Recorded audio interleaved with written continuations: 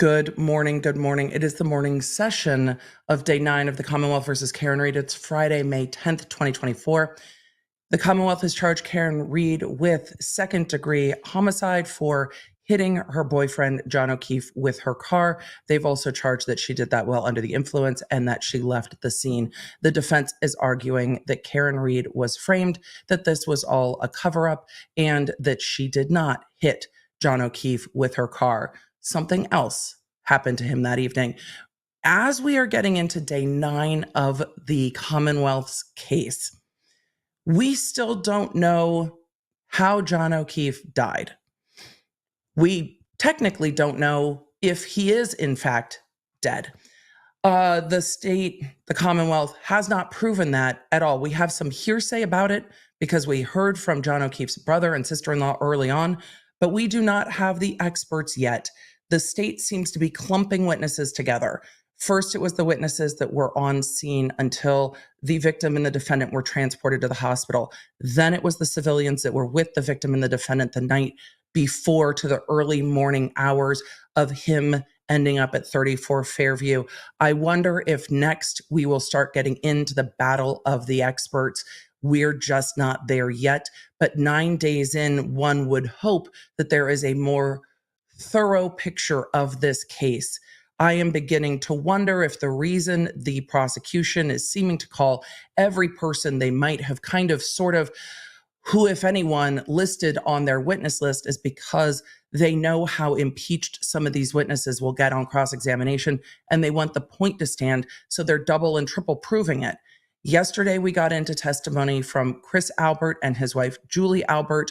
Chris Albert is the brother of Brian Albert, the homeowner of 34 Fairview. 34 Fairview is the family home where the Albert siblings, all 7 of them in total, grew up together before Brian Albert started living in the home. So we started to see those witnesses. I don't know why the prosecution called Julie Albert. I'm still contemplating that. I'm unclear because Julie Albert didn't add much to the testimony of Chris Albert and has added a lot to the defense and their theory of the case on cross-examination.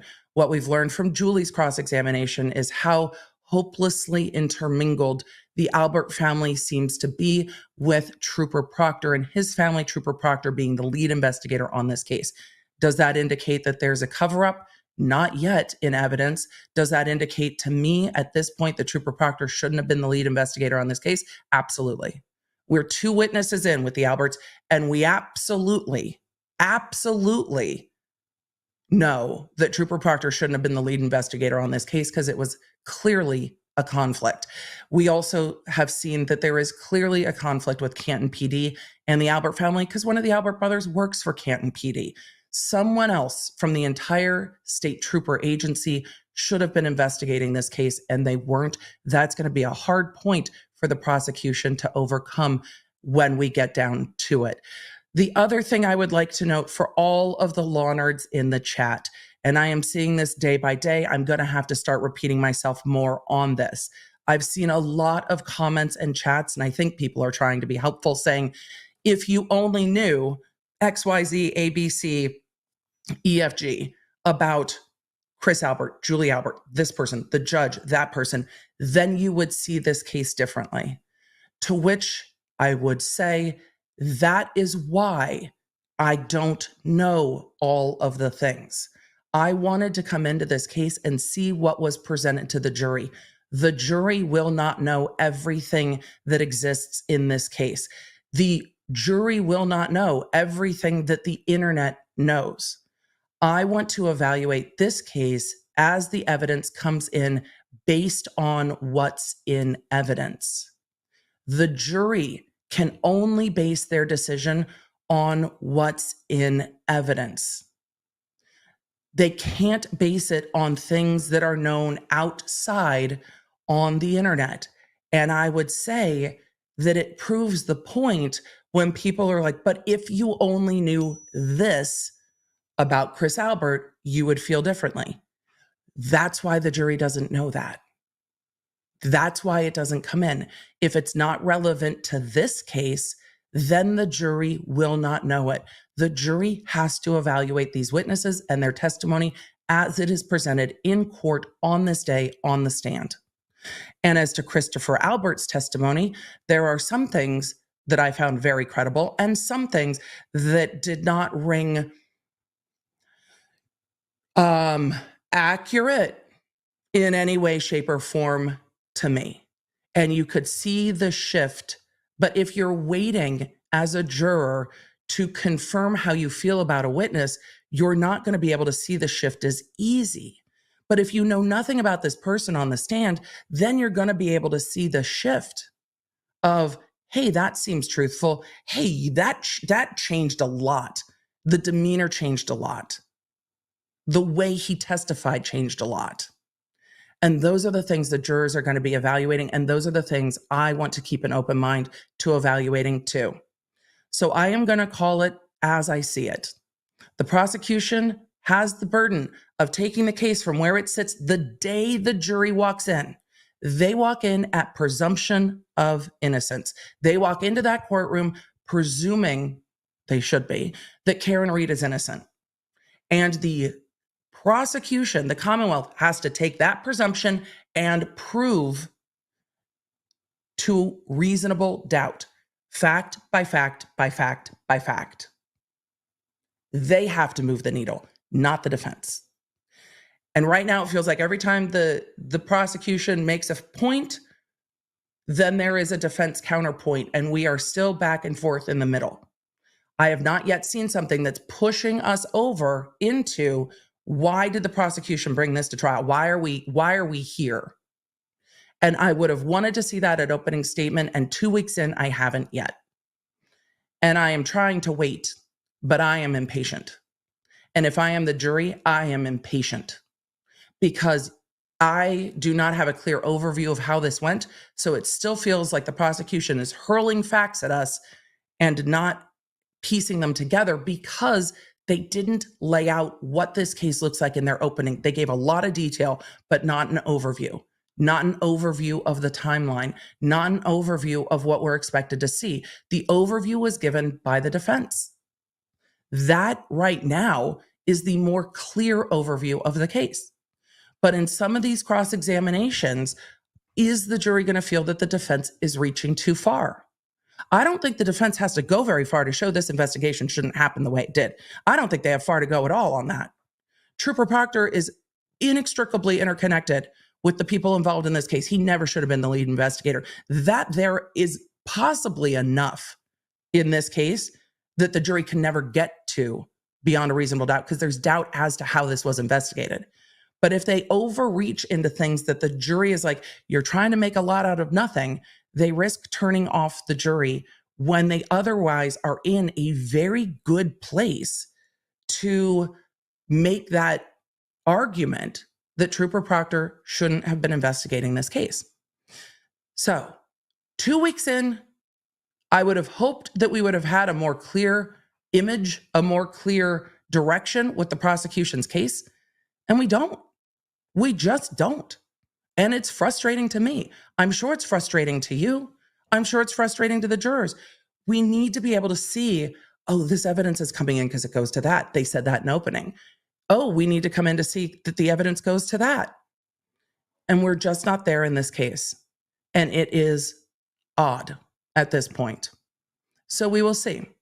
And even as we're going through this, I see some comments, probably from folks who are new here, that it sounds like you've already decided. No, I'm waiting to see what the prosecution proves. And so far, it's not been a lot. Good morning, Dr. B. We're just about to go to court. So let's roll the intro. We're about to go to court. Dr. B, thank you so much. The proper Emily's coffee today. Don't leave yet. I'm going to roll the intro and say good morning to you. Chat, we're going to get to court. Let's roll the intro. Hey there, I'm Emily D. Baker, the internet's go-to legal analyst, breaking down the legal side of the pop culture and entertainment stories we can't stop talking about. I'm a big fan of the cursey words. I've been a licensed attorney for over 17 years, but this is not legal advice. This is where the law nerds unite to talk about facts, not... Let's get into it. I should have been sharing my screen to the court while I was talking to Dr. B, and I didn't. So here we are. Hear ye, law nerds of the chat. You know, the defense in opening asked us to wait for them. I feel like the prosecution should have too, been like, wait to us. Week 4, we've got you. We're resuming today with Julie Albert on cross-examination. I think we're going to get a bit more into how intertwined at least Chris Albert and Julie Albert are with Trooper Proctor and his family, which again is a big problem for me. You just don't investigate, same with prosecution or prosecute people that you know. It's just no good. Thank you, Dr. B. It leaves too much room to question. And I think that's where we're at today. It leaves too much room to question. Let's go to court. Hear ye, law nerds of the chat. The court in Massachusetts is in session, and I miss bringing the jury. This judge seems to come out on the bench once the jury's already there, which doesn't give the attorneys much time to have a conversation with the judge, and then they all go to sidebar. Versus every other trial I've ever watched where the jury waits, the judge comes out and chats with the lawyers, and then they bring the jury in. But I digress. Bring the jury. Let's go, shall we? 22117 Commonwealth versus Karen Reed. Counsel, please. Different bailiff. No hear ye. No God save the Commonwealth this morning. How interesting. Identify yourselves for the record. Adam Lally for the Commonwealth. Good morning, Your Honor. Good morning, Mr. Lally. Good morning, Your Honor. Laura McLaughlin for the Commonwealth. Good morning, Ms. McLaughlin. Good morning, Your Honor. Alan Jackson for Ms. Reed. Good morning, Mr. Jackson. Good morning, Your Honor. Elizabeth Little, also on behalf of Ms. Good morning, Ms. Little. The Good morning, closed Your Honor. captioning has David not had Yannetti for Karen coffee Reed. yet. Good morning, Ms. Giannetti. Good morning, Ms. Reed. All right, did counsel want to see me at sidebar? I had asked, Your Honor. Okay. Thank you. Come out before the jury's on the stand and then just address it in open court instead of having everyone awkwardly crushed at sidebar. Can we see more of Dr. B? In the members' videos, there are conversations with me and Dr. B, but this morning he's got about a million things to do because he is not teaching today. So that's where we are. But look, if you just come out with the lawyers and talk in open court, it makes everything easier. I wonder if she doesn't want to do that because of cameras or if this is normal procedure. EDB, did Dr. B just score some brownie points? He definitely did. I did, law nerds, for those of you who are concerned, I did change my my name at Starbucks so that other Emily and I would not have our coffees getting confused because of what happened because of the coffee incident last week. We know that supporters of Karen Reed are in the courtroom wearing pink. So we are seeing some very bright pink today. I actually really love that shade of pink. It translates well on camera, but they're already at sidebar. See, this all could have been done. This all could have been done minutes and minutes and minutes of sidebar before the court came out, because now the jury is sitting there staring at the lawyers on sidebar. And look at this. They then went to the fan. That's how long this sidebar was. So court hasn't really started all the way yet. Hear ye, all. Take 2 this morning. Take 2. And now I wonder if the court was like, where are my hear ye's? I need the hear ye's. Take 2 for court starting today. Also, for anyone who asks why I don't start on time, this is why.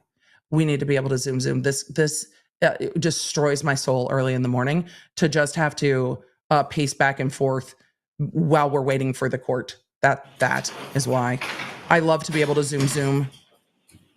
It's needed in this case because those sidebars kill me. If we could hear the argument, I'd absolutely want to hear the argument, but we can't. Hear ye, all parties having anything to do before the Honorable First Justice Beverly Cannoni, now sitting in the Dedham Superior Court within and for the County of Norfolk.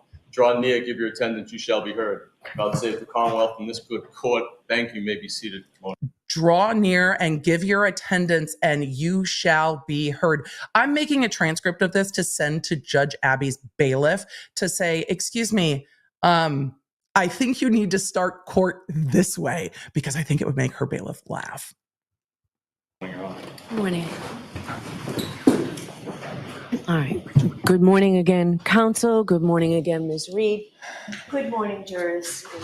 Happy Friday. I appreciate you all being here, ready, willing, and able to start.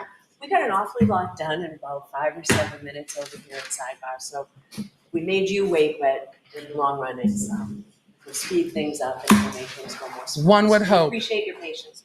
Those same 3 questions, have you all been able to follow She is the very instructions considerate of the and jurors refrain from discussing in the this way case that she with keeps anyone them in the since loop. you got us today? Everyone said yes or nodded affirmatively. Were you all able to follow the instruction and refrain from doing any independent research or investigation into this case? Yes. Everyone said yes or nodded affirmatively.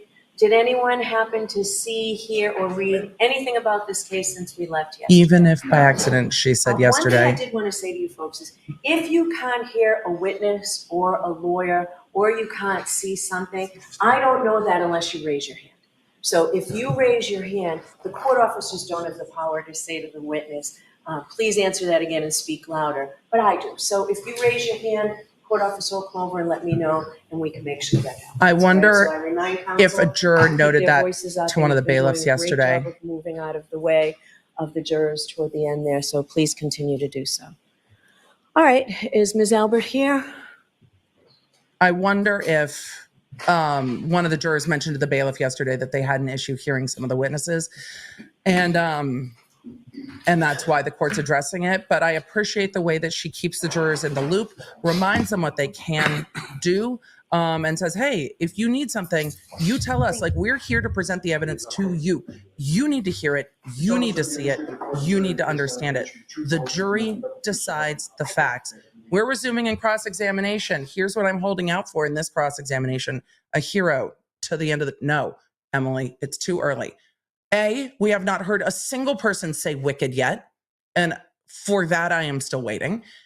B, I want to see if the defense asked if she discussed her testimony with anyone, including her husband, overnight. I'm very, very interested to see. And yes, the chat has noticed she brought her reading glasses.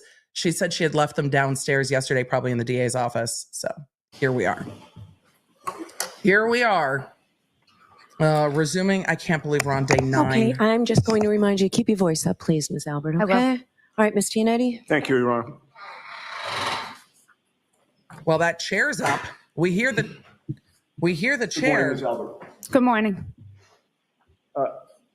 Ma'am, you will recall yesterday, I broached the topic with you of how often you and Courtney Proctor speak to each other over the phone. Yeah, You she recall said that not on the much, and then it was like Yes. 67 calls. She And said we when don't I talk on the asked phone. you to We describe talk. the frequency of text. those phone calls. I'm a I drink didn't goblin put this any morning. words in your mouth, did I? I didn't suggest how frequently they were. You came up with the word.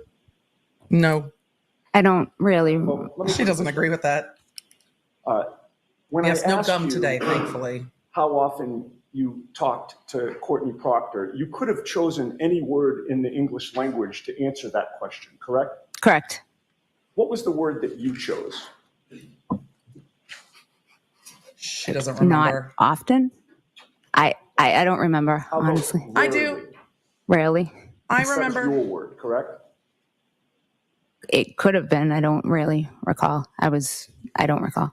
I made a You don't note. recall telling this jury yesterday that when I asked Very. you about how often you spoke to Courtney Proctor by phone, I remember. The answer was not rarely. It was very rarely, because I put it in quotes, talk by phone very rarely, usually text. you said, well, rarely. She said very rarely. I don't remember. What is your definition of rarely? Not daily. Not daily. Not. Yes. Once in a blue moon? No. She said Rarely doesn't mean to you 67 phone conversations within a 7-month period, does it? I mean, it might. A 67 time period in how many? 8 months? In about 7 months, 67 Like times. 6, 7 months. It's not a lot. I wouldn't think it's a lot in 7 months. 3 times in one day? Is that rarely? No, but I'm not. That wasn't every day. I would. I would assume she doesn't remember. Okay, well, when you left the stand yesterday, Did you log into your account or check any? He's going to start to ask if she researched. The thing is, with very rarely, it really just depends on if she considers once a week rarely or not. But she didn't say we talk on the phone sometimes. She said very rarely we text. And then he was like, but you talk a lot. And I think what's more important is the answering, distancing herself from how much they talk on the phone, and then how much they're talking on days stuff is happening in this case. That I think is more important than necessarily the 67 calls. So we'll see. Bills to confirm those 67 calls? No, I did not. Did you speak to Mr. Lally about those 67 calls after we broke yesterday and before you took the stand I today? doubt it. I don't believe so, no. Did you you talk call to him about Courtney anything? Proctor in one of those rare occasions? Yesterday? No, I did not. This morning? No, I did not. Were you curious as to whether or not you had actually called her those 67 times? Objection. Sustained. All right. In any case, regarding all of those 67 phone calls from February 1st until September 6th, do you maintain that during none of those calls or any portion of those calls did you and Courtney Proctor discuss the investigation into the death of John O'Keefe? I do not remember. Do you deny discussing that investigation? I don't deny, but I do not remember. All right. Well, you admitted yesterday, after having seen the records, that you spoke with Michael Proctor's I think sister the truthful answer to that is 12 probably, minutes yeah, we on probably February did. 1st of 2022. Do you recall that? I don't recall the conversation, no. I don't. It was a long time ago. I'm sorry. I don't mean to interrupt you. Finish your answer. I'm sorry. It was a long time ago. I just don't remember. Okay. But my question is, after seeing the records, you saw the phone call for over 12 minutes, correct? Correct. And you also remember that that was the very day that the police arrested Karen I don't know if Reed she for remembers this case, that. correct? Correct. Oh, she does. Look at that. The That day stood arrest out. of Karen Reed on February 1st was pretty big news in Massachusetts, correct? Objection. Sustained. He tread that You ground had yesterday. That seen calls for arrest all over speculation. the news, correct? Correct. So you certainly, given the day and the fact that it was February 1st and my client was arrested that day and you're talking to the lead investigator's sister, the subject of Karen Reed's arrest had to have come up, right? Objection. Sustained. Ask it differently. That calls for speculation. You certainly mentioned my client's arrest with Courtney Proctor on the very day that she was arrested and you were talking to Courtney, correct? Correct. Yesterday, many of you were frustrated by the judge because she stops like on the dot. Like, I think this judge is counting down the seconds and she's like, and we're done for the day, like mid question. And what I said at the end of the day yesterday is it gives the opportunity for the defense to kind of retread some of the ground they tread at the end of the day yesterday, which means the jury will hear some of this testimony twice, which is actually more helpful for recalling and really putting context around these phone calls. Does this go to this witness, this testimony? I don't think so. This testimony, I think, goes more to why Trooper Proctor shouldn't have been involved here. So let's keep going. Now, when we broke for the day yesterday, I had also asked you about the 3 phone calls that you had with Michael Proctor's sister on the morning of February 2nd when my client was arraigned, correct? Correct. And you recall that her arraignment was televised publicly, correct? Objection. Sustained. Ask it differently. You saw her on the news being arraigned, correct? Correct. You watched, should be the question. And it calls for speculation. one of those phone calls after, well, strike that. With regard to the 3 phone calls before the arraignment, you knew at that time that my client had been arrested the day before, correct?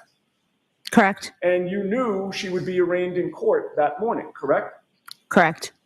Certainly, when you were talking to Michael Proctor's sister on February 2nd, before her 9 o'clock arraignment, you were discussing the 9 o'clock arraignment, correct? Can you repeat the end of that, please? Or She doesn't. on February 2nd, I don't think she understood the what day he was that asking. My client was scheduled to be arraigned in Stoughton District Court. We're talking about the 3 phone calls that you made to Michael Proctor's sister before that arraignment that very day. And my question is, certainly you were discussing the fact that she was about to be arraigned, correct? Objection. Sustained. Ask it differently, Mr. Aidan. Did the subject The issue is the word certainly. You're certainly talking about this. The problem is she's going to say, I don't remember. But the fact that she's being evasive about it kind of is the point of cross-examination, isn't it? Karen Reed's arraignment come up in any of those 3 calls on February 2nd, the day she was going to be arraigned, before her arraignment? I don't remember exactly. What about the This is massive 27-minute news, phone call and she's you one of had your with closest Courtney Proctor friends.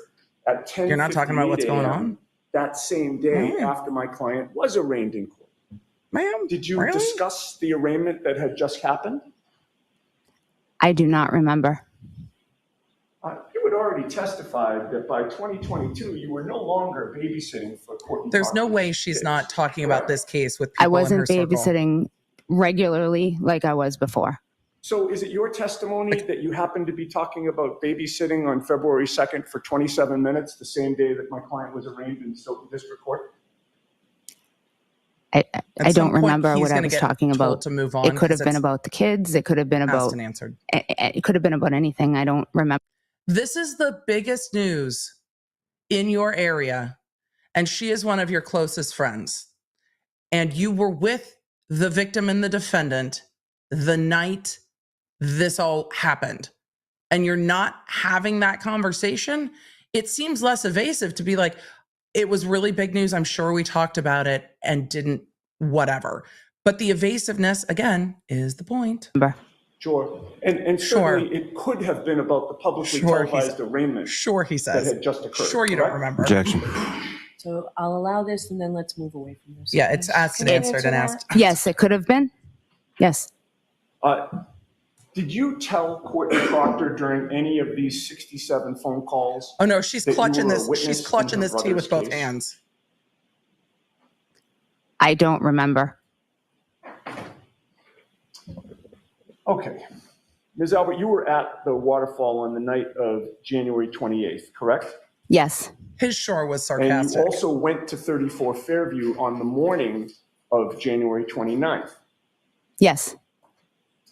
Yet, as of the date of these phone calls that we've discussed so far, the February 1st and the February 2nd, multiple phone Boring calls, clueless. Just highlight the February 9th Trooper phone call. Proctor still had not interviewed you, correct? Correct. You were finally interviewed by Trooper Proctor on February 10th, about 13 days after John O'Keefe was found dead on Brian Albert's lawn, correct? Correct. And you told Courtney Proctor that you were nervous to speak to her brother, Trooper Proctor, about this case. Do you remember that? I do not remember those exact words. No. Well, do you remember But testifying? you were nervous to speak to him, correct? Of course, I was nervous in general for a police interview. I mean, I don't know someone who wouldn't be. Were you worried that one of Trooper Proctor's colleagues might ask to speak to your son, Colin, about what had happened on the 28th and the 29th? Objection. Was I nervous they would ask my son? Yeah, were you nervous that one of the investigators in this case might approach your son to ask him about his whereabouts? No. All right. In any case, you were interviewed at 5:30 p.m. on February 10th, correct? Correct. Where did that interview take place? At my home in Canton. Who was present? Who was present for that interview? Me, my husband, Trooper Proctor, and Trooper Bukaki. Trooper what now? Trooper what now? Michael Proctor agreed to interview you and your husband together. She did. correct? Objection. Sustained. You and your husband were interviewed together, correct? Correct. Did either of these troopers, including Michael Proctor, suggest that maybe the two of you should be separately interviewed? I don't recall. When I don't remember. did the interview take place within your home? In my family room? Were you sitting on couches? Yes. You were comfortable? Yes. You were not in a police interrogation room, correct? No, I was not. And it wasn't particularly lengthy, correct? What do you define lengthily? I don't That's what she recall. said. I don't remember how long it was exactly. It didn't go into the evenings, correct? No. We're already And dead. then, Michael Proctor and the other trooper left, correct? Correct. Then at 6:17 p.m. that It's too same early for night, this.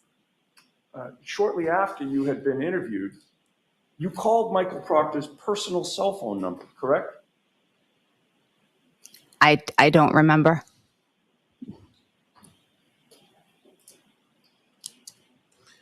I bet the phone records do. I'm going to try to compose myself. Oh my God. They should have been separated to be interviewed. Oh, you did? That's Good. all I've Okay. got as May I a approach you, Ron? professional. Yes. All I've got as a professional is they should have been interviewed separately at the moment. I'm dying. I'm going to hand you one document. I need There's to an know what that orange sticky trooper's on it and you can ignore Trooper it. B's Right actual above the name orange is. sticky, there's a date of February 10th. That's what I'm directing your attention to. If you could look at those two phone calls, ma'am, and look up at me when you're done. Witnesses should be interviewed separately in all things, even to just what they remember. Witnesses should be interviewed separately. None of these witnesses were interviewed separately. That's a huge issue. I'm not okay. Did that refresh your memory about those two phone calls on February 10th? I mean, I just read them, but I don't remember. Okay. Thank you, Jess. It is Trooper B at this point. Proctor at 6:17 p.m. and it appears to be a 5-second phone call. Did you see that? Y'all, I can't explain what she said. I like my monetization on YouTube. I do. There's times we're willing to go there, but today is not the day. Google at your own risk is all I got on that. Objection, Your Honor. Sustained. Do you recall that Trooper Proctor called you back that same day at 6:21 p.m. and that you spoke for about 4 minutes? Objection, Your Honor. Sustained. Why? Do you deny speaking to Trooper Proctor for 4 minutes when he called you from his personal cell phone on February 10th of 2022 after you had been interviewed that day? No, I don't deny it, but I don't remember it. When did you get his personal cell phone number? Probably before this. Don't remember. Years ago? I'm sure, yes. Because you've known that family for a long time. Yes, I have. And as you testify here today, you can't remember what that phone call would have been about, correct? No, I do not remember. Okay. I'd like to contrast your relationship with Karen. I would just say that, well, generally, deputies, officers, troopers, investigators, detectives, whatever, give out their work cell phone number after an interview with a non-suspect witness. It's not unusual to have that conversation or that somebody would call and follow up. The amount of those follow-ups is interesting. Remember, in the Rust case, Bowles was calling the lead investigator all the time. So it's interesting that he's going to make more of this, but the fact that she had his personal cell phone long before shows why this person shouldn't have been interviewing her. Karen Reed versus your relationships with Jennifer McCabe and Courtney Proctor. You would agree with me, and I think you testified yesterday, that Jennifer McCabe is one of your best friends. Correct. And you call her Jen, correct? Yes. And Courtney Proctor is also one of your best friends, correct? She's not one of my best friends, no. She's a good friend. She's not one of my best friends, no. She's my Don't tell her sister's that. best friend. Gotcha. Okay, so your sister My Jill- sister Jillian, yes. Jillian is best friends with Courtney Proctor, and you're close friends with her, but not best friends. Correct. How much did she talk to her sister? But you really only knew Karen Reed as John O'Keefe's girlfriend, correct? Correct. She was just an acquaintance of yours. Yes. There are no photos of you in a hot tub together, right? You and Karen Reed? No, There are no photos of you with your arms around each other at the beach, correct? no, You've never been to a baby shower with Karen Reed, correct? Objection, Your Honor. Sustained. You didn't have any contact with Karen Reed while you were growing up, correct? no, Karen Reed This goes was to the definitely defense. not from Canton, correct? Theory of the Objection, case. Your Honor. I'll allow this and then you can move on. no, she was not. No, one more question. She was an outsider, correct, to Canton? She didn't live in Canton. All right. That But goes after to the defense she started theory. dating John, you would see her driving in and out of the street, correct? Yes, You'd see her taking groceries in, correct? yes, Because you were neighbors with John. yes, And it was the fact that you'd see her around, taking groceries in and out of the house and being outside with the kids that led you to believe that she was not only connected to John, but also to his house on Meadows Ave, correct? yes, And you would see her interacting with the kids outside, correct? yes, She would be participating in family-type activities with the kids outside? yes, And you'd see her enough that you assumed that she was living there, correct? yes, And I believe you stated that you had Well- known her or seen her for maybe about a year and a half or so. Is that a good estimate? yes, And in all the time that you saw her in the neighborhood or had any contact with her and John, Chat. you never saw the two of them fight or argue, correct? no, You never heard them fight or argue, correct? no, And you had been out with them in a group setting a handful of times, correct? just a couple of times. And during those times, they always appeared to get along, correct?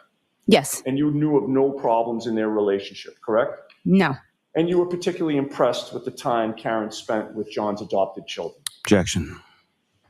Why? can you repeat that once more, Why is please? You were impressed with the amount of time that Karen spent with John's children.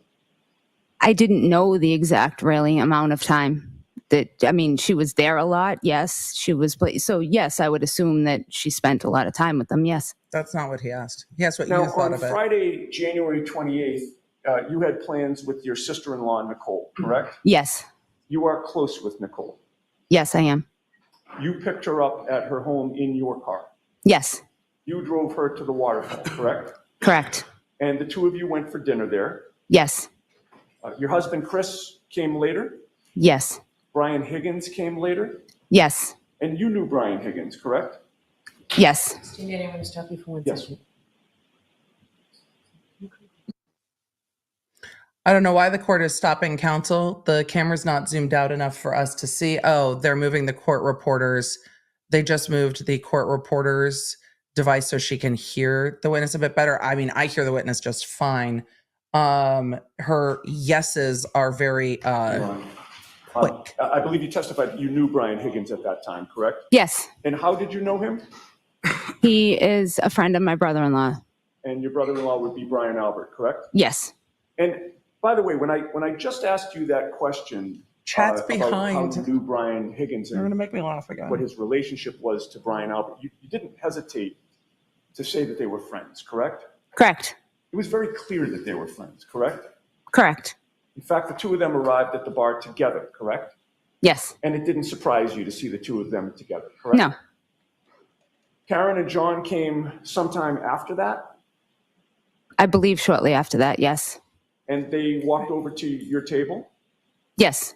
And Said then hi? John kind of came up from behind you and sort of in a joking way dug his finger into your shoulder Correct. Yes. and essentially said, what's up? And that was about it. And he went on, correct? He said, "What's up?" and made a joke. And Was it a joke about your husband's the joke text? was, given the fact that you and your husband moved from the neighborhood, they decided to hold a block party. correct? yes. And That's kinda John funny. was the same jokester he always was, correct? Correct. Yes. And you had some contact with Karen while you That's were at kinda the funny. bar before you had to leave because of the migraine, correct? Correct. And she was just very bubbly that night, correct? Correct. That's just her personality as far as you could see, correct? As far as I knew, yes. You didn't know her that well, but that's how she always was, correct? Correct. And you left the waterfall at around 11 o'clock, your best memory? A little after 11. And it was a particularly bad migraine that night? Yes. I mean, and counsel, have you had a loud migraine? music didn't help you out at all? Not at all. They suck. And you drove home? Yes. Now, when you got home, your son Colin was not there, correct? Correct. He was not out with you at the waterfall. Correct. He was out that night, correct? Yes. And you knew that he stops by your sister-in-law Nicole's house quite a bit, correct? Yes. He's very close to Nicole and Brian's kids, correct? Correct. He's also very close to his aunt and uncle, Brian Albert and Nicole Albert, correct? Correct. So you would have gotten home maybe shortly after 11:10 p.m. approximately? Around 11. Yep. Around that. And that was when you entered an empty house, correct? My son Dylan was home. Oh, Dylan was home. Yes. But Colin was not. He was not. And Colin did not come home at 11:30, correct? Correct. He did not come home at 11:45, correct? Correct. And when the clock turned midnight, he still wasn't home, correct? Correct. Now, at some point, your husband Chris came home, correct? Yes. You testified on direct examination that Chris came home at 12:10 a.m. on January 29th. And that's exactly what Chris said too. Just saying. That's what time I believe he did. Yes. Okay. That's what times he also believed he did. 10 a.m. time. Did you discuss that precise time with anybody prior to taking the stand yesterday? No. Was that coordinated with anybody such that your husband and you gave the same time of 12:10 a.m.? No. With the court's permission, I'd like to play the waterfall Gully video. I think it's Exhibit 53, just that portion of 12. Okay. I'm turning down the sound a little bit. Both of them did say 12:10. Sometimes the question and the witness's response to the question is enough. And that's why the defense fought, so that all the jurors could see the witnesses' faces. I can't imagine a courtroom where you can't see all the witnesses' faces, because the face says much.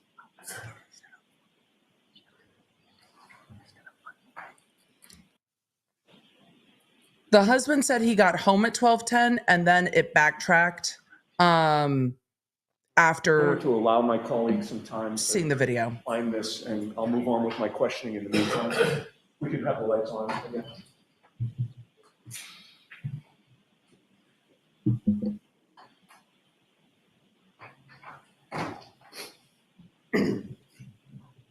Now, I believe you've testified that the waterfall is very close to D&E Pizza, correct?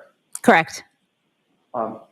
But your house on Maple Street is about a half mile away from the waterfall. Would you agree with that?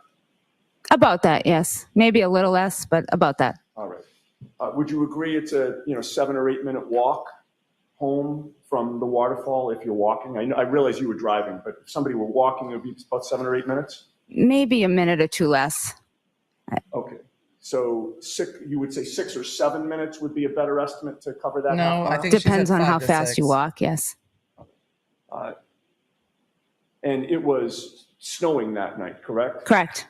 The ground was a little bit slippery. Yes. If I may just have a moment. I'm interested if they're pulling up the bar video or if they're pulling up something else. If I could have the lights dimmed again. This is the exhibit I'd like to show you, ma'am. And if you can pause for 1 second. Do you recognize what's depicted in that video? Does that appear to be the waterfall? Yes. Okay. And do you see the time?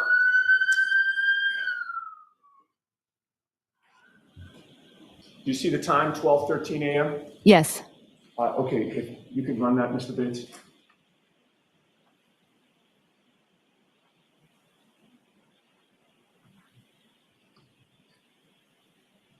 Kookie said, law nerds need to be, how do I always need to Google stuff in trials with you that forces me to clear my browser history?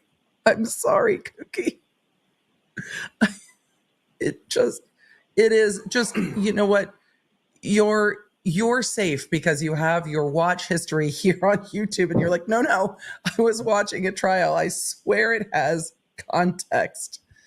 All right, can you pause it there?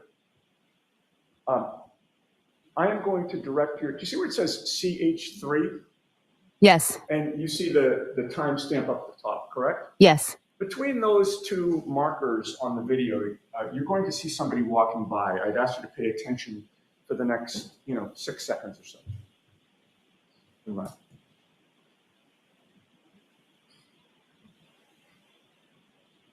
Stop.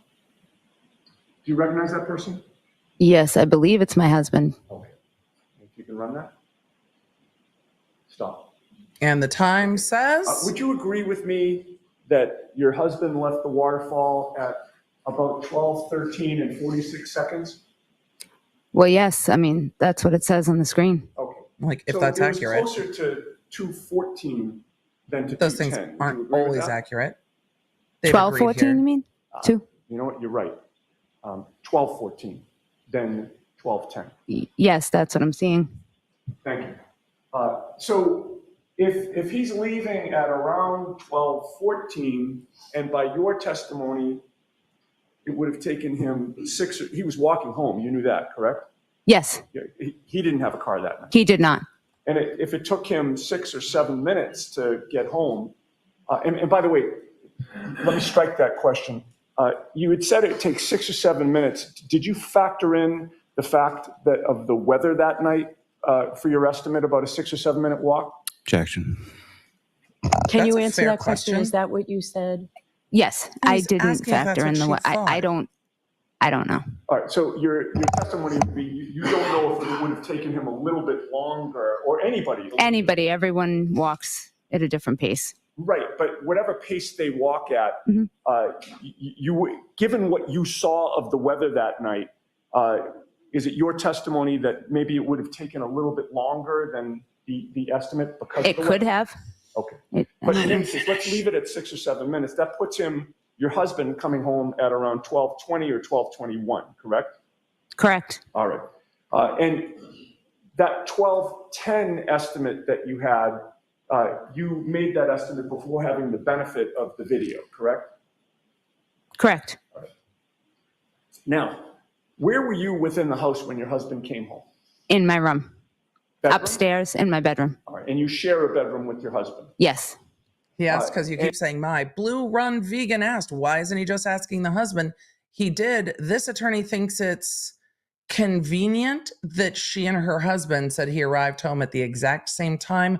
Normally, people's memories vary a little bit and are not dead on to things like time and distance, especially if she's in bed, maybe not looking at a clock, not on her phone. So that's why he keeps asking her about it, because it goes to their theory of the case that everyone, remember what they said in opening, that everyone is in on this together.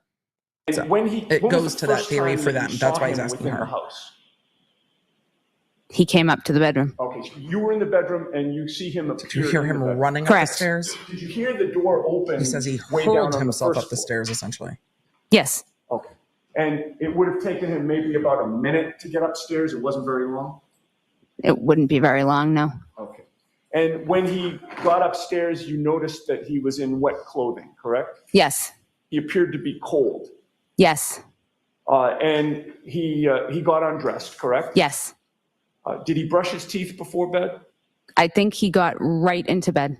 Okay, so you didn't see him brush his teeth or wash up. No. And were you in the bed when he came into the bed to go to sleep? I was sitting up in bed, yes. Were you reading or watching TV? I was just sitting up in bed praying for my headache to go away. Oh, okay. Ma'am? So the migraine was still really Yes. bothering you. And you were suffering at that point. Suffering? I had a headache. Well, yeah, but a migraine headache, I would Yeah. imagine. It was a headache, but I took medicine and I was waiting for it to get waiting better. to kick in? Yes. Okay.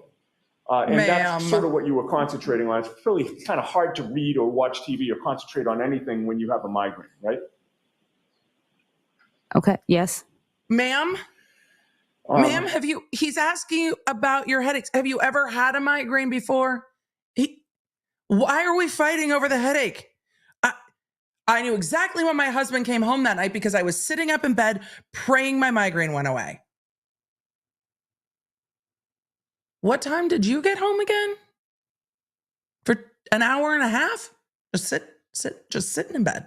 Just sitting up. Now, Okay. you would agree with me that your husband Chris was asleep when Colin came home, correct? Correct.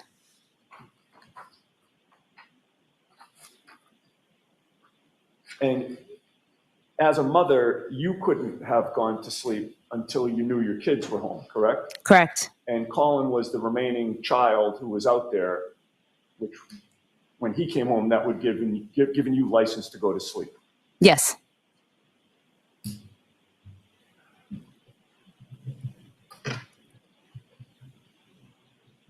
Now, at the time that Also, parents of adults, Colin like came adults, home does that ever go away? with Chris sleeping, it's fair to say I like to sleep. This was just an ordinary weekend night, correct? How do you? Well, in other words, you didn't know that anything tragic had occurred or was alleged to have occurred, correct? Correct. So it wasn't like you were paying attention to the clock at that point and Thanks, Chad. recording your memories as best you could because you knew you'd be testifying later, correct? Correct. Which also explains the 1210 estimate, right? I mean, you're being asked about, times that things occurred, and it was just sort of an ordinary day, right? So it's difficult to pinpoint times, correct? Correct. That's a good way to go about, could your time be a little off? It's a good way to go about it because it's like, hey, this was a normal Now, day. Directing your attention It's not like to you the saw next something morning, crazy happen and went, oh, I need to pay you attention. missed a phone call from And it's your hard to do that best in friend, hindsight. Jennifer McCabe, correct? Correct. This is weird to me. And you believe that Just phone talked about it call, yesterday. I think according to your memory, Just at yesterday 5:55 came in a.m. at 5:55 p.m., correct? I'm AM. sorry, 5:55 a.m., correct? That's what she Correct. said. That was the time that you gave Mr. Lally when he asked you the question on direct examination, correct? Correct. And you were able to recall that time nearly 2 years later, correct? Yes. Because it's odd. But regarding the 67 phone calls between you and Courtney Proctor that happened after that, you're not able to recall any of those, That's correct? not odd. That's not odd. That's I just why. don't remember them. The 5:55 a.m. call's odd. All right, in any case, January 29th was your nephew, Brian Albert Jr.'s I'm surprised he birthday, didn't make correct? the point. Yes. That's why you went to 34 Fairview at 8:30 in the morning, correct? Yes. And when you pulled into the driveway, She sounds more annoyed. there was nothing unusual to you, correct? Correct. This was just your, I just don't. I just don't believe this part of the testimony at this point.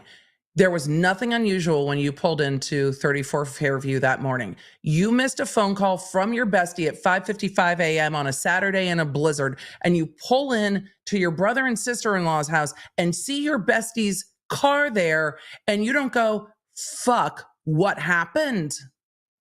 No, that's not how besties work. Just like suffering is how migraines work. Okay.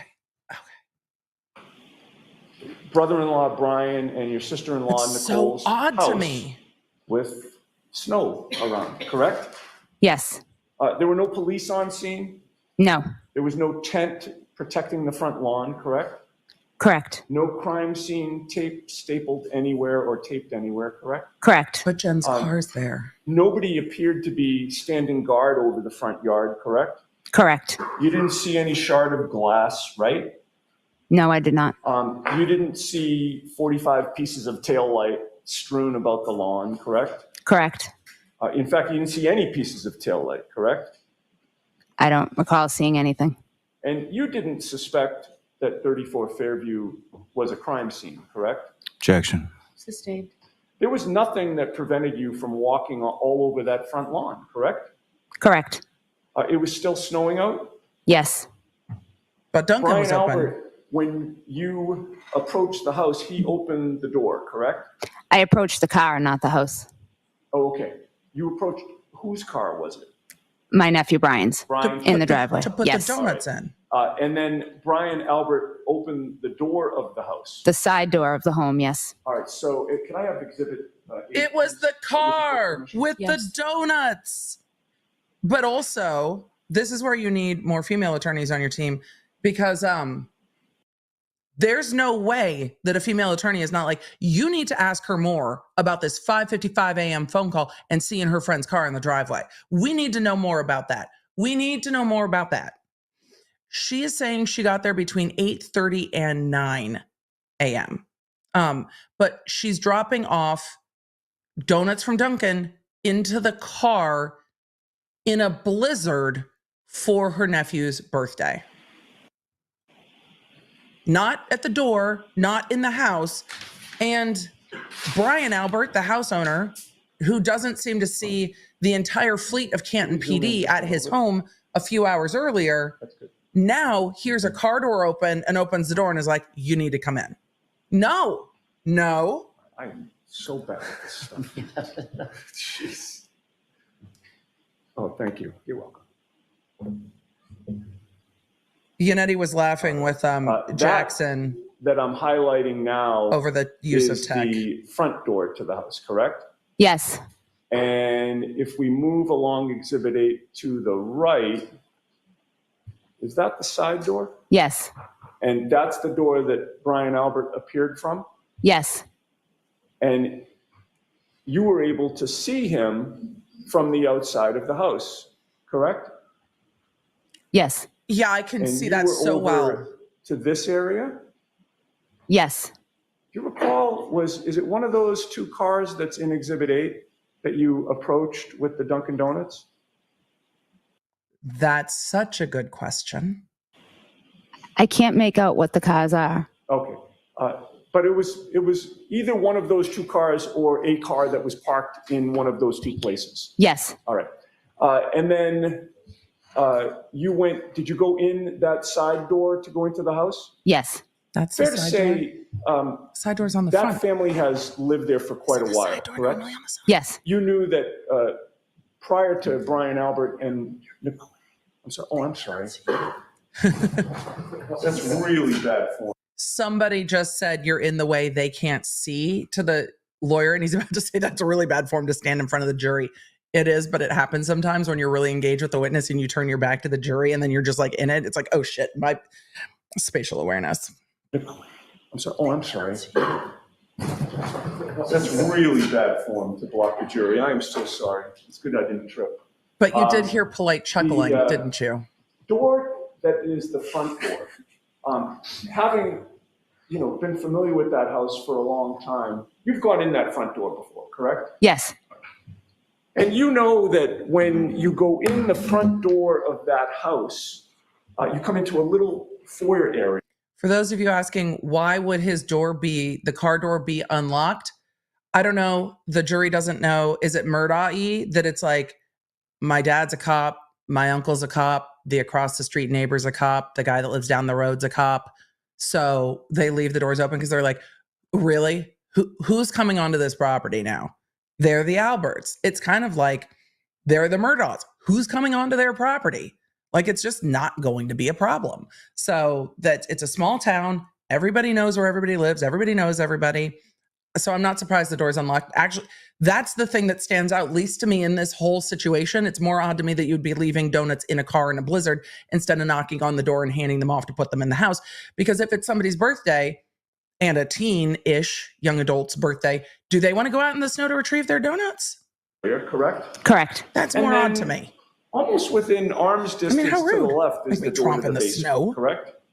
Walking in the front door, arm's distance to the left. Yes, so in other words, you walk into These the pictures are house, such Yep. shit. and then the door to the basement, going down to the basement is right there on the left, correct? That's incorrect. To the left is a library. All right, so where is the door to the basement? You walk in the front door, you step to the right, walk a few steps towards the kitchen, and the basement door is on the left before you enter the kitchen. All right, but the kitchen's off to the left, correct? No, when you walk in the front door, the library is on the left. There's another room on the left. Okay, So you walk in, you immediately see a staircase in front of you yeah, This is And to the left. cross-examination. is the library. right. If you And- go to and- the right, I'm sorry, go ahead. if you go to the right, you can go into the part of the kitchen where the kitchen table is, or you can not go to the right, you can walk straight, and as you're walking, there's a door on the left, and that's where the basement door is. Okay, so I think we're getting to what I was getting at. The defense wants if the you layout walk of the straight house because we ahead, don't know it yet, There's a door to the left that goes down to the basement. but he didn't correct? ask Correct. us about it. Yes. We can have the lights on. So he wants a layout of the house. I don't think there's any photos of the inside of the house When you were at all. walking toward that side door, you didn't see any emergency or police vehicles outside, correct? No, I did not. And you didn't see any first responders other than Brian Albert, correct? Correct. There were no lights flashing outside the house, correct? Correct. And inside, you saw Nicole Albert, Yes. Brian Albert, Yes. Jennifer McCabe, Yes. Matt McCabe, Yes. and Brian Higgins, correct? Yes. How long did you spend at the house that morning? I don't remember exactly, maybe a half hour, 45 minutes. I don't remember exactly. This is where the times get And weird. the 7 of you were discussing what had happened, correct? Yes. At some point, it was decided that Jennifer McCabe should contact Michael Lank of the Canton Police, correct? Objection. Calls for speculation. If this witness knows independently. Can you repeat that once more, please? Oh, At hearsay. some point, it was decided It's a good among the 7 of point. you that For those of you just listening, and then I say it's a good point, you don't see what I have pulled up on the screen. The point was made that leaving doors unlocked in the winter makes even more sense because if the locks freeze over, depending on the kind of lock on the door, if the locks freeze over, it can make it very, very difficult to get into the car, which is a good point. I've never lived in a wintry like that climate. And when I lived at UMass Amherst, I did not have a car. Jennifer McCabe should contact Michael Lank. Yes, I said of it that way the on purpose. Canton Police Department. I don't remember who exactly Jennifer decided. Yeah, I don't remember exactly It was the decided. discussion. You knew Michael Lank, correct? Yes. And at 8:53 a.m., you sent to Jennifer McCabe Michael Lank's personal cell phone number. That's why. Correct. And did you She then remembers see that.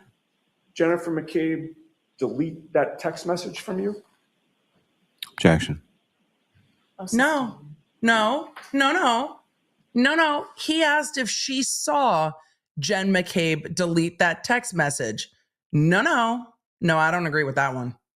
You were contacted by the Massachusetts State Police this year about your phone, correct? Correct. They left you a voicemail on March 21st of 2024? The state police Yes? about my telephone? Well, they left you a voicemail on March 21st of 2024. You've had contact with the state police this year. Yes. And they left you a second voicemail on March 25 and then called you again on March 28. Yes. You told them that you were sick and you would speak to them on April 1st, correct? Correct. And then the state police called you on April 1st, but you did not pick up. Do you recall that? I do not. They called you again that same day and Aren't we you in didn't May? respond, correct? I don't recall. But you did learn that they had called your husband on April 1st looking for you, correct? That kind of calls for hearsay. I don't recall. All right. After speaking with your husband, you texted the Massachusetts State Police on April 1st, correct? I think around that, I don't know the exact date. All right.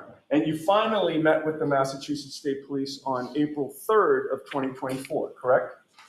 I would assume, I don't know the exact date, but yes. Ma'am, And that's a month ago. During that meeting, the state police looked through your phone for contact that you would have had with Michael Proctor, correct? Correct. Did they seize your phone? No, they did not. Did they tell you that they had a search warrant for your phone? No, they did not. Did they take it back saying that they had to give it to some experts to do an extraction? Objection. Sustained. It's hearsay. They just looked through it after you handed it to them, correct? Correct. Then they gave it back. Yes. Now, with regard to your contact with Karen on January 28th, Also, if they're doing an investigation, why don't they have a warrant? Why aren't they doing an extraction? Because I don't know if they're looking at her phone for this investigation or for potentially an investigation into Proctor. But either way, why aren't you just getting the warrant about her? Depending on what it's about, get the warrant, extract the phone. it was clear to you that Karen did not appear to be under the influence, correct? Correct. You didn't see her stumbling, correct? Correct. You didn't see her swaying. Correct. She was not unbalanced. No. She was not slurring her words. No. And She you was weren't not drinking a talking lot gibberish. because of your No. headache. She was engaging in normal conversation, Yes. and she held the conversation perfectly fine. Yes. She appeared to be under control, correct? Yes. She was affectionate with John that night. Objection. I didn't come in contact with them like that. Well, the two of them certainly were not arguing. No, not that I saw. You didn't see any tension between them, correct? No. And I mean, given your family's connection to law enforcement, you would not knowingly let someone drive a car if they were under the influence, correct? Objection. Sir, have you been listening to the evidence in this case? Calls for speculation. He could just ask, if you thought Karen Reed was intoxicated, would you have let her drive? Would you have said something? He could have asked that. Everyone appeared to be having a good time that night, correct? Yes. And that included John and Karen from what you could see, correct? For the 10, 15 minutes I was there, yes. Okay. Now, after you left the waterfall, it's fair to say that you didn't know precisely where your son Colin was that night, correct? It's going to be real interesting to see how the state. I knew where he was. Where was he? He was at his friend Michael Leonetti's. Proves the He DUI. left Michael Leonetti's to stop to say happy birthday to my nephew Brian at 34 Fairview Road. Okay. And you learned that from him, correct? Yes. It's hearsay. So you had learned that Colin was at 34 Fairview on January 29th of 2022, correct? January 28th. The Friday. So is it your testimony? He wasn't there that after you midnight? know that Colin left on Friday night as opposed to after midnight on January 29th? I don't understand what you're asking. What just occurred is I asked you. He's asking if you know for certain he left before midnight and not after midnight. Whether you knew that After your midnight. son Colin was at your sister-in-law Nicole's and your brother-in-law Brian Albert's house on January 29th, and you just corrected. I'm sorry. It was after midnight. Okay. So I got confused. I apologize. Not a problem. So the answer to my question is you learned that he was there on January 29th, correct? Yes, after midnight. And you now know that that is the same house outside which John O'Keefe was found dead that morning, correct? Yes, I do. And one last question. You were interviewed by Trooper Proctor, and it's fair to say you never told him that Colin was there that night, correct? I don't recall my interview. Have you reviewed it in the multiple times you've testified at this I have point? no further questions. Thank you. All right, Mr. Mallory? Just briefly on. It seems to me pretty clear that they never told Trooper Proctor their son stopped by 34 Fairview and that they knew it. Morning, Ms. Howard. Good morning. Now, with reference to, you were asking a question about 67 calls over a period from February to September, correct? Correct. That's about 7 months, is that right? Wally, I don't know if you can make this better. And I don't know if protecting Proctor is the way to go. He shouldn't have been investigating this case. You know that. I know that. Everyone knows that. It's not going to get any better. Yes. In roughly about 210 days or so. Yes. Do you have other friends? How the fuck does she know it's 210 days? She's just going to agree with whatever he says. Besides Ms. Proctor? Yes. And versus some of your other friends as far as those phone calls, 67 times over 210 days? Is that more so, less so, or on average with Less so. less? And at no point in time did you speak to What, if any, phone Ms. calls did you Proctor make? that you recall about this case or talk to Mr. Proctor outside of that interview? Correct. In the And why interview is she that you calling had him? with Trooper Proctor, there was another trooper present, correct? Yes. Oh God, You don't. were I just asked some questions about meeting with some other troopers this year in 2024, correct? Correct. Okay, fair to say none of those troopers was Trooper Proctor, correct? Correct. And it also wasn't the trooper. not a single what, if any. Why the clear and concise questioning on redirect? That was with Trooper Proctor when you spoke to him. Correct. And they asked you questions. You had at least 2 interviews with them, is that correct? Correct. And you voluntarily went to those interviews? Yes. You answered their questions? Yes. They asked for your phone?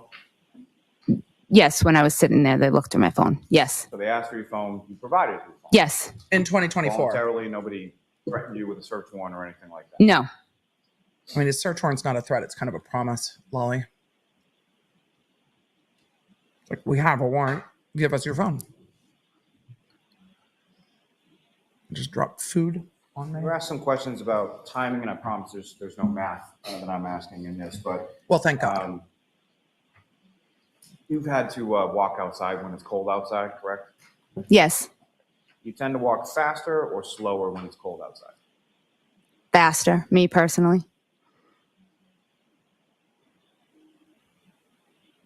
When you went over to your in-laws' house on the morning of January 29th to drop off donuts for your nephew, you weren't expecting to go inside, correct?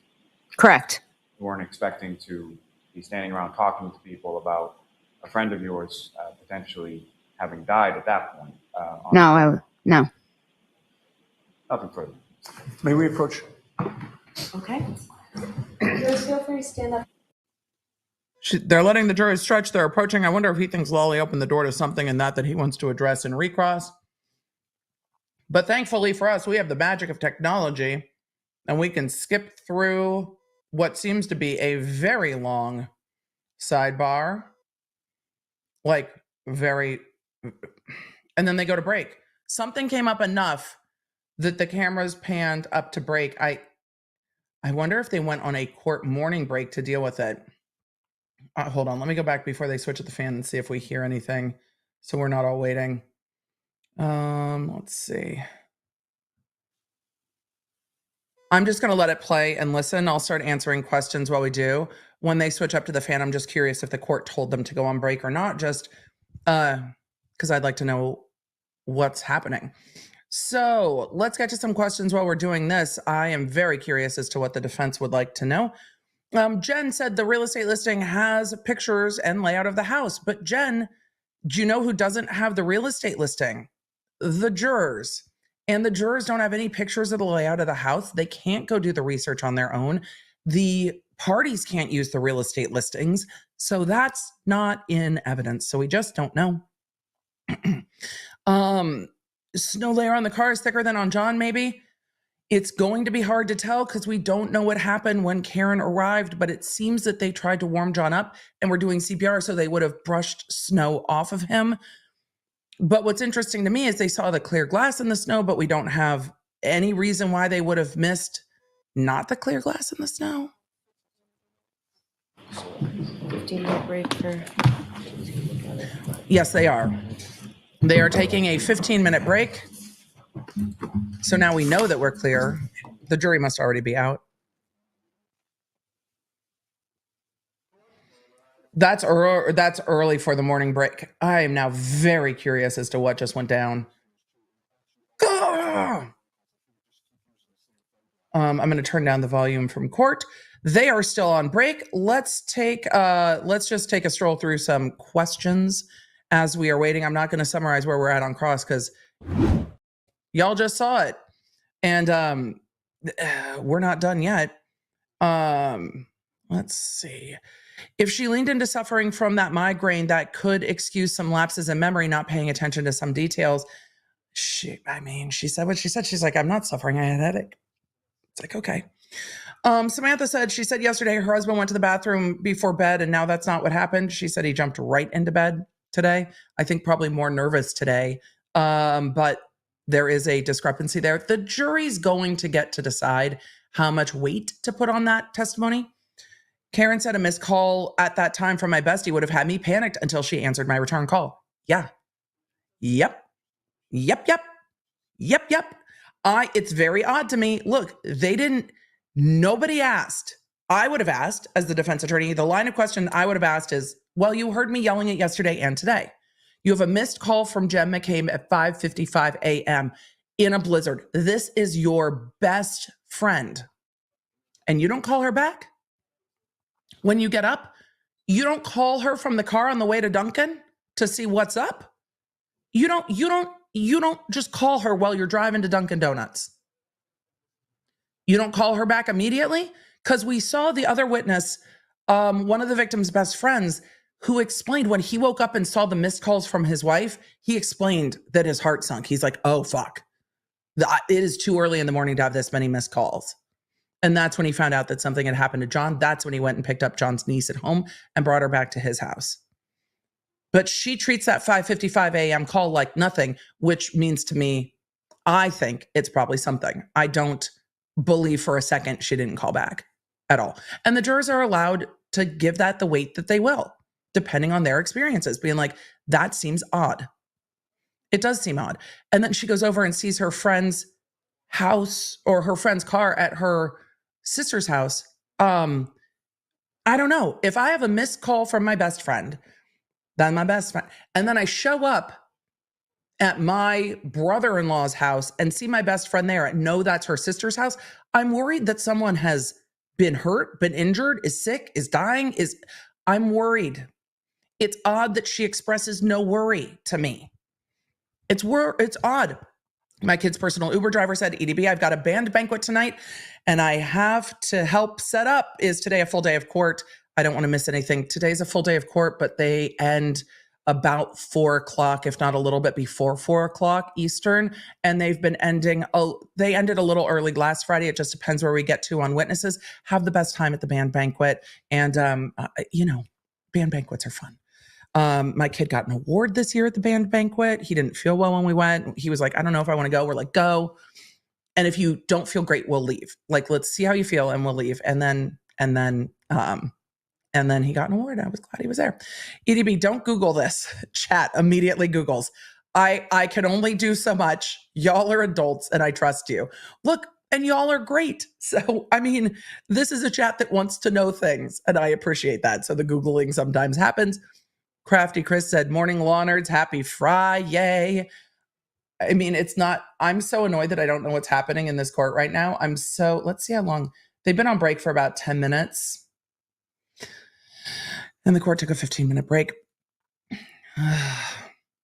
Brianna Pinkney said, I don't see how Massachusetts has the ethics to stand behind charging Karen with murder. Don't they have to have evidence? They do have to have a belief that their case can be proven beyond a reasonable doubt. And remember, for those of you that are watching this case as a juror, you might not know that they initially charged her with operating under the influence, causing death, and leaving the scene, hit and run, causing death. Something caused them to go back to a grand jury and elevate this to a second-degree murder. I'm really waiting to understand what that was because I don't understand at this point. And if it is the I hit him statement, I don't know if that's going to hold water for the jury because there's a lot of contradiction about that statement. Like a lot of contradiction. But for some of the jurors, they might be like, well, the contradiction is normal memory stuff. And I believe that that's what she said. But we're not there yet because we don't know what happened. Like we're in time to the victim and the defendant leaving the waterfall. I think maybe, fingers crossed for a Friday, maybe where we pick up with the next witnesses is with Jen McCabe and what happened the night when they were out and what happened when she went to go pick Karen up. And then we start to get into the timing of what happened when Jen McCabe and Carrie Roberts went and picked Karen up and then went back to 34 Fairview. It seems logical that that's where we get next in time, is those two witnesses. But also, if we get to those two witnesses, it's going to be a real long day. And that might be why they needed to have a chat about who's coming up next. If this is the last witness, I can see the defense saying, can we approach to talk about what might be coming up with either Caitlin Albert, Jen Roberts, or Carrie Roberts or Jen McCabe. I can see that too. So we don't know. Mari said, do we know what the FBI is investigating? Could it be the less than stellar Proctor investigation? Mari, I know, and I have not taken a deep dive into this because I don't want to know too much, because it's harder to just evaluate the witness testimony. The more you, like literally the more you know, it's harder to just evaluate what's being presented to the jurors, because you're like, oh, wait, but what about this? Oh, wait, is this coming in? I saw it in the Depp Heard case too. The chat was like, but wait, there's more to that. There's more to that deposition that got cut out. I'm like, well, the jurors can't consider the part that's cut out just because the internet has access to it. So I didn't deep dive into what the FBI is investigating. I'm going to after this case is resolved. But I know that the federal investigation has done a grand jury, and the investigation is into this case. I don't know if that's just the investigation of the case. I don't know if that's the state police. I don't know if that's Canton PD. I don't know if that's the DA's office. I don't know if it's all of it. I don't know. We will see later. It's very odd to me that they went forward with this trial. Both sides said, can we wait till this resolves? And they went to trial anyway, because the judge said nope. And that's odd to me that the judge said nope. I don't know why that choice was made. There's a lot of things I don't understand. I'm not sure if you answered it yesterday. Sorry if, but who is the guy behind the defense tables? I believe that the guy behind their defense tables is their tech guy, because he always has like a lap desk and a laptop. And that's who the defense attorneys are looking to in the times that we see them, and not just the witness, looking to when they're asking for things. So I believe that that is their tech person. They had asked the court before court started to have their tech person in the courtroom. And the court was like, I don't know if we have room. And they're like, we won't put up monitors. We won't take up a lot of space, but we need to have our tech person. Carolyn said, has anyone established how many drinks Karen had? No. And every single civilian witness says that she did not seem intoxicated. So I don't know how they're going to prove that she was driving under the influence when they left the waterfall beyond a reasonable doubt. I don't know, but we'll see what happens. But I don't know.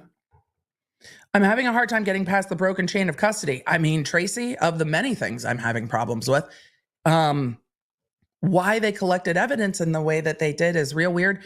And when you have the person that is checking evidence into the evidence locker who says they don't know what the procedures are for preserving evidence with evidence tape and notations and signing it to make sure no one else has touched it, it's real hard to say for sure that that was handled properly, because it wasn't handled properly. I'm just horrified by them putting the Stop and Shop bag with these 6 solo cups just into temporary evidence that anyone has access to, and not sealing it in any way. So you don't know if tape's been pulled off or cut. No procedures for signing it to make sure who's touched it. They don't know who had access to that evidence, because anyone could. And they don't know who touched it, because anyone could. That's not secure. That leaves a lot of questions. What the state needs to be doing is answering those questions. And right now it's hard. The way that the evidence was handled is horrific to me. And I don't know how a DA looked at this case and went, yeah, I'm going to go to court and talk about that. Feel good about that.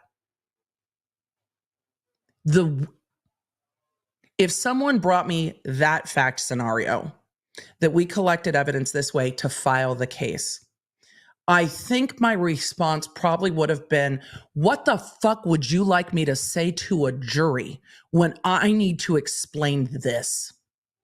Tell me how that's going to go. Emily, have you done this to officers before? Yes. Tell me what I'm going to say to them. Tell me how I'm going to explain to them that this was properly secured. Tell me what that argument is. I'll wait, because I don't know what you want me to do with this. Because I'm not going to be the one that they're all looking at going, it's not taped. Not going to be me. But this is a high profile case. It was probably brought to the elected DA to file and not the line DA who's in charge of trying it. But I was a filing DA. So I've had that conversation when I've looked at stuff and been like, is there more that I am missing? And sometimes the answer is yes, which is terrifying. And sometimes the answer is no, which means, okay, well, when there's more, let's have a chat then. Shall we? I also did search warrant duty. So I know that people are like, Emily, there's enough for a search warrant there. Look, if I was doing search warrant duty, I wouldn't run what we have so far on this case up to a judge at 3 a.m. It's always when I got called for search warrant duty. And then have the judge be like, did you wake me up for this? I probably would have waited till the next morning, 9 a.m. maybe. But you know what would have helped if they were going to get a search warrant to search the Proctor home? If they had separated everybody in the Proctor home to have a conversation with them. That would have made it a little easier to apply for said search warrant.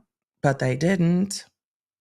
Did they charge her with DUI, DWI? Kimmy, yes, in Massachusetts, it's an OUI, operating under the influence. And with that, I don't know. Allison said, was this judge asked to recuse herself? Yes, multiple times. But the judge said, no, I will dive into that after the trial. I did not dive into that at all. For those of you singing, you got to keep them separated from the offspring. Yeah, everyone knows that. I know there are some who are like, Emily, you're just all pro-defense. No, I'm not. I'm offended by the prosecution at this point. Show me your case. We are 9 days in. We are 9 days in. I also know what these conversations look like. I know how these decisions happened. It's what I did for well over a decade. Show me the case. Opening statements would help. The DA can't undo what the investigation did. The DA can choose to charge or not charge. Kadora, I'm still questioning why we're all here. I would like to get to the point where I'm like, oh, this is why we're here. Kadora said, morning, law nerd. Quick question. What are the standards or procedures for if a case will be televised? That goes court by court, jurisdiction by jurisdiction. People have to ask permission and the court has to decide yes or no. Question, is the son on the witness list? Yes. Neurospicy said the search pictures got me. Yeah. Let's see. Nolan Voigt said, yeah, I still don't know what the prosecution case is. Right. A good opening statement would help with that, but it's hard. So, question, shouldn't they have established John is deceased already? Like the pathologist, we have hearsay about him being deceased. I don't know if they're saving the pathologist for last. I would think if the pathologist said that, you know, this is how he died and this is what the injuries show, that we would get into that early so the jury knows what we're working towards. Okay, the pathologist says this is likely how he died, and now we're working towards figuring it out. It's like in a show when they show you the thing that's happening and then they go like 6 hours earlier. And maybe that's just my preference, but this 6 hours earlier, because that's what you show the jury is how to put the pieces of the puzzle together in the opening. So the jury, Rebecca, the jury knows that his family was told he had passed. They know that there are text messages back and forth between people that said he's dead. Those were all offered as exceptions to the hearsay rule to prove other action. Those weren't offered to prove the thing. The jury probably also doesn't know that. Also, the jury's probably not questioning if the victim is in fact deceased. It just has not been proven yet. But it has been discussed. It is me being lawyerly, being like, that was offered as a hearsay exception, not to prove that he's actually deceased, but to prove why the person did the thing next. So that's I don't know. That's a quirk of knowing that that's how the hearsay exception works, but they're not hearing the objection, so they probably have no idea. Amber Lowe said, I feel like this has been a real life clue game. Yes, except nobody knows what the rules are. And we don't quite know what the board looks like, and we don't know if we have all the pieces. So yes, but Fallstar said, question, what happens if the pathologist is only called by the defense? If the prosecution doesn't cause a pathologist, then they have not proven one of the elements of their case. So then the case would get dismissed. The prosecution has to call. I mean, I guess they could, if their coroner is not also a pathologist, like in South Carolina, which I didn't even think was a thing because I'd never seen that before. But in South Carolina, the coroner is not the pathologist. So they just called coroner armpits, and coroner armpits was like, yep, they're dead. I guess you could call the coroner to verify that the victim is dead and not call the pathologist. And then you would have the proof that the victim died without more, but that would be real strange. But in theory, I guess they could do it that way and just call a coroner if the coroner is not the person performing the autopsy. Again, in a lot of jurisdictions, the coroners performing the autopsies are the pathologists who also testify to everything. Coroner armpits in South Carolina was such a strange situation. I've not seen that often where the coroner and the pathologist are separate duties, but it's a very large country. And, you know, we've got our federal system in the US, and then each state or commonwealth has its own system. And then some of that stuff gets broken down like jurisdiction by jurisdiction. So county by county or township or whatever. So there's like a lot of possibility that that could be the way. I've just not often seen it, but it happens. I've missed so many days. Thanks, EDB. Clumsy Zebra, that's what the Quick Bits channel is for. Just a reminder that I have a Quick Bits channel while we are waiting for court to come back with bated breath. Just a reminder, Quick Bits channel summaries, those are up on the Quick Bits channel. Those only happen because of Team Baker. So a huge thank you to Team Baker, my producer that's on all of the live streams with us, Miguelina, you'll see her in the chat as Tech Valor, helps edit those down and get them up the next day. So Team Baker is working to bring those clips to you, because if it was up to me to get it done, it would literally never happen, because by the end of trial days, my head hurts. The conversations that I've been having with Judge Abby, and she's like, how are you doing? I'm like, I have never had to work so hard to understand the lines of questioning from an attorney.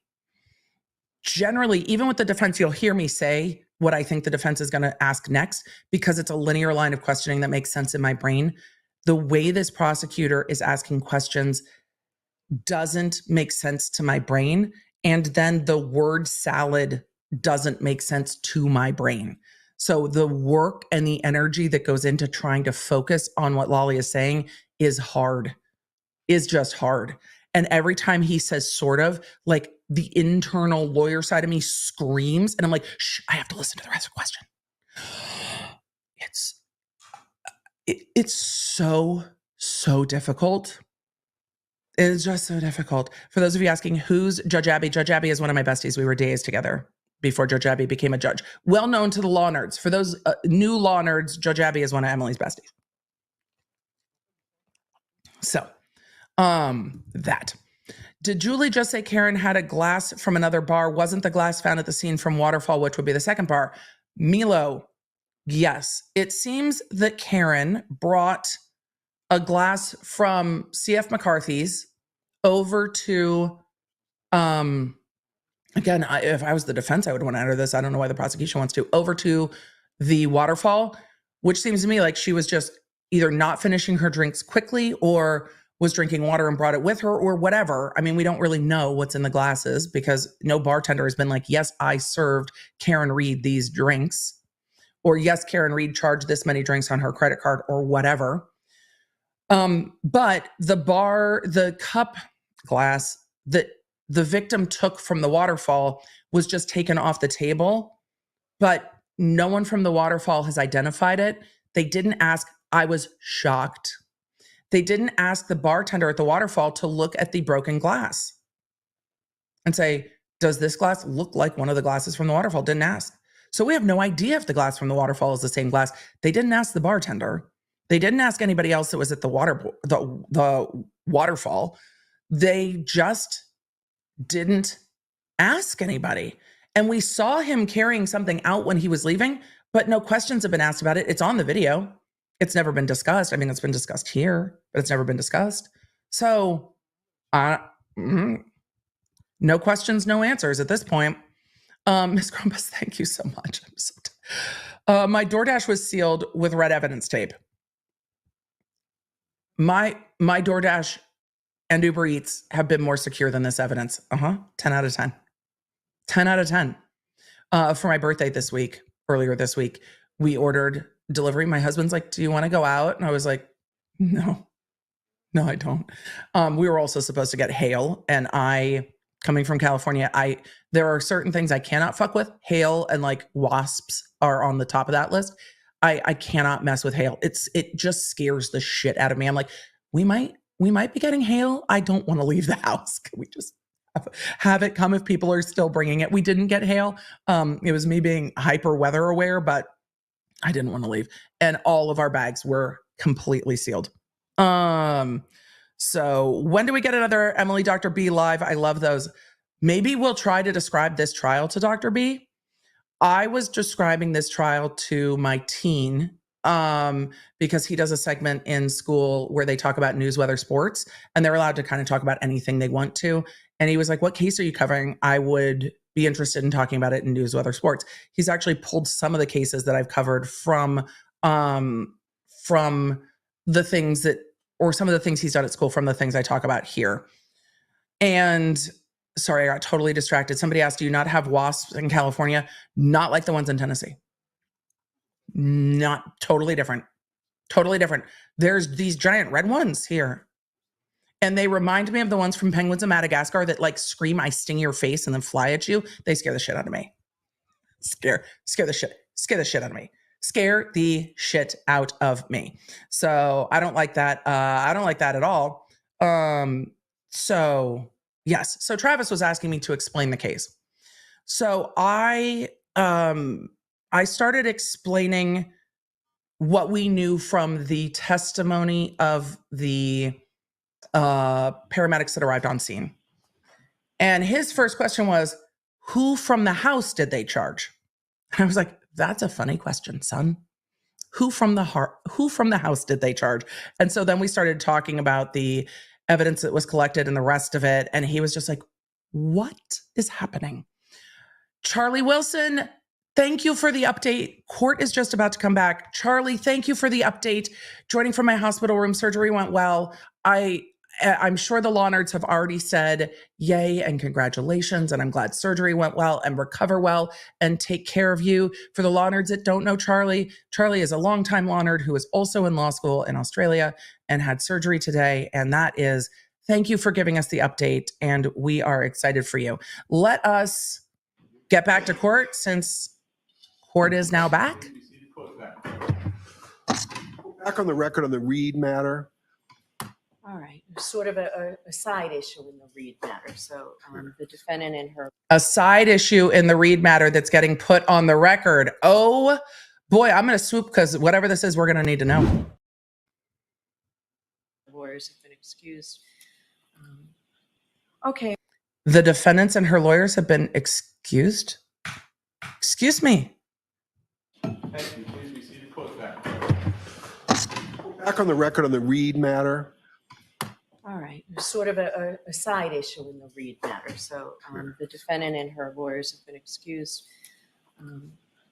Okay, so why don't counsel identify yourselves, please? Sure. Adam Lally for the Commonwealth, Your Honor. Okay. Sarah McLaughlin for the Commonwealth. All right, good morning. Good morning, Your Honor. Timothy Bradel on behalf of non-party Aidan Kearney, who for the record is present in the courtroom. Hey, does Mr. Kearney want to sit with you? I think he's okay right there. What in the world is That's all right happening? All right. So, Commonwealth, so I do want to say a question before we begin. Commonwealth, in your motion to exclude an individual charged with witness intimidation in connection with this case from the courtroom during the testimony of certain witnesses, before we begin, are you advancing the concerns of the DA's office or the concerns of the witnesses themselves, or both? Both, Your Honor. Okay. So, Oh boy. Okay. So I have not taken a deep dive into Aidan Kearney's coverage of this case. Here is my brief understanding. Aidan Kearney is someone who is local in Massachusetts, who has covered this case from the beginning, who goes by the name Turtle Boy, who has been charged with witness intimidation. The court just asked the DA, are you advancing the interests of the DA's office, the witness, or both? And the prosecutor said both.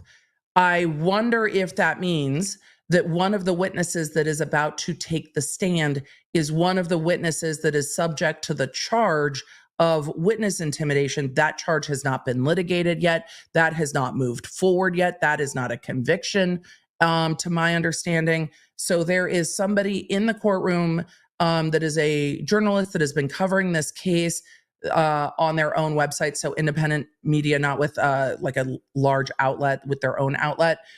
And they are moving to have him excluded, and his lawyer is in the courtroom. So we now have, well, a sideshow of court. So did they kick Turtle Boy out of court? No, they are making a motion to exclude him during certain witness testimony.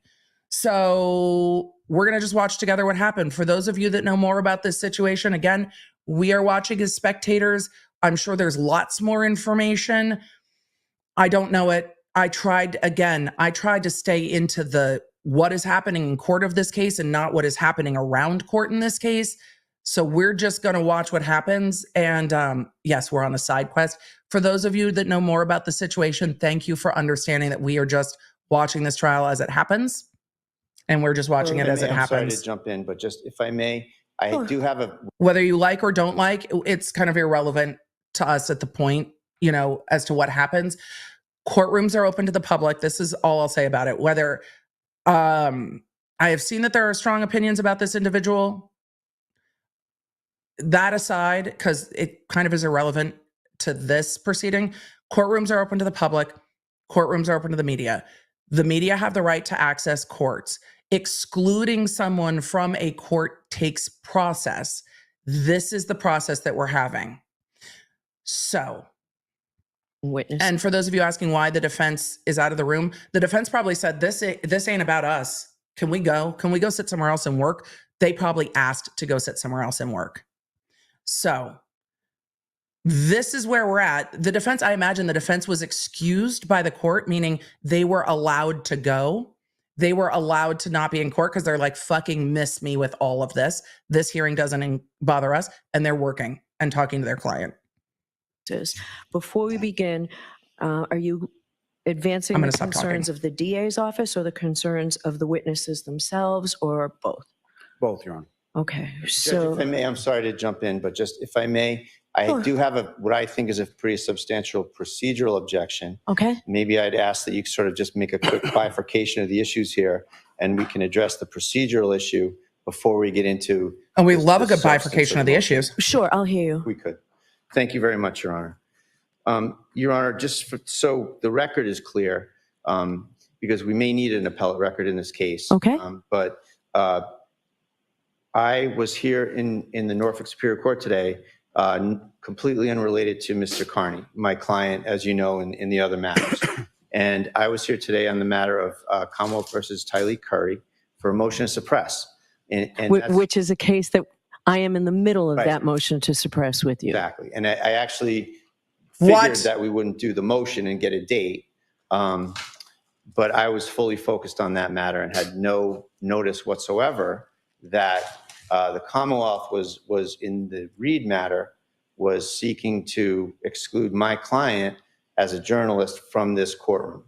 The first thing is that, and I know the court has a job to do in terms of ruling on this motion, and that's fine. And I asked that the ruling be that it be denied on procedural grounds. The procedural grounds are, Judge, that there's been no service of process whatsoever on a case where the government is seeking to essentially trample all over my client's First Amendment rights as a journalist. On 15 minutes notice. I know you gave me the thing 15 or 20 minutes ago. And it's more than a half an hour, but I understand. All right, well, you get the point. So, this is not something that I can process and absorb and make any sort of cogent arguments on the merits of the motion on that time period. And I'm sure that the court respects that. I'm trying to address it as best I can, but I think that the procedural issues here should control. And here's the procedural situation, Your Honor, that the government filed this 6-page motion. There's a footnote 2 that refers to them serving this motion on May 8th to the Associated Press. What? Why they couldn't just pull up my email and serve me is an open question that I'd like an answer to in open court. If he's the longstanding attorney and the known attorney for Kearney, then it's known. But a 6-page motion from May 8th, today is May 10th, there was opportunity to give him notice. But I don't know why you're serving the Associated Press. I don't know if this individual's affiliated with the Associated Press. It's my understanding that that individual runs an independent website and is truly independent media, not affiliated with the Associated Press. I need more information. So they can serve From the AP him 2 days ago, but they can wait and not even serve me with the motion when I get here to court today on a I wonder if they're trying to completely keep the AP out as unrelated well. matter, I might add. So there's some funny business going on here.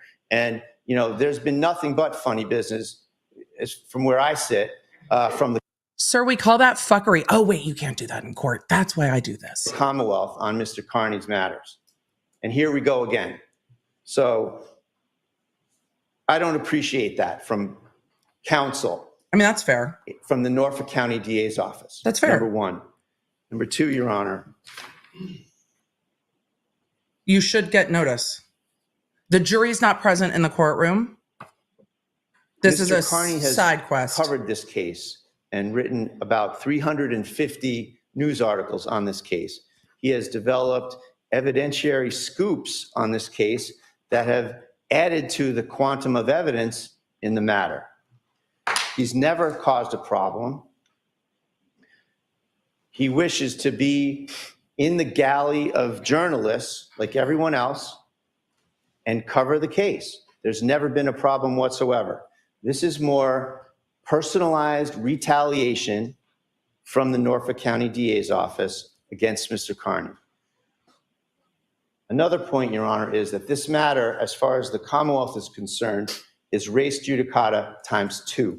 Oh. Judge Krupp in this very court addressed this exact issue about Mr. Kearney covering this matter, being in the courtroom with witnesses that had a stay-away order. All the same people that the government is trying to have another bite at the apple with here.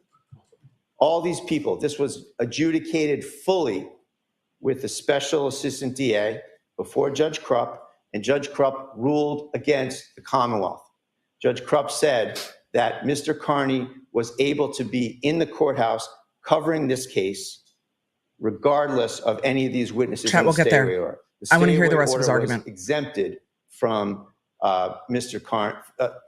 Kearney's presence in the courtroom, rather, was accepted from the stay-away order. Okay. So this is done. This has been adjudicated. It's been adjudicated again, Your Honor, by Judge Pomeroy across the street in the district court. One of these people associated with Mr. Kearney's detractors, Ms. Gattani, has taken up with the Commonwealth and this is starting to sound like drama. Sought charges and sought a restraining order against my client. And Judge Pomeroy recently, as recently, I think it was a couple of weeks ago, we were across the street, Your Honor, seeking to vacate the order under the doctrine of unclean hands because this plaintiff keeps trying to contact my client while under a restraining order. Putting that aside, the ruling in that matter, Judge, was another ruling in support of Mr. Kearney's First Amendment rights. It was another ruling that said Mr. Kearney was not subject to the restraining order in any court of the Commonwealth. And the reason we brought that motion, Your Honor, was because these same witnesses that the government here is, again, trying to advocate for their own personal issues, those same witnesses somehow took up with this plaintiff across the street, Ms. Gattani, brought her to court here in prior Reed proceedings to kick out Mr. Kearney because at the time she had an operative order against him. And A Mr. restraining Kearney, order? to his credit, got up and left and got out of here. And that situation That's a was big what we accusation. addressed across the street with Judge Pomeroy. He agreed with us and said, you can go to court, you can cover this case. So number two. That seems like a different litigation situation. Number two, this has been established. Mr. Kearney followed all proper channels. We worked with the SJC media office. He has a press pass. He's doing everything in accordance with all of the rules and regulations that are in place. He's been harassed, and we have it on video, by other so-called journalists on this case at the steps of the courthouse. And he just wants to be here. He doesn't want to be an issue in this case. He wants to sit here and cover the case. He's done his job. He wants to watch the trial unfold. And he has an absolute fundamental First Amendment right to do so within the confines of this courtroom and within the confines of time, place, and manner restrictions. He's followed everything, and he's here. We've gone Time, place, and through all manner of goes to these First hurdles, Amendment. Your Honor. And Mr. Kearney triumphed, as he should, because it's the First Amendment that needs to triumph here, not any particular person. And that's what he's doing. And there's absolutely no reason for the government to sneak behind my back Ooh, he's to pissed. interfere with his First Amendment rights. It's outrageous. And on procedural grounds, I ask you to deny the motion for all of those reasons. And if the court has some hesitancy to do so with respect to these procedural issues, I ask that you set a date give me 7 days or so that I can properly respond to this motion on the merits of whatever's in these 6 pages of the motion that I haven't been able to look at. So thank you for hearing me, Your Honor. All right, sure. Let's and hear- you wanted a response to your question from Ms. I am going to hear the attorney's arguments out so we have more information. And then I promise you, I will answer what is happening, what res judicata means, why they have split this to argue it on procedural grounds and then on factual grounds, the allegations that he made about the DA's office. We'll get there. I just want to let the attorney's argument play out. Lally on why you were not served, but the Associated Press was served. That is the subject of the motion. Talk about that in the procedural part of this, Mr. Lally. Yes, Your Honor. Simply put, Mr. Bradel, neither Mr. Bradel nor Mr. Kearney are parties to the case.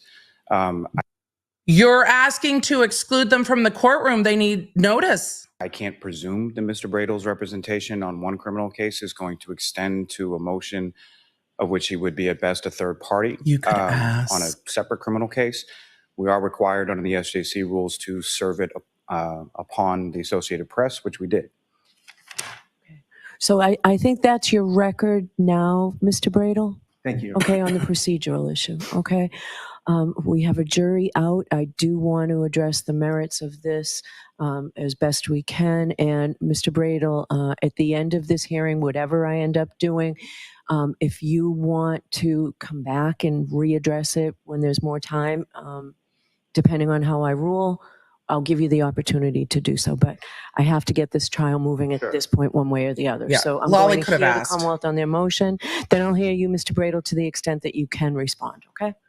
So we've heard the procedural grounds. The third party is attorney for Aiden Kearney is arguing they served the Associated Press. They didn't serve me. Lolly's arguing the rules of court say to remove a journalist or someone with a press pass from court, we serve the Associated Press. The attorney is saying, I represent him on other cases. The DA said, I can't assume because you represent him on criminal cases that you represent him on this. But he could have asked 2 days ago, though he is in the middle of trial. But he is saying that the rules of court say the Associated Press gets served. And now they're going to argue the merits. All right. Mr. Lally, I'll hear you. And I want to hear that. Your Honor, very shortly, very simply put, this is an instance in which the Commonwealth is not asking that Mr. Kearney not be allowed to cover the case or that he not be allowed to watch the trial. What we're requesting is a partial closure of one individual. And the legal standard for that is essentially a substantial reason. Substantial reason, Your Honor, being that Mr. Kearney has been indicted and has open cases for intimidating witnesses, specifically witnesses in this case. He has confirmed statements indicating publicly that his actions that he's taken in regard to those indictments were to prevent the case from ever going to trial and to That's not good. intimidate those witnesses. Those witnesses will be called to testify in this case, and what the Commonwealth is simply requesting is that he be excluded physically from the courtroom, not excluded from watching the trial, not excluded from covering the trial, but excluded physically from the courtroom while those witnesses are testifying from the stand. And the witnesses you told me have expressed concern. What do you say about that? Yes, Your Honor. The witnesses have expressed concern. The Commonwealth is concerned as to his presence affecting their testimony or their ability to recall. And for all of those reasons, the Commonwealth would submit the administration of justice and the witnesses being able to testify, as well as the witnesses' own concerns are more than meet the test of the substantial reason for Mr. Kearney's exclusion during the course of their testimony. It's going to be hard if the witnesses express concern. Your Honor, the witness's concern has no legal materiality under the law. What's the standard for it? So the answer that I have is, so what? So what's the standard? The witness's concern. Where does that fit into the law here, Your Honor? This matter's been adjudicated twice. Mr. Kearney has on the these right grounds to speak on the case. He's gone through all the proper channels to be here. He is not in any way wants to or is trying to make any issue of his presence here. And he's just trying to cover the case as best he can. And this is just a personal vendetta that's been carried out by the Norfolk County DA's office against Mr. Kearney. And, you know, this is where the court needs to hold the line on the First Amendment. You know, this witness intimidation statute, Your Honor, is an absolute abomination. It is going to be struck down. It's just a matter of time. And this is just a continuation of everything the special counsel's been doing to Mr. Kearney. Now the office itself is doing it. There's no reason it's a full for this fucking motion side to be quest. allowed, Your Honor. There's no discomfort exception to the First Amendment, Your Honor. There's been absolutely nothing advanced, especially on an emergency basis, which is, I assume, why this is being done with no notice. There's been no establishment of any emergency. There's been no conduct whatsoever on the part of Mr. Kearney to justify this motion. And I did. Is there a stay away order with the witness and Tim some charges? reference to the Chestnut trial about published is something to the effect of doxing a seated juror. That is false. What? Mr. Kearney wrote a story on a juror after the jury was discharged. There's absolutely no prohibition or problem or issue with that. And it is absolutely protected conduct by the First Amendment. And it is not in any way a grounds for this court or the Commonwealth to assert any wrongdoing against him. So I can assure you I am not considering that incident in this. You all know I was the judge. I am not considering that experience in this motion. Thank you, Your Honor. Anything further, Mr. Nothing Bradel? further. Thank you. All right. So, Mr. Bradel, I agree with you that Mr. Kearney is certified by the Office of Public Information pursuant to SJC Rule 119, and that he has a right to be here today. He arrived timely, and that he is registered. I have honored that 119 registration today, and I will continue to honor that. However, my role in this case, Commonwealth versus Karen Reed, is to assure that the defendant's constitutional right to a fair trial are honored and upheld. And because of the chilling effect that Mr. Kearney's presence, I find, will have on the witness's testimony, I'm going to excuse him while the named witnesses in the Commonwealth's motion, Julie Nagel, Christopher Albert, Colin Albert, Michael Proctor, Jennifer McCabe. That's a lot of people. Matthew McCabe, Brian Albert, and Yuri Buchanek. And the Commonwealth also today requested Nicole Albert because of the incidents that reportedly have been held at her home. Incidents I'm at going to her excuse home? him during all of that testimony. Now, in my media order, if you have it, These are probably sealed, so we don't have the documents. Miguelina, will you just timestamp that? I'm going to have to go back and get those names. I'm sure your client has it because they're handed out to the press. Under number 1, I say that anyone leaving the courtroom to the media during the trial proceedings may lose their seat and may not be permitted re-entry unless there is available seating. That will not happen to Mr. Kearney. I will not take away his seat today. For other witnesses who are not subject to this order, that seat will remain empty. No other person of the media will be able to take that seat in his absence. Wow. Okay? Your Honor, one last thing, if I may, just came to me as I was standing here. Extension in same regard as to Nicole Albert for the address would be Brian Albert Jr., son of Brian and Nicole Albert, lives at the same address. It's for the same reason. So Brian Albert Jr. All right. So those are my findings, Mr. Bradel. It should give you enough to seek appellate action if you wish. Okay. All right. Thank you for being here. All right. Wow. All right. So I'll take a short recess. We can bring counsel back in and Ms. Reed back in, and we'll proceed with the trial. Court, all rise. Wow. Well, they're taking a break. I just want to make sure we don't miss going back to real time. There's a lot that I'm going to need to parse. I will probably go back through that again. I want to make sure we don't miss court coming back. We're going to try to talk about this broadly. I will need to listen to this again. There is clearly quite a lot going on. There's clearly quite a lot going on, but I wanted to bring up this super chat real quick, and then we will get on to all of that. My brain hasn't processed yet. Linda said, off topic, Emily, thank you for referring me to the victim's resource in Nashville. They made a difficult prelim day that much more bearable. Linda, I am so glad to hear it. You are welcome. Look, when you are dealing with the criminal justice system, when you are dealing with things that are difficult, it is okay to ask for help. Sometimes when we don't know where to ask for help, we just have to ask those around us. I will always try to point people to resources the best that I can when I can. So you are welcome, and I am glad that they helped. But as you bring that up, we are talking about the comfort of witnesses in church. Geez, the pews in this courtroom. The comfort of witnesses in court versus the First Amendment rights of somebody to report on a case. And that is what the court is trying to balance here. And we have two parts of the argument that just happened. We don't have any of the documents. Getting documents in this case is incredibly difficult. We don't have the documents that's going on.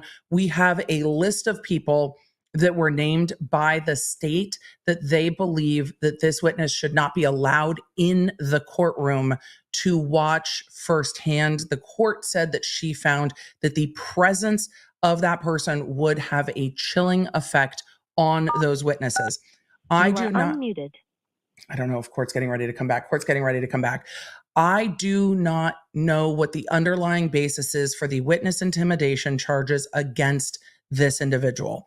But what the court said is that this, because of the chilling effect being in this courtroom, and this is a very small courtroom, the court saying, I'm not stopping him from reporting on this, from watching this, from engaging with this. He just can't sit in court. And I will not revoke his seat in court. So the court is trying to deal with time, place, and manner, which when you're looking at the First Amendment, you have to look at time, place, and manner. Is the restriction reasonable given everything? I don't know, again, the surrounding circumstances. This will go up on appeal, whether this is a reasonable time, place, and manner restriction, because a court may find that you have the absolute right to be in court, to sit in court. But an appellate court also might think, well, you have the right to observe court, and you can do that remotely. So what the court ruled now is that Aiden Kearney will be removed during that list of witnesses. I will go back and find them and write that up later today. will be removed during that list of witnesses and will not lose their place in court, will be allowed to still report on it, will be allowed to still observe it. And I can't really evaluate whether I agree with the judge or not because I don't have all the filings. So that's what I am telling you is just what is. That's just what happened. I don't know if that should have happened or not should have happened. That's what the judge did. If this goes up on appeal, I'm sure we will see the documents then, and then we can go through it. The court didn't find, and I see the question about the procedural grounds, the court didn't find that attorney was required to be given notice because the rule said that the AP needed to be given notice. I personally think that's bullshit. If you know that this lawyer is connected with that person, reach out to the lawyer and ask.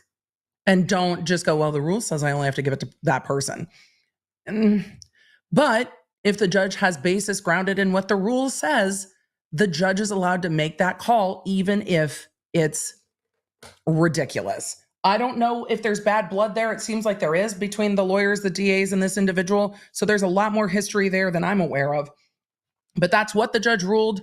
Agree or disagree, we'll find out later. This is going on the notebook to look up all of this situation after court, after we're done with this jury, after we're done with this trial. I will look it up then. For now, court is coming back and we're going to go back. That's what the court ruled. But this gives me, oh, Miguelina, you're a queen. Miguelina went back and found and noted all of the witnesses. So the witnesses are, and we will go back and list this, I'll share it on the app. Julie Nagel, Christopher Albert, Colin Albert, Michael Proctor, Jennifer McCabe, Matthew McCabe, Brian Albert, and Yuri Buchnick. That would be Trooper B. I'm going with Trooper B because of this morning's renaming of that trooper. I can't believe it's only 10 a.m. where I'm at. Okay. Julie Nagel, Christopher Albert, Colin Albert, Michael Proctor. Interesting because he's the two troopers in this. Trooper Michael Proctor, Jennifer McCabe, Matthew McCabe, Brian Albert. Oh, she also added Brian Albert Jr. to that, and Trooper Yuri Buchnick. That's a lot of witnesses that he will be excluded for. But also that indicates to me that they're getting ready to bring in a lot of these witnesses. And isn't this what we've been waiting for? So if you have the Law Nerd app, I will notify you as these witnesses take the stand. That's... Friday's fucking wild, y'all. Like, that's wild. Wild. Didn't see that coming, Your Honor. That's in that. Okay. Angie said, who needs a secret Kindle with EDB gavel to gavel? There's a lot of tea in all those arguments that we don't know. Question, how come his lawyer can talk but TMZ's lawyer couldn't be heard and Depp be heard? Timing and Depp v. Heard. All right, jurors. Also, I'm going to answer that a little bit more specifically because it really is a great question. In Depp v. Heard, TMZ was trying to block the testimony of a witness that no longer worked for TMZ, and that's not the proper procedure. They were trying to intercede, saying to the court, you can't let this person who seemingly has been subpoenaed or was testifying willingly, testify. That person was no longer an employee, and TMZ has no right to enter the case and say, you can't let this person testify. TMZ's proper recourse is to sue the person who testified, and then they didn't. So TMZ was trying to intercede and block testimony of a witness. It's a very different situation than what we have here. What we have from the record here, and I know there's agreement and disagreement over this, I can see it in the chat. We don't have context for that on this record. But what we have here is the prosecution alleging that one of the members of the media who has been given and cleared press access to this case also has a pending criminal indictment for witness intimidation relating to witnesses in that case. That has not been litigated yet, but that individual who the court has determined will be excluded from the physical presence of the courtroom, but can comment, watch, and otherwise engage with the case, just can't be in the courtroom during that list of witnesses. So somebody who has pending witness intimidation charges is very different than TMZ saying, you shouldn't interview our former employee, Spicy Draco. So we will see what happens. This might be a reasonable accommodation. It might not be. This might be a proper restriction on time, place, or manner for the First Amendment. It might not be. I need more context before I can tell you if I agree with the court or not. I don't have the filings. I don't have the arguments. I don't have the history. So I'm just going to tell you what the court did, and then we will dive into whether that's proper or not. If those charges are dismissed after this case, the witness intent charges are dismissed after this case, I'm going to raise all the eyebrows and maybe a middle finger as well. Because if you put charges on someone to exclude them from the courtroom, then that would be improper on the DA's office. If those charges are based in fact and reality, then is it proper to exclude someone? But if the DAs were really worried about this, you know what they should have done? You know what they should have done? They should have had stay away orders, which in intimidation cases is common practice.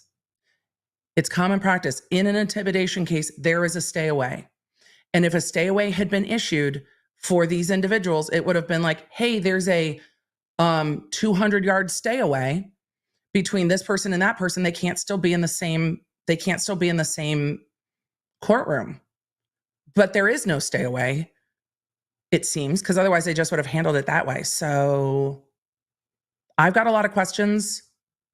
But they want him out of the courtroom. That's a side quest that we will embark on after this jury decides this case. Thank you very much for your patience. I don't have the energy for this side quest today. I do not accept. Call Ms. Nicole Albert to the stand. But there's a lot more there, clearly from those arguments. Who did he say? Damn it, I was talking. Stand. Your next Me witness, always. Mr. Lally. Yes, Your Honor. The Commonwealth call Ms. Nicole Albert to the stand. And that's why. They added Nicole Albert to this exclusion rule today. And that's why it came up before this witness came in, because they want Aidan Kearney yeeted from the courtroom before Nicole Albert takes the stand. Which one is Nicole Albert related to? Is Nicole Albert married to Brian Albert? Is that Brian Albert's wife? Okay. All right. Nicole Albert. Some of you are saying the court struck the stay away orders down. And if the court struck the stay away orders down, that's why they were arguing that this is res judicata. Res judicata means that another court has already decided the issue. And if another court denied stay away orders, that is going to go right up onto appeal. So Nicole Albert, married to Brian Albert, mother of Brian Albert, owner of the home. This is definitely going to get us to lunch. Miguelina, will you let, this is our first homeowner at 34 Fairview on the stand. Miguelina, will you let the app know that Nicole Albert, wife of Brian Albert, has taken the stand? Thank you. Oh, All right, Mr. Lally, whenever you're ready. Fucking Friday. Good morning. Good morning. I have so many questions. State your name and spell your last name. My name's Nicole Albert, A-L-B-E-R-T. And where do you live? This is witness 25. I'm Norwood. And about how long have you lived in Norwood? About a year. And prior to moving to Norwood, where did you live? Where did you live prior to that? Canton. 34 Fairview. She's breathing right on that mic. My whole life. Witness 25. The specific address, where did you live in Canton prior to your move to Norwood? 34 Fairview Road. And how long did you live at that house? About 12 years. Oh, God. And are you married, man? Mm-hmm. Yes. The breathing on the mic's going to kill me. Brian Albert. Does he work? He's retired from the Boston Police. About how long was he an officer with Boston? About 30 years. And do you have children? Yes, we have 5. And how old are your 5 children? My oldest daughter is 28, and then I have a son who's 25. I have another son who's actually 23 today. And then I have twins, a boy and a girl, who are 20. And your oldest daughter, what's her name? Caitlin. Your oldest son, what is his name? Brian Jr. And Brian Jr., does he live with you currently? Now, I didn't hear the answer, but. So this is the homeowner at 34 Fairview. I don't know if we'll hear about the house getting sold, the dog.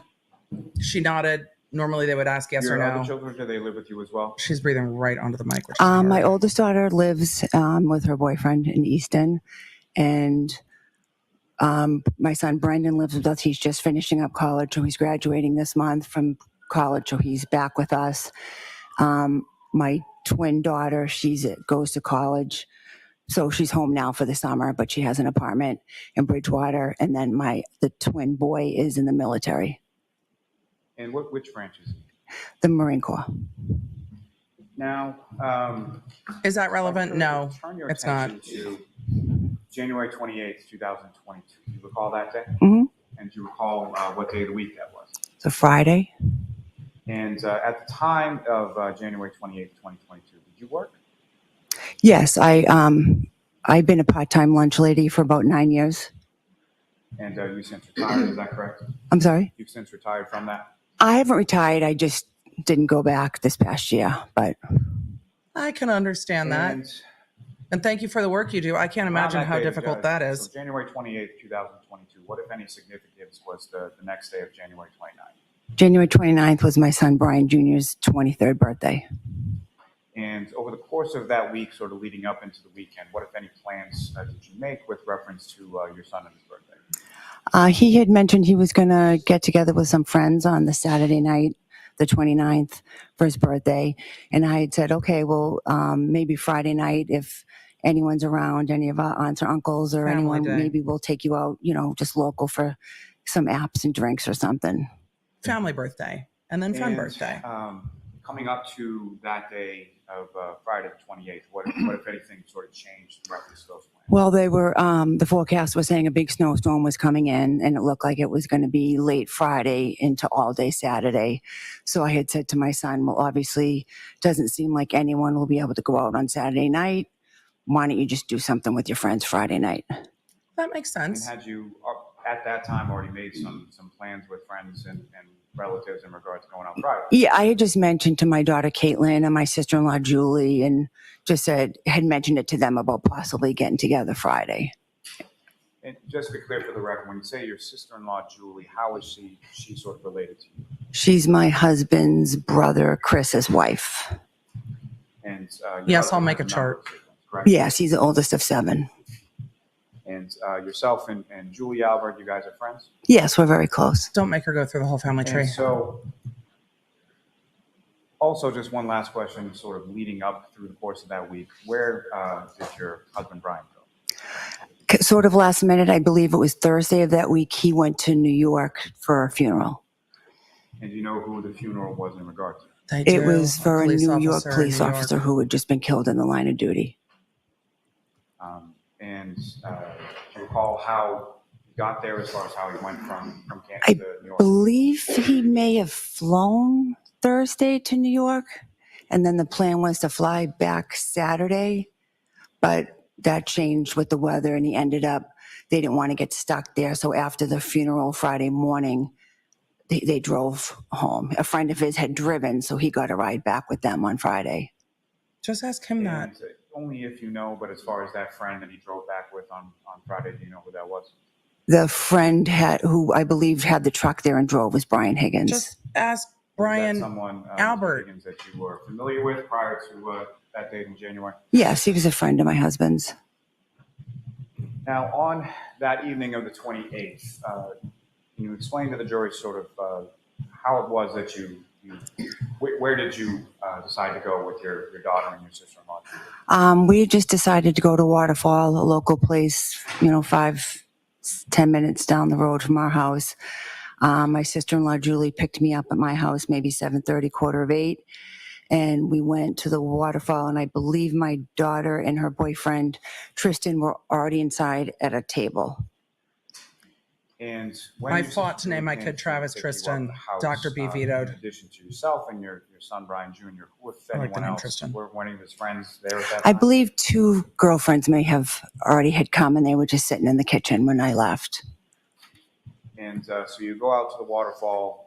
When you get to the waterfall, where within the establishment did you go? We came in, walked in. I believe to the left there was just some small tables, and I think Caitlin and Tristan were already sitting there, so we sat down at the table and we ordered food and just hung out for a little bit, had food and some drinks. What, And if as far anything, did you as, order? Drinks were concerned. What, if anything, did you recall drink? Sort of what you were drinking that night? I was probably drinking White Claw. God bless you. Now, later on in the evening, I think he said God bless you to the person sneezing, not God bless you in response to her drinking claws. But that's also what her sister-in-law said. She's probably drinking claws. So at the high was there top any sort of table live entertainment there? with the Yes. band.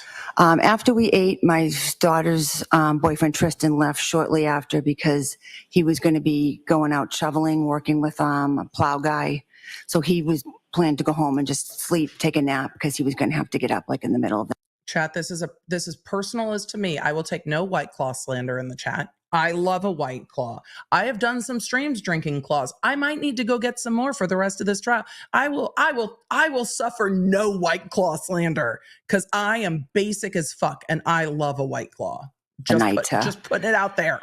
Go out and do that. So he had left. So it was just me, Julie, and Caitlin. And at one point, the waitress had said, "Oh, a band's going to be setting up where you're sitting. Can I move you?" So she just kind of moved us over to like a high top table. And then after you were moved over to the high top table, who, if anyone else, came in to join your group? Shortly after, I believe my sister Jennifer and her husband Matt came in. I had texted her just saying I was there if she was interested to come by. I think she said she was somewhere else. Did I want to come there? And I said, well, no, I'm already situated. The band's going to play. I'm just going to stay here. So she said, okay, maybe we'll come there. So maybe 9 as she came in with another couple. I believe they had been at a basketball game, their daughter's basketball game. So she came in with them. And again, just to be clear, when you say your sister Jen and her husband Matt, what is their last name? McCabe. And she's your younger sister, is that correct? Yes. Now, as far as after they came in, who, if anyone else, sort of came in and joined you? Shortly after that, I believe Julie's husband, Chris, came in. He worked up the street at his pizza shop. So I believe shortly after 9:30, he came down, he came in. And then in the meantime, my husband was, getting close to being back to the area from driving back from New York. So I had texted him and said, hey, me and Katie and whoever else are here, if you want to come by. And he was like, oh, I'm kind of tired. It's been a long day. And I just pushed him a little, oh, well, Katie's here. She, just come. She wants to see you. So he's like, all right, maybe I'll pop in. So I believe so it was Jen and Matt and the other couple. And then Chris came in. And then I believe maybe around 10, Brian came in. And after your husband Brian came in, was there anybody else that came in and joined you? Shortly after, maybe 10:30, his friend Brian Higgins had come in. Didn't they come in together? Your husband Brian and Brian Higgins came in separately about a half hour apart? I think so, yes. Did we see that part of the video yet? Following that, who, if anyone else, came into the establishment and sort of joined your group at the high top table? A little bit later, I think approximately 11, John walked in with his girlfriend. And when you say John, who is John? John O'Keefe. And how did you know John O'Keefe prior to that night? I didn't know him that well. I think I had only met him once, maybe twice through my sister. Brief interaction. I think when he first walked in, actually, I didn't recognize him. I think I said to someone, oh, who's that? Because they were kind of walking towards our table. And they said, oh, it's John O'Keefe. I said, oh. So so she didn't know they came them. in and they just kind of went to the end of the table where like my sister Jennifer and Matt and Chris and Julie were, because they knew them. I had never met Karen and I'd only met John once or twice. So they kind of just went to the other end of the table where Jen and Matt were, who they know, and Chris and Julie, who John had been neighbors with for a couple years. So they were all just kind of at that end talking. And probably pretty well understood, but just to be clear, as far as the sister that you knew of John through, that was your sister that was there, Jennifer? Yes, Jennifer. And as far as you referenced his girlfriend, had you ever met his girlfriend before that night? No. So you had never met Karen Reed prior to that night? as far as you recall? Nope. And at any point in time, did you have any interaction, or what, if any, interactions did you have with either Mr. O'Keefe or Ms. Reed? At one point, John walked by, towards me and my daughter at the table and said, "Hey, I'm going up to the bar. Did you guys need a drink or anything?" And we said, "No, thank you." I think he then kind of stopped and spoke with my husband for a minute, probably was asking him the same thing. She started to say sister, I just don't know who her Then sister John is. went back up to the bar, and then he went back down Right, the video shows to, there's no sister, so where that's he'd fine. been standing, and that was the only interaction I had with him. And as far as your understanding or your knowledge of Mr. O'Keefe, did you know what he did for a living? Yes, And what did he do? I knew he was a Boston policeman. And was he somebody, if you know, that Interesting, worked she with didn't your say husband? officer. No, I don't believe Oh, he ever that's worked with right. my husband. I don't believe they ever crossed paths at work. I keep forgetting that her sister is Jen McCabe. Thank you, chat. Her sister is Jen McCabe, which is why she was saying my daughter, because her sister Jen McCabe is there. Karen is friends with her sister because her sister is Jen McCabe. Thank you, chat. Her sister's Jen McCabe. Jen McCabe is good friends with Karen. She doesn't really know Karen. When we talk about everybody being intertwined, everybody's intertwined. So thank you for that. And as I said, just a reminder for those of you that are new to the Law Nerd Chat, the Law Nerd Chat has chosen as a collective to go into this trial as the alternate jury of the internet. We do not have facts from outside of what's being presented in court. So we are watching this as it's being presented in court. So for those of you that know more about these individuals, what they've said and other things, the rest of it, we don't know. We are watching along with the testimony. So accusations about things the witnesses may or may not have done that are not in evidence aren't needed at this time. I appreciate people trying to be helpful, but we are just trying to see what this jury sees. So thank you so much. But we are going to just be watching this case by what comes out in court. I trust the attorneys will bring out the relevant evidence. I'm still hoping the prosecution does. Anything that she needs to be questioned on, she will be vigorously cross-examined on, and we will watch it happen. So thank you for those trying to help, but we are really trying to just know what the jury knows, and I appreciate you for the no spoilers. We will dive into this at a later time. So B. Little said they should ask her if she allows underage drinking at her home. I think this was her son's 23rd birthday, so the attitude towards drinking in all of this trial is something that might be odd to others, but we're just trying to go through this and watch this case and figure out WTF is happening. So thank you, chat. But for those of you new to this channel, the community here has decided how we are going in, and thank you for respecting how we are approaching this case. There are plenty of chats across the internet that have already decided this before the testimony comes in, and that is the way they're doing it. It's just not the way we're doing it. Though asking, Bedlam Wolf said, Emily, you trust the prosecution? I am trying to remain optimistic that they will put the relevant facts into evidence. I'm trying to remain optimistic. They were in we are on day 9. Different areas of I'm waiting for facts. The job. I'd say the Boston Police Department is so thank you, everybody. Large department, correct? Yeah, it's like 3,000. Now, with reference to Boston PD is a large police department. You have with her that night? I had none. I don't believe we spoke or we were introduced or anything. I don't think we spoke at all. It's a large police department. Turning back to Mr. O'Keefe just for a second, if you recall, what, if anything, do you recall him to be wearing as far as clothing was concerned during your interaction? I believe he had a hat on, some sort of just sweatshirt, jeans, and sneakers. Wednesday, this jury can chat. Time that you saw just not him about while outside he was talking facts. to you, did you see any sort of like Especially when they're jacket or accusatory. coat or anything like that? No. And as far as his clothing was concerned, did you observe it to have any sort of tears in it or any dishevelment, anything like that? No. And as far as his face was concerned, or any sort of outward part of his body, did you observe, or what, if anything, did you observe with regard to injuries on him or anything like that? Nothing. Nothing like that. I imagine this witness testimony is going to be very important as to what happens after she leaves the waterfall. So I'm waiting for the prosecutor to get to when did you leave? When did you go home? What was going on at your home when you got there? And go from when she got home from the waterfall all the way through. And I hope there's some times in there.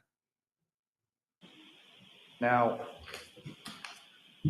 as far as your home was concerned, was that somewhere that either Mr. O'Keefe or Ms. Reed had ever been to before? No. And over the course of the evening, what, if any, discussion was there that you heard or were a part of in regard to sort of what was going to do or where to go after leaving the waterfall?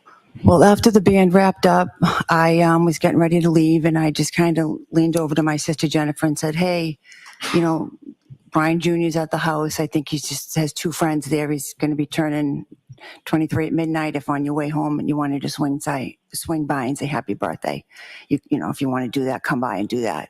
And she was like, okay, you know.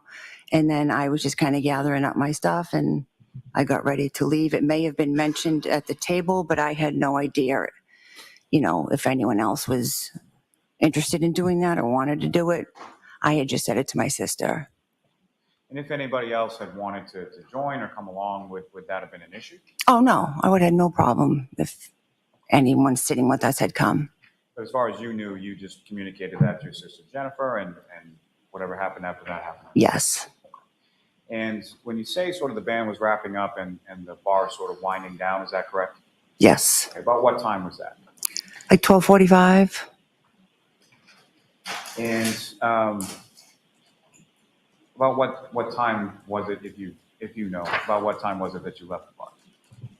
A little before 12, 12-ish. And who, if anyone, left with you? It was me, my daughter, Caitlin, and my husband. And how did you get from the waterfall back to your house on Thursday? My husband drove the three of us back to Fairview Road. And when you came outside of the waterfall and were sort of, you know, getting into your car and about to drive home, what, if anything, did you observe as far as the weather or what was going on at that point? It was just starting to snow a little, nothing major, just a little snowfall started coming down. You could still sort of see the street and the blacktop. Yeah. And again, about how long a car ride is that, generally speaking, from the waterfall to your house on Fairview? 5 minutes, 7 minutes. And as when you arrived at Fairview, who, if anyone, was there when you got there? When we arrived and I came in, my son was sitting there with his two friends, and my nephew Colin, who is Julie and Chris's son, he was there. I kind of bumped into him when I walked in. I didn't realize he was there. I said, oh, hey, you know, what are you doing here? And he said, oh, I just stopped by to see Brian, but I'm about to leave. My ride's about to be here. I said, oh, okay. That's hearsay. And let me back up just for a minute. So when you arrived there, your husband Brian was driving. Where does he park in relation to the house? We pulled into the driveway. And typically, is there sort of an order to it as far as where the cars go, like his car versus your car versus any other car? Not really. No. She's like, sir, we have 5 kids. He pulled into, the left. I believe it was in front of the left garage. And when you For those of you asking, real quick, just a refresher, the victim, John O'Keefe, is a Boston police officer.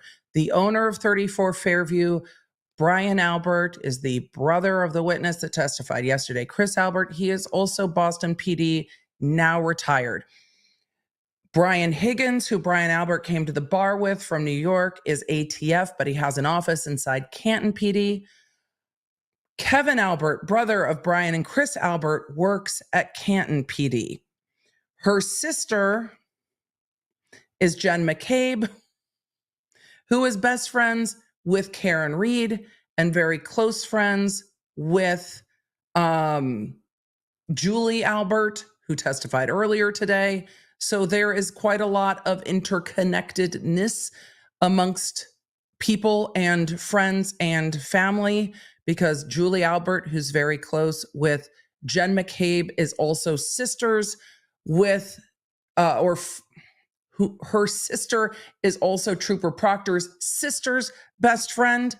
So it's like, you know, your best friend's cousin's sister's husband, everyone is connected, and then a lot of them are also related. And that is a whole situation we're working. I will work on what I know of everybody, but hopefully that helps. So I don't know how closely Brian Albert worked with the victim, John O'Keefe. She said it was a department of 3,000. And we know that after the victim took over custody of his niece and nephew after his sister and brother-in-law died in quick succession, that he was put more on a desk job. And that when he was kind of desked, I don't know how much he would interact depending on who was in his unit.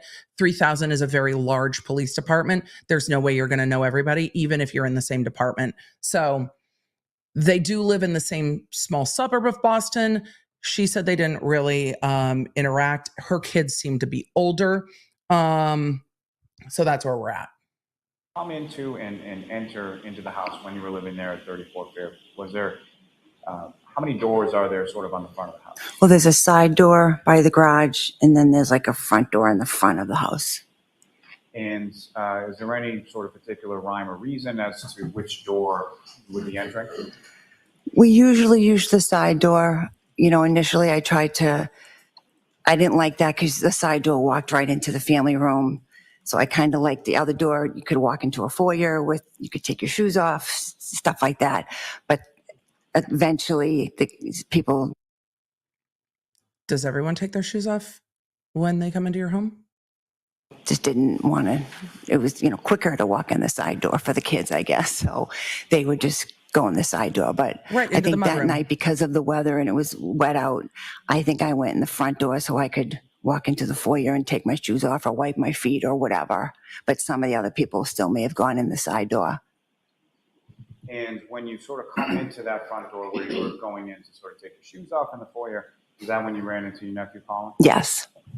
And about how old was Colin around that time? It was 17.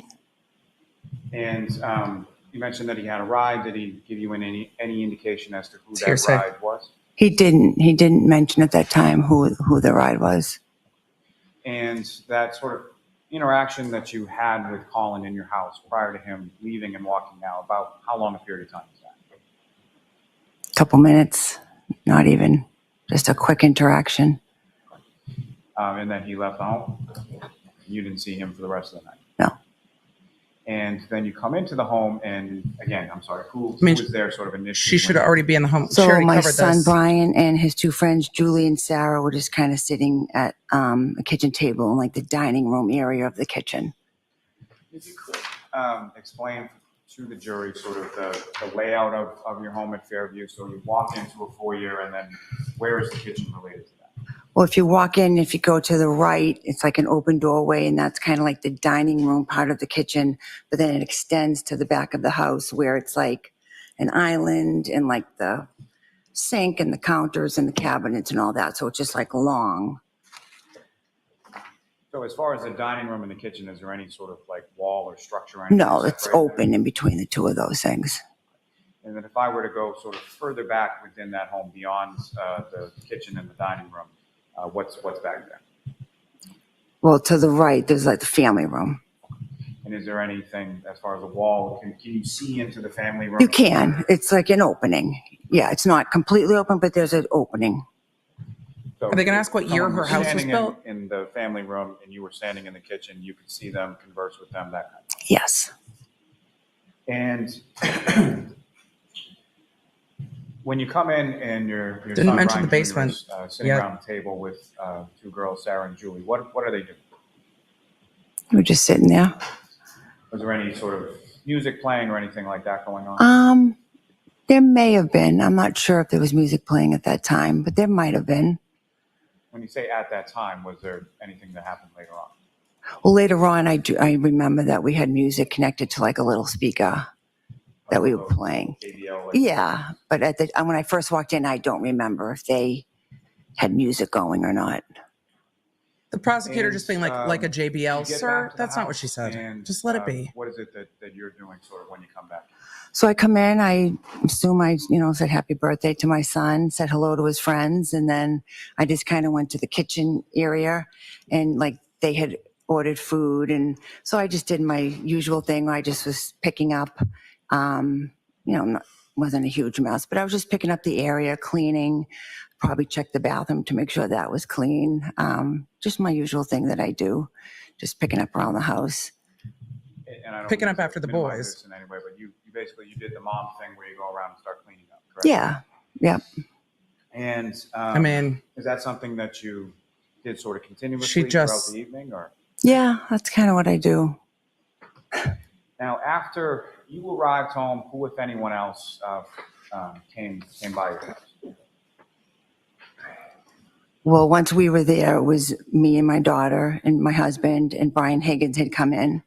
And then it was, Brian and his two friends were already there. And then my sister Jen and her husband Matt came in maybe like 12:15-ish. I don't think. So When did they Mr. leave the Higgins, bar? did he come in around the same time as you, or did he come after or before? Yeah, he came in the same time. I mean, I think he might have pulled up to our house before us. But we got out of the car and went right into the house. So I assume he just came in, basically around the same time.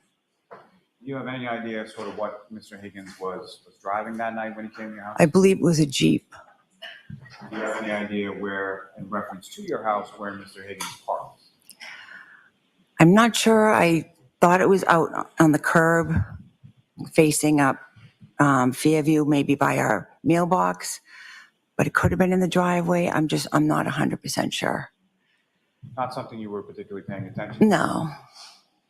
And at some point after you and your daughter and your husband and then Mr. Higgins comes along, about how long a period of time is it between your arrival in the home and then when Ms. McCabe and her husband come?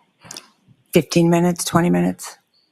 And as far as your nephew Colin, when he had left, was Ms. McCabe and her husband there yet? No. And when Ms. McCabe and her husband He's come, trying to establish a timeline, where which I is it appreciate. that, while you're at your house, where is it that everybody sort of congregates? They came in and they sat down at the kitchen table with Brian and his two friends. And then I believe my daughter, Caitlin, was sitting at the table as well.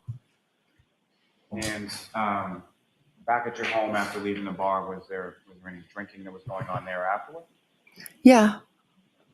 And about how long, skip forward to a little bit, people had left your home. About how long a period of time was it that people, from the time that you arrived back from the waterfall to the time that people sort of left and you closed down for the night? By the time everyone left, it was probably close to 2. And who was the last person that left? My daughter, Caitlin. And do you know how it was that she left, or who, if anyone, picked her up? Her boyfriend, Tristan, picked her up because, like I said, he was going to have to get up anyways overnight to do the shoveling, plowing thing. So I think she didn't want to get stuck probably at our house for the next day. So she had just said, hey, can you? Hearsay. Okay, I'm going to end your answer there. Next question, Mr. Lally. Prior to your daughter Caitlin leaving, let me ask you this. As far as people leaving from your house, what was sort of the order of how people left and when people left? I believe Brian Higgins left first, approximately 1:30-ish. Then Jennifer and Matt and Brian's two friends left 12:45, 12:50. And then, 1:45, 1:50, I'm sorry. I was going to say that's and then backwards. Caitlin was probably closer to 2. And when your daughter Caitlin left, who, if anyone, was left downstairs? The state's theory of the case is that after leaving the waterfall, Karen Reed went to drop off the victim, John O'Keefe, at this home, and that he never made it into the home. But that would have been right around 12:30. So if nobody's leaving until 1:30 in the morning, nobody sees him. The defense pointed that out in their closing. Nobody sees him. And what they're saying is that Caitlin wanted to leave so she didn't get stuck, indicating to me it's not snowing so much yet at 2 a.m.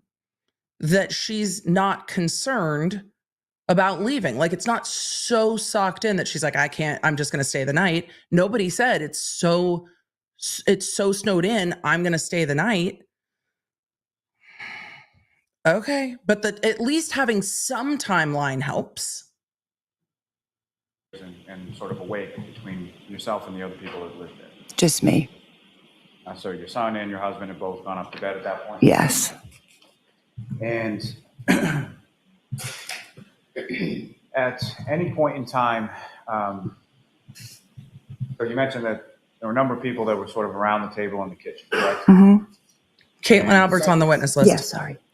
Where did anybody else go sort of around your house during that time? I know at one point, my husband and his friend Brian were in our family room. So I kind of went in there and was talking to them. We had some shelves on the wall that just had a bunch of pictures, old pictures from our wedding or when Brian was in the Marine. So we would just kind of look at them, laugh, and talking about them. We stood in there for a little bit talking. And then eventually we just moved into the kitchen area where everybody else was. And to your knowledge, had Mr. Higgins been over to your house at any point prior? He may have been at our house for a graduation party, but I wasn't sure if he had ever been inside because the party was outside. It was a cookout. So I don't know if he'd been in that part of my house. Now, as far as the outside of your house, at any point in time during the course of the evening, did you hear anything unusual, see anything unusual outside of your house? I didn't. At any point in time, did you go, were you aware of anybody coming to your house that didn't come in? I was only aware at one point. I saw my son, I think, either looking out the window or at the door, and his friend Julie, she went out the side door, and I said, to Brian, is Julie leaving? And he said, well, no, she had asked her brother for a ride. Objection, Your Honor. Sustained. So no conversation. And Mr. Lally's going to ask another question. Okay. So you saw your son's friend Julie go outside? Mm-hmm.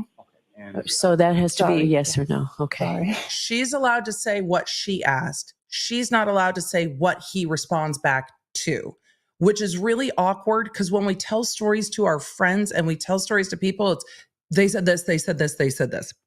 But they have to testify, I said this to him. So. And at some point, did Julie come back into the house? Yes. And about how long was it, if you know, that she was outside before she came back? I don't think it was very long, couple minutes. And over the course of the entirety of the evening, at any point, did anybody else, other than the people that you talked about previously, come into your house? No.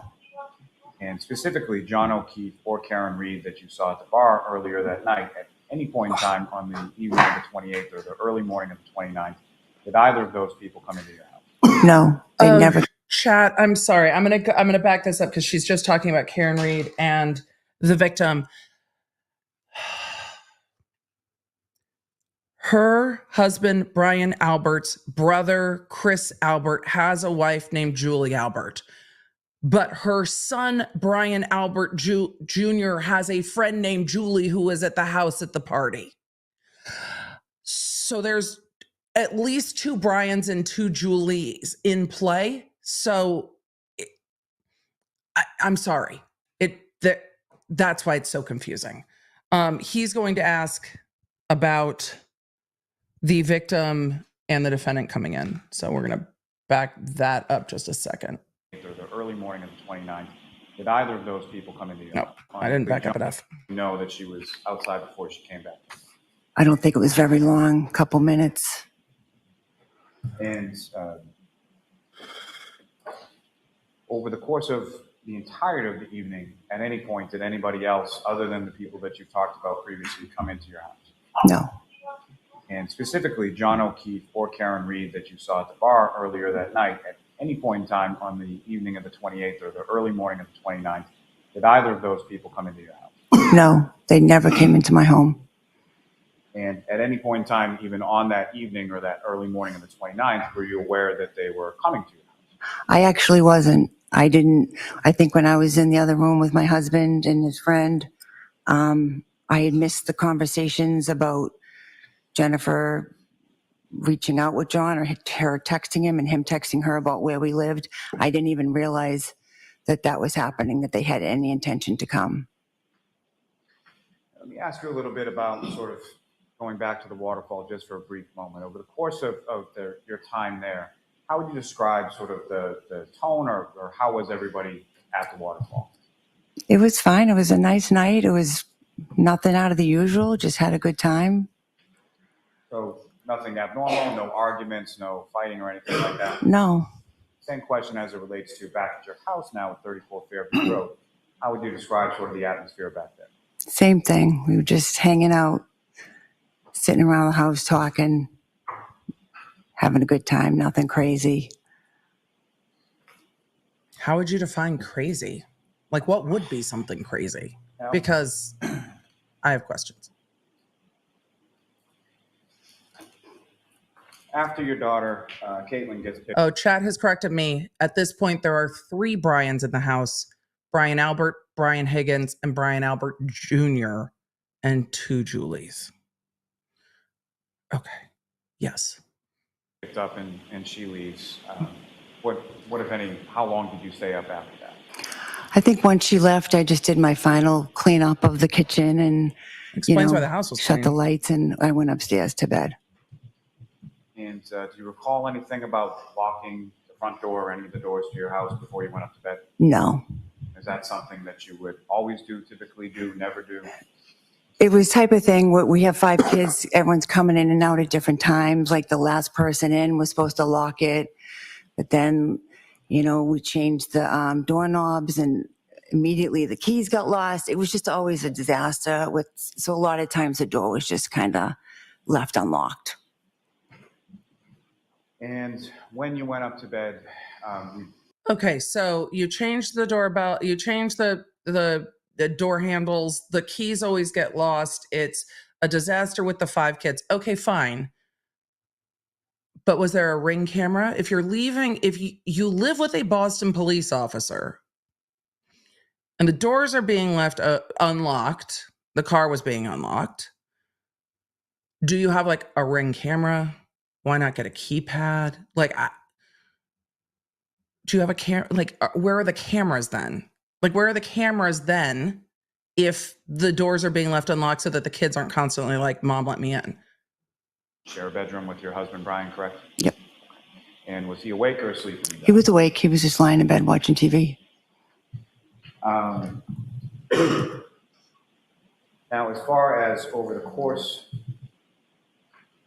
of that evening after you come up to bed with your husband, do you recall anything about him talking to anyone on the phone or any phone conversations or anything else? A lot less, I do what not. if any, with this witness? At some point you fall asleep and then you wake up the next day. That's is that right? leading. Yes. And turning your attention to later on that morning of the 29th. So you had gone to bed about what time? Probably 2:30ish, somewhere around there. And it's a little unclear for my question, but when you go up to your bedroom, about what time is that? About 2-ish. And so the 2:30 that you're talking about, is that sort of when you fall asleep? Yeah, sometime around there. And from that next morning, how is it that you wake up the next morning? Well, at some point between 6 and 6:30 that morning, my sister Jennifer came bursting into my bedroom. And comes bursting into your bedroom, is that correct? Yes. And what, if any, how would you describe your sister Jennifer, and how was she sort of? Hearsay is the issue here. Well, she came in, my husband and I just kind of sat up in bed.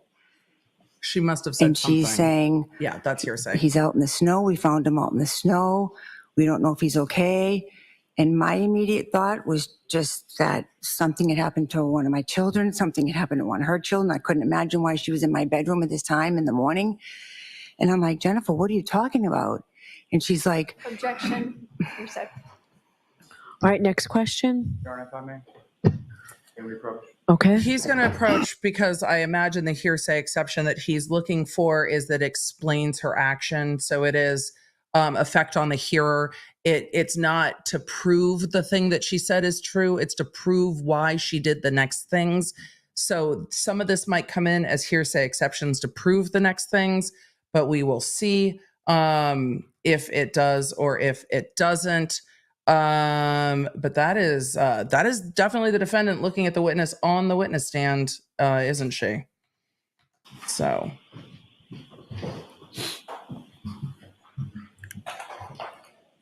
Sorry, one moment.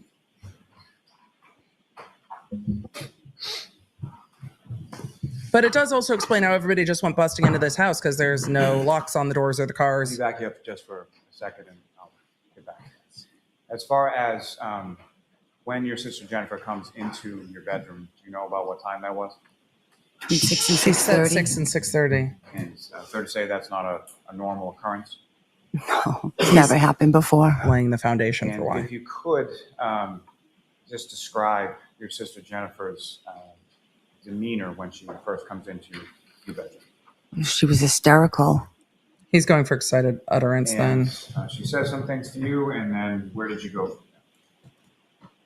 Well, I tried to ask her what was going on. What is she talking about? And he lost. And she told us. Objection, Your Honor. No, I'm going to allow that. Because she was saying she told us without So saying she the words. Told us, what had happened or what she had just witnessed outside. And we were just trying to understand what she's saying. Like I said, I didn't know if it was something that happened to one of her kids, one of my kids. And so I said, Jennifer, I don't know what you're talking about. So she finally was like, well, John, remember John from last night at the waterfall? Oh, that's hearsay. And I'm like, what do you mean? How could you be outside? And she's like, you got to get up. The police are here and they want to talk to you. So my husband and I got up. I think I threw on a sweatshirt and we started to walk down the stairs. As we walked down the stairs into that foyer area, Officer Link was walking in the house. And that's to explain And, some of that what front happened. Foyer would have been the front door you were talking about before? Yeah. And when you get sort of down to the bottom of the stairs, is it just Officer Lank? Are there any other officers with him? It was just Officer Link at that time. And the door was halfway open. I kind of pushed it open, looked out, and I saw like a cruisers and a couple of guys, standing out in the snow. And I said, Jennifer, where's John now? Objection, Your Honor. Okay, I'm going to ask you to move on, Mr. Lally. Mm-hmm. The objection is sustained. As far as when you looked outside, did you see any ambulance or fire truck or anything like that? No, I didn't see an ambulance. I did see maybe 2 cruisers. I don't remember if there was a fire truck there. You didn't don't think that was there odd? was, but I'm not sure. And as far as Officer Lank or any other officers, these are officers with the Canton Police, is that correct? Yeah. And Is that a yes? It is always yes. Where did they Never. go once you opened the door? So he came in the house, and I believe around the same time Jennifer's husband, Matt, had come. I assume she had called him or whatever. Don't assume. So it was me, Brian, and Jen and Matt, and Officer Lang said, can I come in? Can I talk to you guys? And we said, sure, absolutely. He came in, we sat at the table, and he was just kind of asking us all, okay, well, where were you last night? Objection, Your Honor. Okay, sustained. Next question, please. The table that you're talking about, where in the house did you talk to? That same dining. She looks incredibly put out by the hearsay objections. Testifying in court is not the way you would normally tell a story, and she is trying to go through this story in order of I said, he said, they said, she said, we said. It is harder to go through a story, I said this, then I did this, question by question. It's part of why the testimonial procedure is that way. It's different than just blurting everything out at once, and it tests your memory differently. But also, if she has testified at the grand jury that charged this defendant and at the investigative grand jury, I don't know if she's testified at both or not. She might have. The hearsay exceptions aren't quite the same. They will allow for a little more of that because the defendant is not there and it's more investigative. So some of that will be allowed, but she is struggling to not say what people told you. You're allowed to say what you told them. And this is going to get very confusing as we go forward. Also, for those of you asking about Lank's testimony, Lank said he went into this house 3 times. talked to people in the foyer and talked to people at the kitchen at different points in time. But that was area days ago. And without regard to sort of. And then I think the content living of room was the last conversation, one, what like about how foyer, long kitchen, period of living time room, did that I conversation think. with the officer go on? I don't know, 45 minutes, maybe. I'm not exactly sure. 45 As far minutes as is a how the long chat. conversation ended, at any point during the conversation, did yourself or your sister or your husband or did anyone ever sort of end the conversation or tell the officers to leave the home or anything like that? No. And you welcomed them inside once you realized what was going on? Yes, absolutely. And I believe another officer had come in as well. Now, after the officers leave from your home, what happened then? So I believe they left and said that someone would be in touch with us, the state police or somebody. So they left and we were all just kind of sitting there in shock. I'm asking Jennifer, like, what happened? How did you end up here? Like, what's going on? Objection, Your Honor. Sustained. Next question, no, please. she's allowed to say what she said to Jennifer. Your Honor, as far as I want to know what she said to Jennifer. Okay. Honestly, I don't think what she said to Jennifer helps the prosecution at this point, but it shows they were all talking about this before any of the troopers did interviews. Girl with the scales in the chat had asked, what about the statements of the defendant? And the statements of the defendant, when offered by the prosecution, are statements of a party opponent. There's an exception to the hearsay rule there. That's why what the defendant said to people is allowed into the people she said it to. We're going to hear a lot more of that when we get to Carrie Roberts and Jen McCabe. But this witness is allowed to say what she said to people. So, Ms. Albert, without any sort of specifics of your conversation with Ms. McCabe, you had a conversation with her, is that correct? Yes. About this. And some of that will come up on cross too. About how long did that conversation go on for in the case? With just her? I mean, we were all just kind of sitting around the table talking. Right. We were all there. And just to be clear, when we say all, who is all at this point? It was me, my husband, and Jennifer and Matt. And at some point later on, did other people come over to your house? Yes, at some point, my husband's friend Brian Higgins came over. My friend? And do you know how he came to be at your house that morning? I believe Brian called him to let him know. I mean, he had been with us the night before, and I think he had been friends with John and Karen, so Brian thought he should let him know. And do you know about what time that was or how long it was after the officers left that Mr. Higgins came over?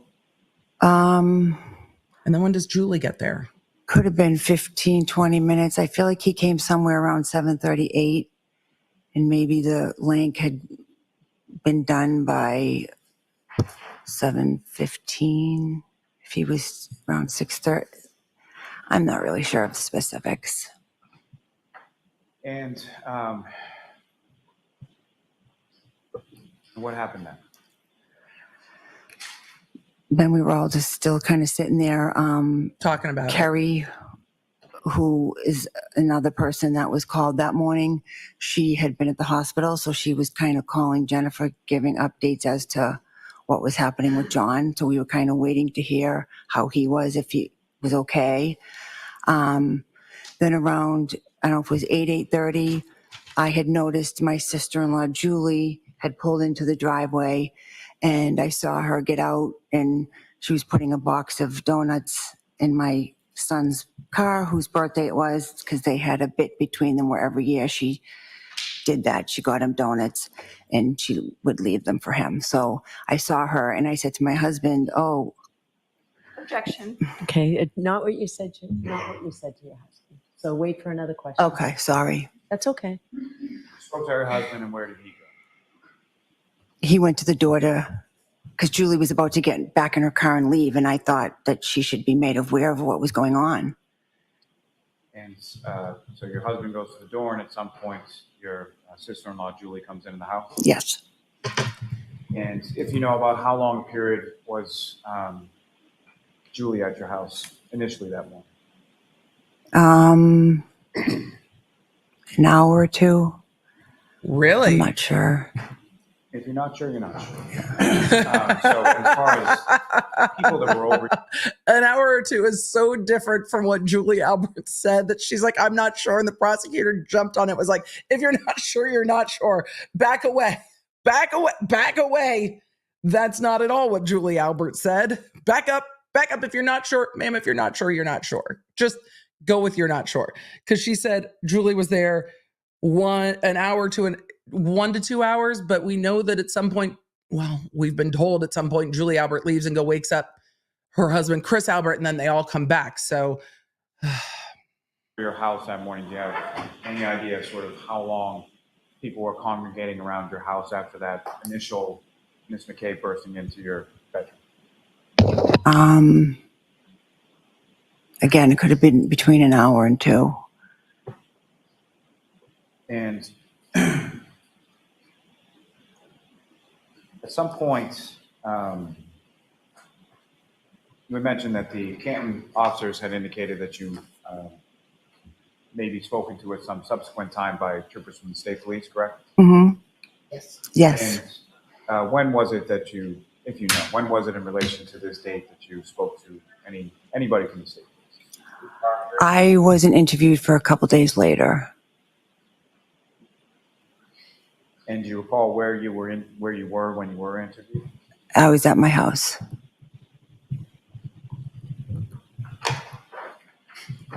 Now, with reference to, you indicated that on the way back from the waterfall to your house at Fairview on the night previous, on the 28th and the 29th, it just started to snow. Is that correct? Mm-hmm. Yes. Now, when you looked outside or opened the door for Officer Lank as he came into the house, what, if anything, did you observe as far as the weather and how it had changed in the incident? Well, to me, it was starting to look like blizzard conditions. It was very windy. It was snowing. It was, the snow was starting to come down a lot now, and it was probably a couple inches accumulated. And it was, Now, at any point in time over the course of that day on the 29th, did you yourself, did you go outside from your house into the front yard, yourself? driveway, or anywhere else? Not her I didn't. when she's someone else? And anyone else from your house, other than the people coming and going? The people that live there, did you observe them going out into the front of the house area? No.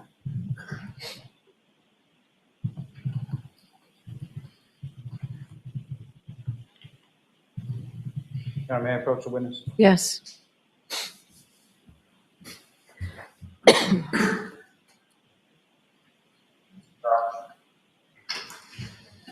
Ms. Albert, I'm placing before you a series of 8 photographs. I just asked you to look at them, Mm-hmm.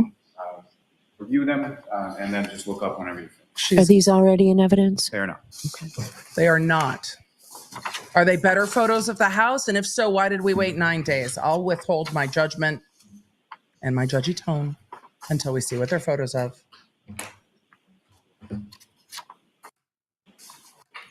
Those photographs, do you recognize what's in those photographs? Yes. Okay, what do you recognize those to be? That's my front yard. That was your front yard when you lived at 34 Fairview Road? Yes. Okay. And what's contained in there, is that a fair and accurate portrayal of around the time of January 29th, 2022? Yes. Your Honor, the Commonwealth will seek to introduce, admit. Any objection, Ms. Little?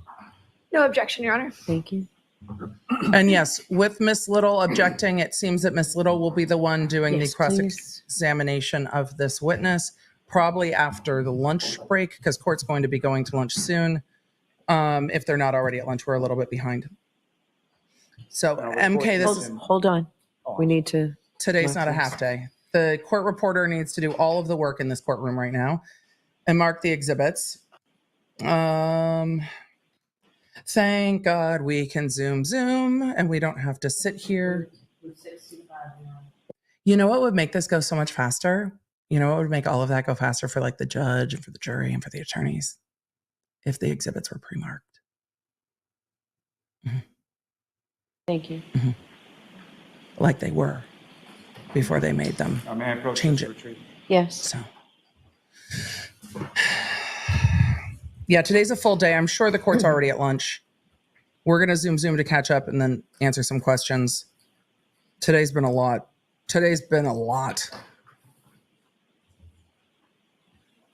And I also am going to have an inconveniently timed kiddo pickup from AP testing. So fingers crossed for all of our schedules today. Just one moment, Your Honor. Yes.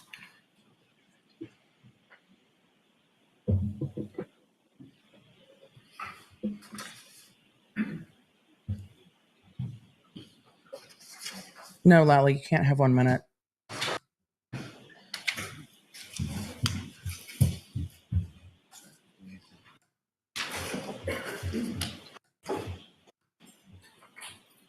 Here is what's been marked as exhibits 58, 59. Oh, Brittany, you're right. They might not be at lunch already. They end at 1 64. local time. Direct your attention You're right. to this photo. That's my bad. I'm just hungry and tired. Okay. Your Honor, with the court's permission, first I'd just like to start with exhibit 58 on the screen. Okay.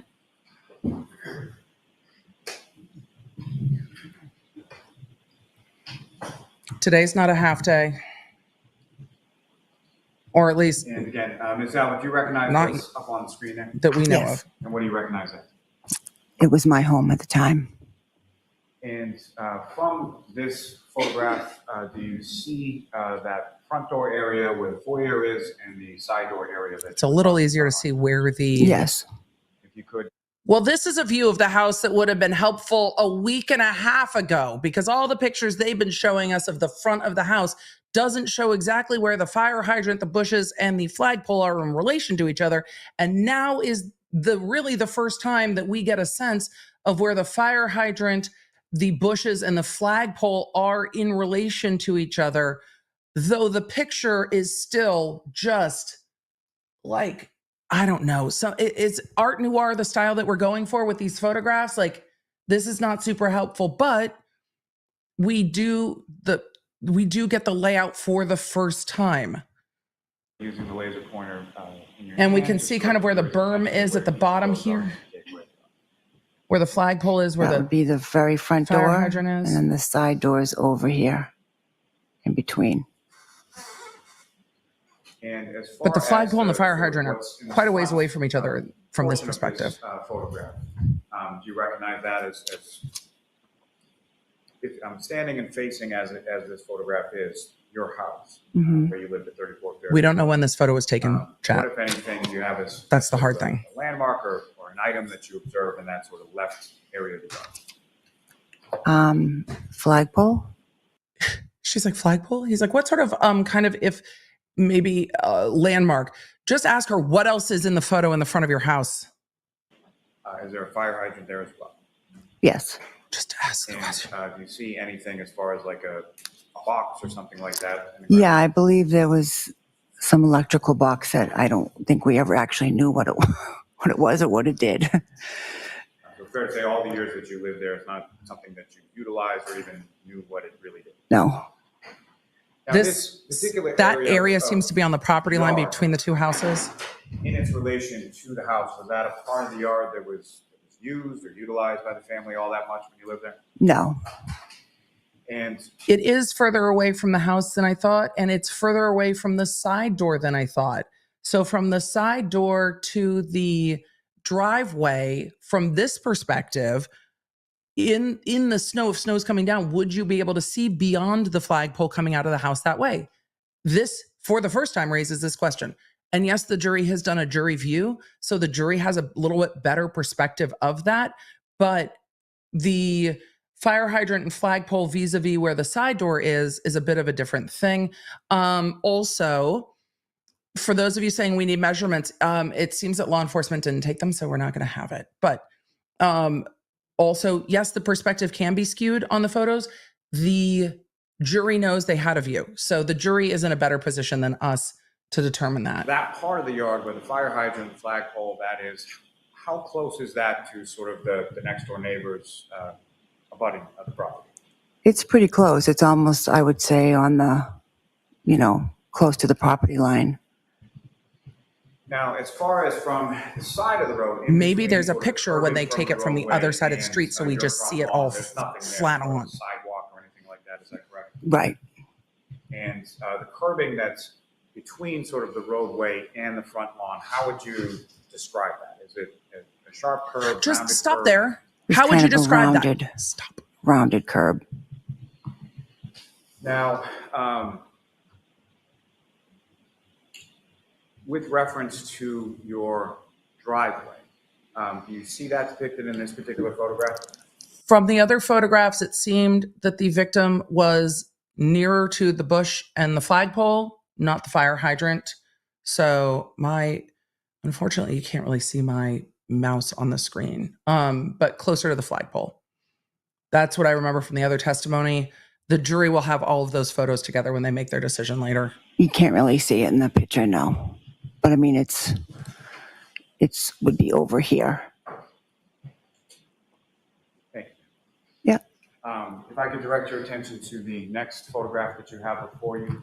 Mm-hmm. Ms. Gilman, if I Hopefully can the have that photos one. will be helpful.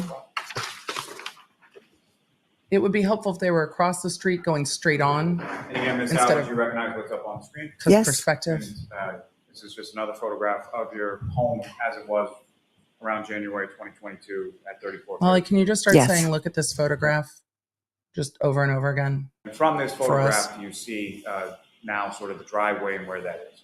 Yes. And if you could just indicate to the jury sort of where in this photograph that would be. The driveway was right here.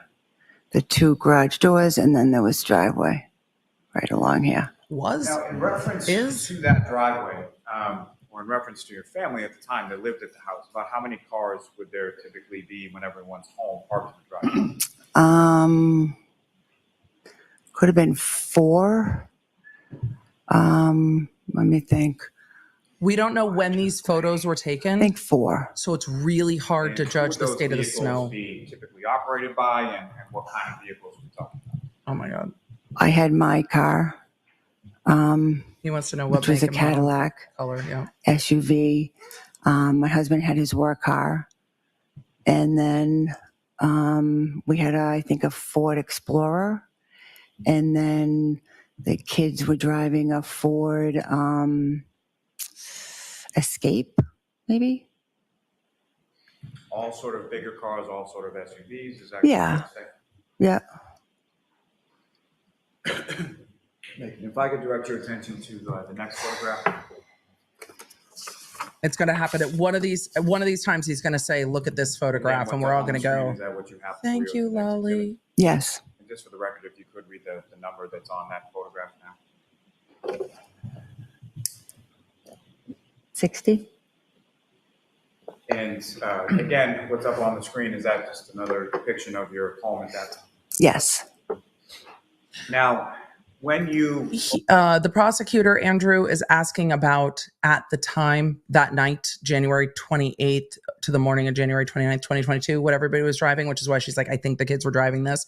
But yes, he would have had his work car. He was not retired then. It seems that he is retired since. Open that It's unclear when. door, and Officer Lank is there, and you invite him into your house to talk. You said that you saw some cruisers, correct? Mhm. Where in relation to your property were the cruisers when you opened the door and saw them? If you could direct the jury's attention in this photograph. I believe they were right here. Somewhere here. If I could direct your attention to the next photograph that's in there. Lolly, if I can draw your attention to the photograph, it doesn't help. Why doesn't And somebody again, the back photograph up that's across on the screen, street? Is that what you have before you? Mm-hmm. And again, I'm sorry to keep Is that a asking you yes? this, but Yes. if you could read the number that's on the photograph. 63. And so exhibit 63 up on the screen, if you could describe to the jury sort of what part of your property or abutting property are we looking at? I believe our property ended, somewhere along here. And this is the thing about angles in the photograph and why measuring at crime scenes matter. Because from the first photo we looked at to this photo, do you see how much different the position of what would be the electrical box that is now off to the far side of this photo looks? It looked like it was right behind the fire hydrant in the other angle. And now they've they've switched kind of perspectives a little bit, and now it looks like it is a bit further away to the side of the photo where that tree line is. So the best practices on picture taking is tough. I really wish they were across the street taking flat photos of the house down the street. They are not. They're going like this and taking the photographs. It's not super helpful. But again, the jury did a jury view, so they have a better sense of this than we do because they have had like feet on the ground at this property. So right about in the general area of the electrical box and fire hydrant you were talking about? Yeah. Yep. And that next door residence there, do you know offhand what the number was for that? I don't. Maybe 36? I'm not sure. Somewhere in the vicinity of your number 34. Yeah. And if I could direct your attention to the next photograph then? Mm-hmm. So 64. Thank you. Yeah. On pace then. So with respect to this photograph, as far as the sort of I'm trying to side look at door, do you what's see that near in this the photograph? Yeah. The downspout. side door would be right here. And there's sort of another door off to the right of the photograph, is that correct? Yep. That door would go into the garage. We just want to know if that's a camera. Typically, at least around this time, January or late January 2022, as far as the vehicles that you were talking about, would any of those vehicles go in the garage, or what was in the garage? The garage was a little bit cluttered, so if there was a storm coming, we would try to arrange things so we could at least maybe get one or two of the cars in there, but otherwise we didn't put the cars in the garage. Only if it was gonna, be a storm, we would try to get some of them out of the driveway. And with reference to these specific dates of January 28th and the 29th, and this specific storm, do you recall anything as far as putting vehicles in the garage on those dates? I don't. I'm not sure. I'm not sure if we had maybe put mine in there. I'm not sure it Because should I be had the gotten end. picked up that night. I'm not sure it should be the end of it. I'm not sure. And I want to know one more photograph that we have to talk about. I want to know when in time these photographs were taken and if they were taken the next morning on the 29th, days later. But I also want to know what is the big spot under the white downspout on the red brick. Because there is something that looks like a box on top of the windowsill on the red brick with the shutters. And it looks like there are wires or something coming out of it going to the, let's see if I can do that. Nope, going to the box near the downspout. I'm just really curious what that is. So that is what I'm curious about. Yes, there was also an animal in the 58. doorway. May I approach, Ron? Yeah. I think it's a cat. Small animal. No. Okay. So it could be motion lights. It could be a camera. I don't know. And he has not asked. Now, in addition, It'll probably come up on Cross. let me ask you this. At this time in January of 2022, did your family have any pets? Yes. Ah, finally. And how many pets did you have? We had one. We had a dog, What was the dog's name? Chloe. And It looked like there was an animal in the doorway that didn't look like a okay. what type of dog was it? She was a German Shepherd mix. Well, that wasn't what was in that photo. How long had you had the dog at that point? About 6 years, I believe. And do you recall sort of when you got the dog, how you got the dog, or where you got the dog from? We got the dog from a shelter in Texas. And what type of... Why'd you go to a shelter in Texas to get the dog? Fair to say it's a rescue dog? Yes. And were you where looking did for the a dog German Shepherd? typically go within the house? It was when it was allowed anywhere in the house. And as far as nighttime, would there be any sort of particular pattern of where the dog would sleep? Yes, at nighttime when we went up to bed, it came up with us and it slept in our bedroom. And at any point in time, during the time from when you returned from the waterfall to your home, where was... Pet owners in the chat, have you ever referred to your pet as it? Anyone? Pet owners? Was the dog at that point? Well, the dog had been up in the room, and I believe my husband, when we first got in, brought her down to let her out to go to the bathroom. And when the dog went out to go to the bathroom when you lived at 34 Fairview Road, where would the dog go? How would that? Was it on a leash? Well, she pretty much she knew the door where to go. So when she had to go, she would go to that door, and What she door? would just go out and run in the backyard and Backyard. go and on her own. So on her own, and someone would sort of stand at the back door? Yes. And the back door that we're talking about, what kind of door is that? It's a regular door. I mean, is it a door that opens? Is it a sliding door? Oh, yeah, no, just a regular door, and it had, I think, a storm door, behind it. And the backyard area of your home at 34 Fairview, when you lived there in around January 2022, how was that enclosed at all? It was fenced in. So dogs couldn't get out if everything's closed up in the backyard. Yes, as long as the gates were shut. Have you met German Shepherds? And as far as that particular How tall's your evening, fence? After you returned from the waterfall, you indicated your husband let the dog out. About how long a period of time was the dog outside? I believe it was pretty quick. She went, did her business, and came back in. I think she might have walked around the kitchen for a minute or two, and then I think you just brought her back upstairs. And to your knowledge, did Chloe the dog, did Chloe go outside at any other point over the course of that evening? No. Now, I mean, with the weather, that kind of tracks. That obviously you it would be a moved quick from pee. 34 Fairview to North. Mm-hmm. And when about was it in relation to this incident of January 29th, 2022 that you moved? We moved in April of 2023. And what, if any, plans or discussions were there in reference to moving prior to January 29th? Objection, Your Honor. So not The thing is, that's a bad question. So of course there's an objection. Just ask, at some point did you decide to move? Yes. At what point? He's asking for discussions. It's asking for hearsay. the specifics, but It's asking for generally, hearsay. not the conversation. We had always planned to move, but it was in our plans that, what kids were starting to get older, we were looking to possibly downsize. So at the end of 2021, my husband's brother had sold his house. Objection.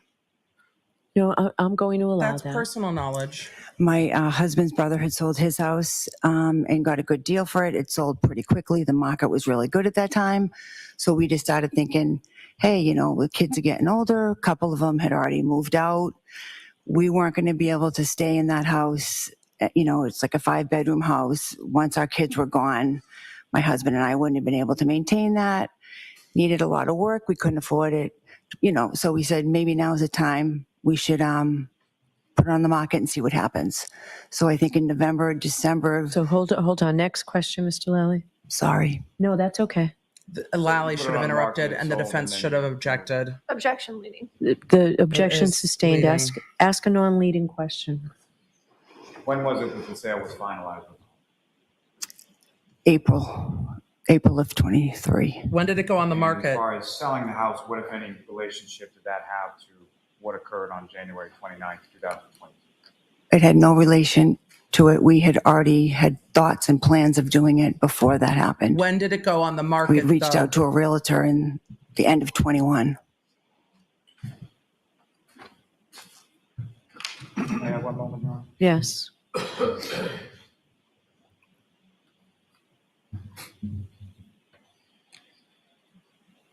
So they say they reached out to a realtor at the end of 2021. I have nothing further for this witness, Your Honor. All right, Ms. Little. And chat, I know some of you have now looked up the house and said when it went on the market. When I am asking questions like that, just for clarity, I am asking for the attorneys to elicit those answers for the jury. I would like to know the timing of this. The jury cannot research it on their own. We do not know when this house went on to the market. It has not been elicited by the prosecution. Seems odd to me that it did not get elicited by the prosecution when they put it on the market. If they put it on the market before this happened, wouldn't that be helpful to know? But it's going to probably come out on cross. Thank you, Your Honor.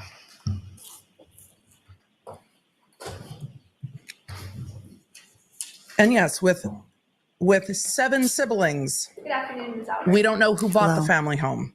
You were at the Waterfall Bar and Grill on January 29th for approximately 4.5 hours. Is that correct?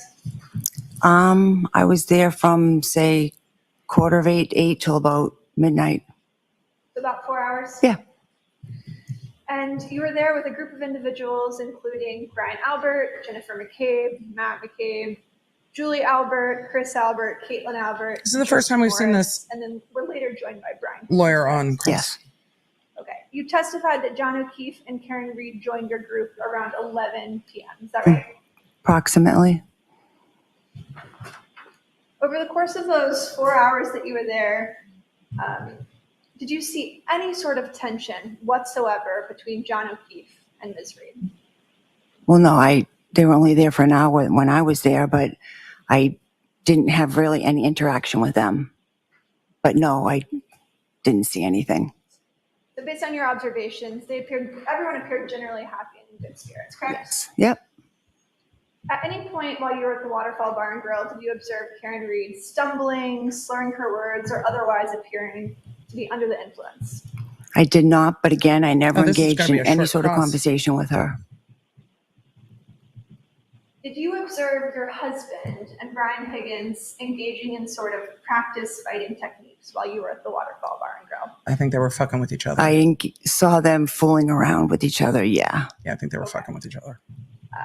I don't know if I would call it practice fighting techniques. Your at the Honor, if bar. I could show just a screenshot of a video that's been previously marked. A screenshot of it? Sure.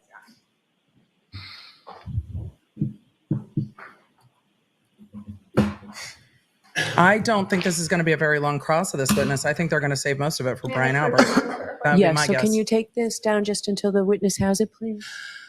Okay. I thought you were just showing the screenshot. You want to show it up here? Yeah. Yes, it does. Okay. That's what she asked, Your So Honor. what are you doing with Should we it? mark that as an exhibit? Or Is it a I don't think there's a need to. I thought you were showing something to the juror that you were just going. Yeah. Is it the witness, not the juror? Is it a demonstrative or is it going to be an exhibit? Mm-hmm.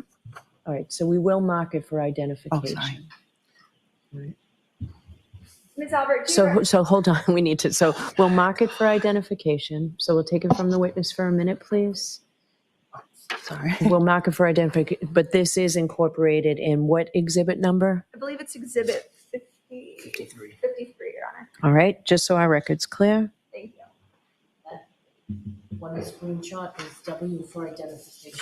Thank you. So what the judge is doing is right, so identifying now the you- screenshot. The screenshot is a screenshot from a video that's already in evidence. And instead of trying to zoom into the video to the exact screenshot, what the attorney could have done is just say, this is a screenshot from, 12:0 whatever, timestamped in exhibit 53, then mark it for identification. The record has to be clear on what's being shown to this witness. So the lawyer could have said the timestamp on it. That would have been helpful for the court, but they're marking it for identification. So the record knows what screenshot the witness was shown, but it's not necessarily what's going to be put into evidence because the video's in evidence.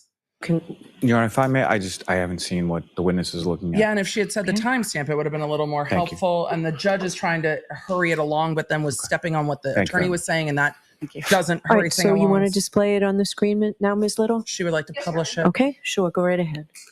The attorney's trying to make it go faster, and the judge Ms. is Albert, do you see the two individuals? trying to make her mark it for identification because it has to be turned marked. to us with their backs turned to us? Two males? Yeah, I know it's kind of hard to see. yeah. Who is the man that has just been zoomed in with the logo on the back of his sweatshirt? I believe that's Brian Higgins. Okay. And then the person with that sweatshirt is, you said, Brian Higgins? I think, yeah, it's a little hard to tell. Over the other individual who's standing right next to him. The one whose head is covered. Hard to see Yeah. But does that appear to be your husband to the left, kind of in a fighting stance? Yeah, I think so. Okay. Ms. Albert, when your husband drinks, does he often So I'm spar sorry, are we with- taking this down or keeping it up? Yes, Your Honor, you can take it down. Okay, thank you. Ms. Albert, when your husband drinks, does he often get into sort of these practice sparring, practice fighting stances? Is that common for him? Objection. No, I'm going to allow it. No, I don't think so. So this type of behavior was unusual for him. No, I think they were just fooling around. I don't think there was anything much to it. My question was, is it unusual for you to see him sort of practice fighting? I wouldn't call that practice fighting. I think they were just fooling. This is the problem. I think there are times in this case where the defense tries to make much out of not much, because this case has much. There is stuff in this case that is ridiculous. But if you try to make everything a thing, it's going to make people go, yeah, everything's not a thing. Everything's not a thing. And if you watch through their interaction at the bar at this moment, their interaction at the bar seems like them just messing with each other. Because at one point, one of them grabs the other one's butt. At one point, somebody kisses somebody. It seems like them messing with each other. So trying to make a lot out of this, I don't know if that's going to help. Fooling around. And yeah, maybe I've seen him do that other times, but it was fooling around. They weren't practicing. Right. Let me put this a different way. You do know that your husband is a highly trained fighter, correct? Objection. I'll allow that. Absolutely not. Your husband has no fighting experience whatsoever? A highly trained fighter? Is your husband a highly No, he's trained not. fighter? He has boxing experience, correct? Objection. So I'm going to see you at sidebar on this, please. Oh, I'm so curious. Now I'm very curious, because if he's a highly trained fighter, then again, it makes it seem like they're fucking around even more, because if he's a highly trained fighter, wouldn't the sparring happen at the gym, and wouldn't he be more mindful of not fucking with people? I'm very curious about what the highly trained fighter is about. Chat, I know some of you probably know. We're going to wait and see if it comes into evidence. Thank you. I appreciate that. But he had training through the Marine Corps. Marine Corps in the military. He also has fighting experience. Let me back it up. As Highly trained fighter. Chat, we will see what comes in. Ms. Albert, your husband has boxing experience, correct? Yes. He also has fighting experience from his training in the military, correct? I don't know. She might not know that. What fighting experience from the military means. I mean, he was in the Marine Corps. He was out of the Marine Corps in 1992. But he had training through the Marine Corps and through the Boston Police Department with fighting and defensive tactics, correct? I assume so. She probably doesn't know that. Ms. Albert, you testified earlier that you left the waterfall around, I believe, 11:45. Is that correct? No, I said I think closer to 12. Okay. Could I show you what's been previously marked as Exhibit 53? Your Honor, could I have permission to publish Exhibit 53? I think the way the question was asked is what she quibbled with. Mr. Highly Davis, if I could trained have you fighter start is the video word she keyed at on. 5:14. And she was like, I don't know about highly trained. Does he know how to fight? Yeah. So I don't know if there's more to that, but we'll get into it with Brian, I'm sure, because he's going to testify. Let me move my face out of the way. If you could pause. I mean, there's a lot of things I know This how to video? do, but not highly trained at most of them. No, I don't. Do you see the woman that's in the lower quadrant? Do you recognize that individual at all? I really do like the way that they do the I don't. highlighting It's pointer. so, I can't tell who that is. I know this is not the best video, so I'll play a little bit more and see if you might be able to recognize it. You don't recognize who that individual is? I mean, it could be me. I'm not sure. I can't really tell. All right, so this is an instance where the video has to speak for itself, right? Understood, Your Honor. You could play just for a little bit longer. You know, it would help if there wasn't a flag Do you have a shirt like that? The woman that just sort of walked forward. Yes. Now seeing the coat, I recognize that it's me. Thank you. And did you see what was in your hand when you walked by? Is she carrying I a drink don't. too?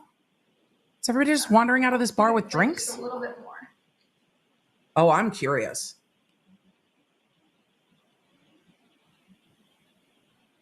Ms. Albert, do you see that you appear to be holding something? Yes. What is that?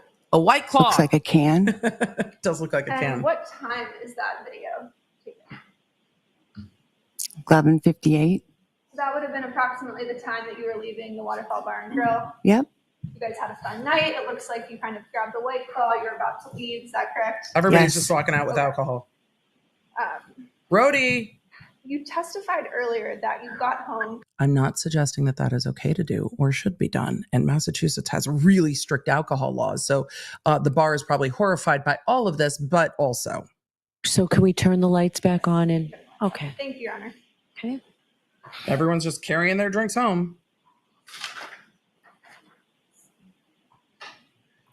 This is not the one with the You migraine. testified earlier that there are 4 cars that are usually parked in the driveway at 34 Fairview, correct?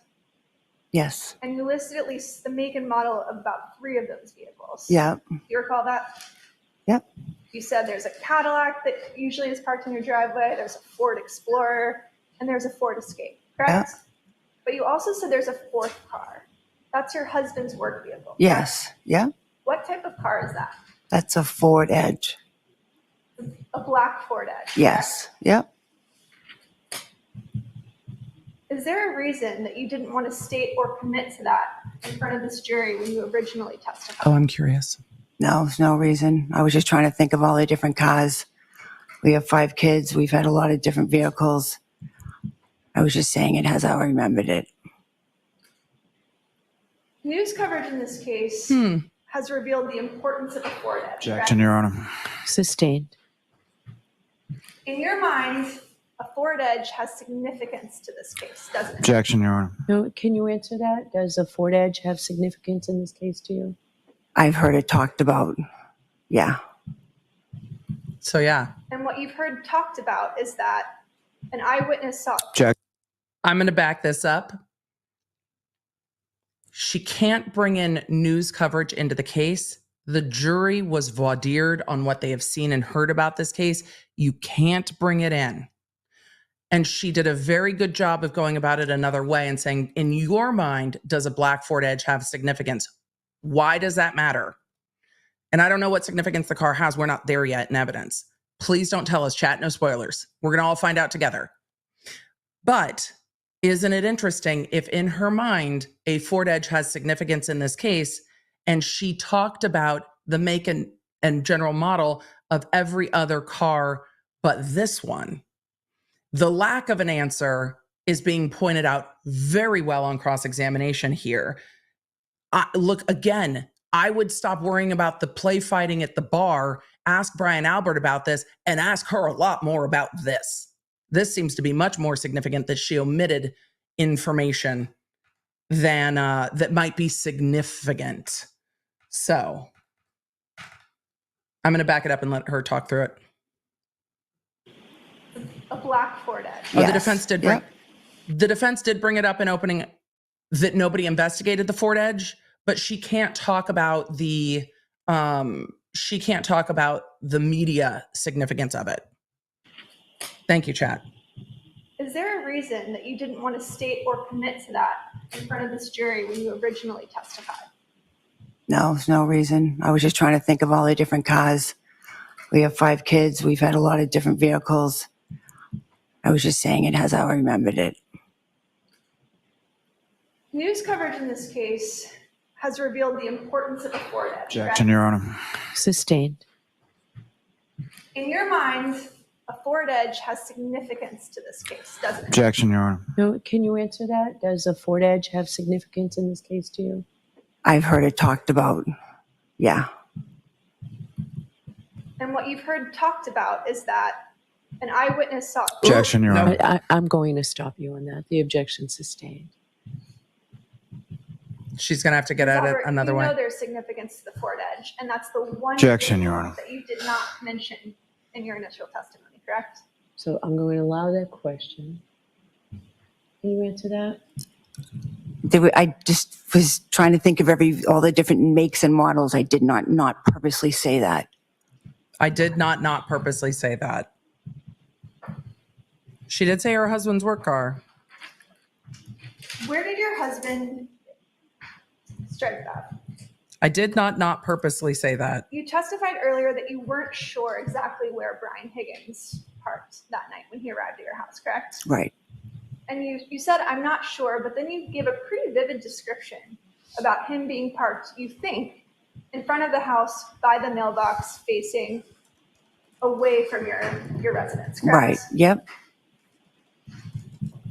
Is that statement something that's from your personal recollection or for something that you've discussed with other witnesses in this case? Good question. No, it's from my personal recollection of what I'm pretty sure I remembered. He pulled in first.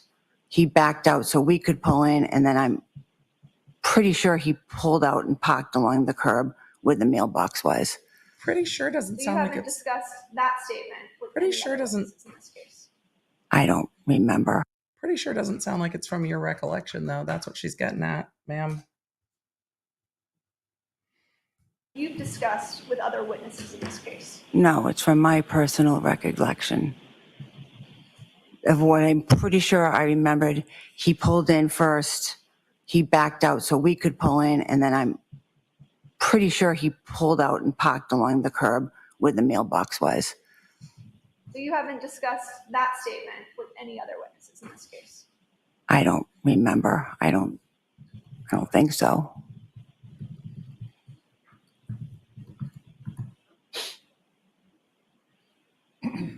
You testified earlier that when you arrived at 34 Fairview, your son, Brian Albert Jr. was there, Julie Nicole was there, Sarah Levinson was there, and that your nephew, Colin Albert, was also present, correct? Yes.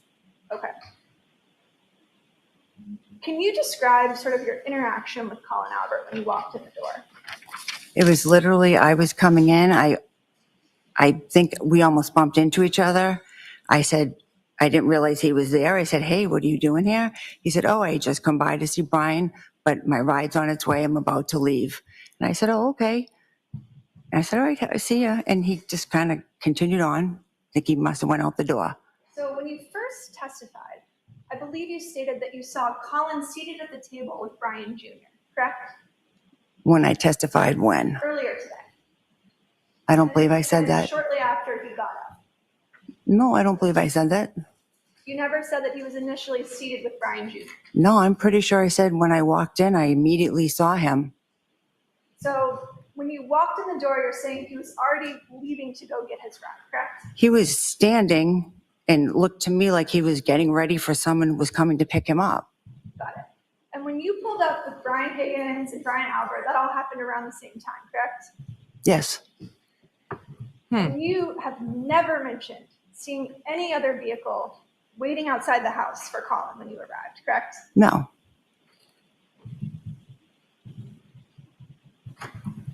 You didn't observe another vehicle outside the house. No, I'm not saying he said to me, my ride's almost here. I'm leaving. So I didn't see anything outside about his ride. And it was cold outside that night? Yeah. So he sort of walked out the door before his ride arrived? Good question. I don't know if he went and stood and waited by the door. I came in the house, and like I said, I immediately said hello to my son, his friends. I went and started doing my cleaning, and I didn't really pay attention. But I assume he left because I never saw him again. So you're not sure if he was sort of standing by the front door? Didn't she say she I'm came in not the sure. side door? She said I mean, she he was. could have been standing there waiting. He said his ride was about to be there. Okay. But you didn't see him? I did not see him leave. You testified that your German Shepherd, Chloe, was also at the house when you arrived home on January 29th, correct? Yes. She's a large German Shepherd. Yep, about 70 pounds. She's not great with strangers. I wouldn't say that. You wouldn't say that she, it's kind of a poorly worded question. Would you say that she's good with strangers? I'd say she's fine with strangers. Fine with strangers, okay. Yep. Oh boy. She's definitely not good with other animals, is she? No, she did not like other dogs. Chloe actually has a well-documented bite history, doesn't she? Objection. Does she? With dogs, a couple dogs, yes. Ms. Albert, she also has a bite history with humans, doesn't she? Objection. Ask that differently. Ms. Albert, Chloe has injured other humans, hasn't she? Objection. I'm going to allow that. Yep. In one incident in May of 22, when she got out and was fighting with another dog, the woman who was dog it was tried to break up the two dogs. And while she was trying to break up the two dogs, she got injured. Who tries to break up a dog fight with a German Shepherd? Were injured in that incident, correct? Well, There were actually, she was trying to break up the two dogs, she got injured. there were actually 2 individuals who were injured in that incident, correct? Well, there was 2 women, but I believe just one woman, from what I understand, had an injury from Chloe. The other one may have fallen or something, but I'm not sure 100%. There were 2 Were you women there? who were actually taken to the hospital after that incident, correct? Yes, a neighbor had called the police or called an ambulance just to make sure they were okay.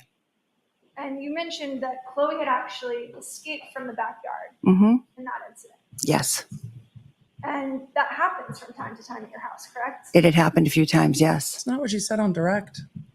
And Mr. Albert let Chloe out when he arrived that night, correct? Yep.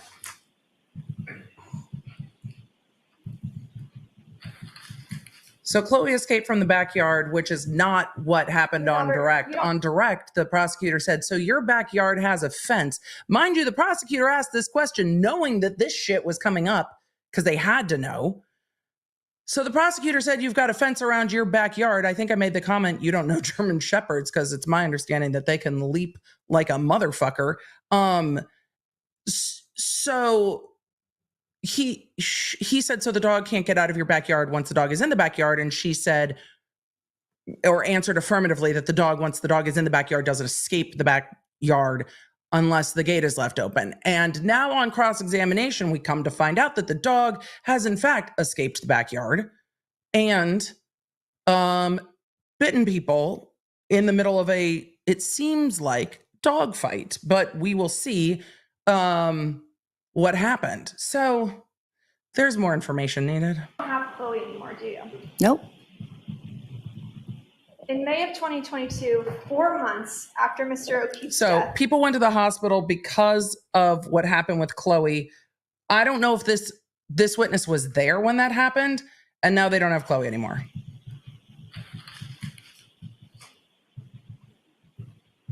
Ms. Albert, you don't have Chloe anymore, do you? Nope. In May of 2022, 4 months after Mr. O'Keefe's death, you got rid of your family dog of 6 years. Objection. Oh, is that true? Is that when you got rid of your dog? I did not get rid of my dog. I rehomed my dog. You Your dog rehomed is it? no longer in the Canton area, correct? No, but I know where she is. She's in Vermont. And that previous testimony, that information has all been given. So if she was ever needed for anything, we know where she is. Was that testimony given to the defense? Probably. Was I present at the hearing where you testified about this? Objection, Your Honor. Sustained. Look at her face. Sure.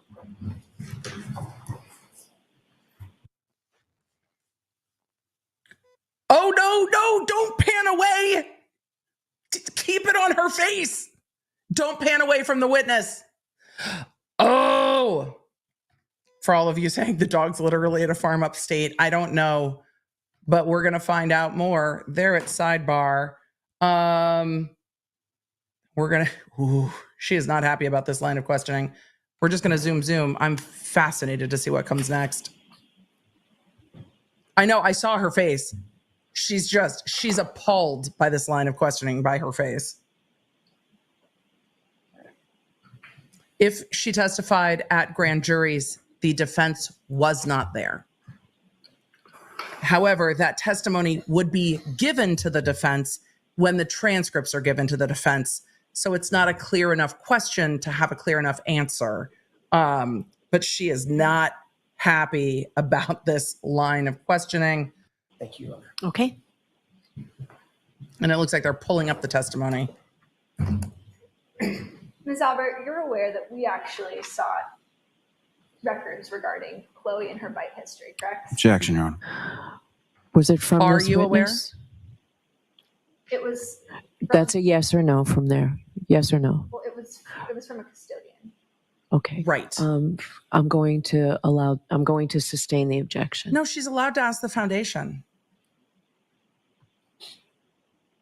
How can she not ask the foundation? Are you aware that there is All right, a Ms. Albert. record? I want to direct your attention back to the early morning of January 29th. Mm-hmm. You testified that everyone who arrived at your house just after midnight was sort of generally gathered at the table in the kitchen area, correct? Yes. And over the course of that evening, you had never heard any sort of. Also, chat, if they got the bite history from a custodian of records, they will later just bring in the custodian of records, which will just make this witness look worse. It's not the end of that inquiry. So I'm like, Judge, let them lay the foundation, but also it's not the end of this inquiry, and her being evasive about it might just look worse when the custodian of records comes in and lays out very matter-of-factly whatever that bite history is. So Disruption inside, correct? No. You didn't hear a crash. Nope. Certainly There never needs heard- to be an answer. Sorry, no. You certainly never heard any screaming or yelling, No. and you never heard the screech of any brakes outside, correct? Correct. didn't hear Okay. anything. On July 20th, 2023, you testified before a grand jury, and Mr. Lally was not there, correct? And Aidan McLaughlin was also not there, correct? Okay. Do you recall that? Yes. And you were specifically asked during the course of that hearing where everyone was positioned around the table that night. Mm-hmm. Do you remember that sort of line of questioning? You need a yes or no. And you explained that your sister Jennifer was seated next to Brian Jr. Objection. Is there a question? We're getting that question, so go ahead. Lolly? You were very specific about. Hey, Lolly, everyone's been real respectful of the objection, no speaking. So don't start popping off with this, is there a question? Because, sir, have you met you? Let this defense attorney ask a question, Lolly. Nobody has interrupted you except for me when you can't hear me. No one has objected to you asking sort of kind of what, if anything, were you wearing one? Who, if anyone, was driving? And where, if anywhere, they parked around the other apparatus that were present? No one cut you off. For 9 days, we have listened to you say what, if anything, hundreds of times. And now you have the fucking audacity to say, is there a question? Sir, take all of the seats and give it a minute. If it was any other lawyer, I would not have the smoke for this attorney that I do now. But your questions, Lolly, you are not the one, sir. You are not the one to say if there a question pending. No, leave her be. Give her a second. She was literally in the middle of asking a question. No. Kind of how people were seated at that table that I'm going to back up because I ranted too quickly and now we've lost the question and Lolly has again made me lose my mind. Okay. Do you recall that? Yes. Where's my fan? And you were specifically asked I'm now during the course actually of that hot. hearing where everyone was positioned around the table that night. Mm-hmm. Do you remember that sort of line of questioning? Yeah. And you explained that your sister Jennifer was seated next to Brian Jr. Objection. Is there a question? We're getting that question, so go ahead. You were very specific about kind of how people were seated at that table that night. Do you remember that testimony? You explained that Jennifer was seated next to Brian Jr. and Matt McCabe was across from him. Do you recall that? Yep. But when you were asked where your husband and Brian Higgins were positioned at the table, you weren't able to place them there. Isn't that true? Because I don't believe they ever sat at that table. And what you told the grand jury during that hearing That's Was what that you said earlier. You said everybody was at sitting least the at table. one point they had left the room and they were outside of your view, correct? I'm not sure I said that. You told the jury that you were cleaning and you weren't sure where they went, correct? Well, initially when I first came in the house and I was doing my thing, I don't remember exactly where And they were. you told the grand jury that you don't recall seeing them at the table, but you don't recall where they went because you were kind of focused on cleaning, correct? Right. And there was one point at which you said that you joined them in family Yes. room. Is that right? She said that.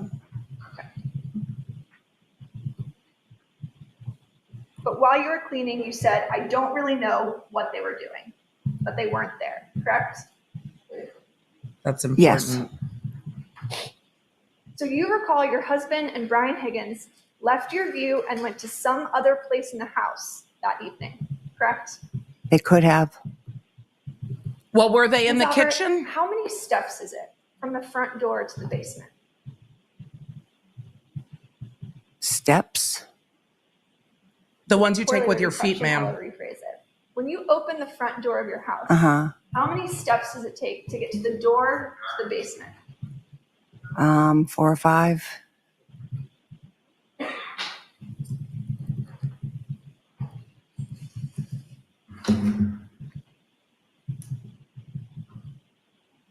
You testified earlier that Brian Higgins left 34 Fairview first, correct? Yes. Then Matt McCabe, Jennifer McCabe, Sarah Levinson, and Julie Nagel left together, correct? Yes. And the very last person to leave your house that night, you said today under oath, was your daughter, Caitlin, correct? Yes. And you said she left your house close to 2 a.m. Is that right? Yep. Ms. Albert, that's not what you told Sergeant Lank on January 29th, 2022, is it? It's not? I don't recall what I told him. Would it refresh your recollection? I bet she'll to take a look at remind your you. statement to Sergeant Lank? Sure. She's going to say, this is May how approach I the remind witness, you. Your Honor? Yes. I know the lyrics don't quite exactly work, but it's close. She's going to, she is not happy at all. Ma'am, the jury can see your face.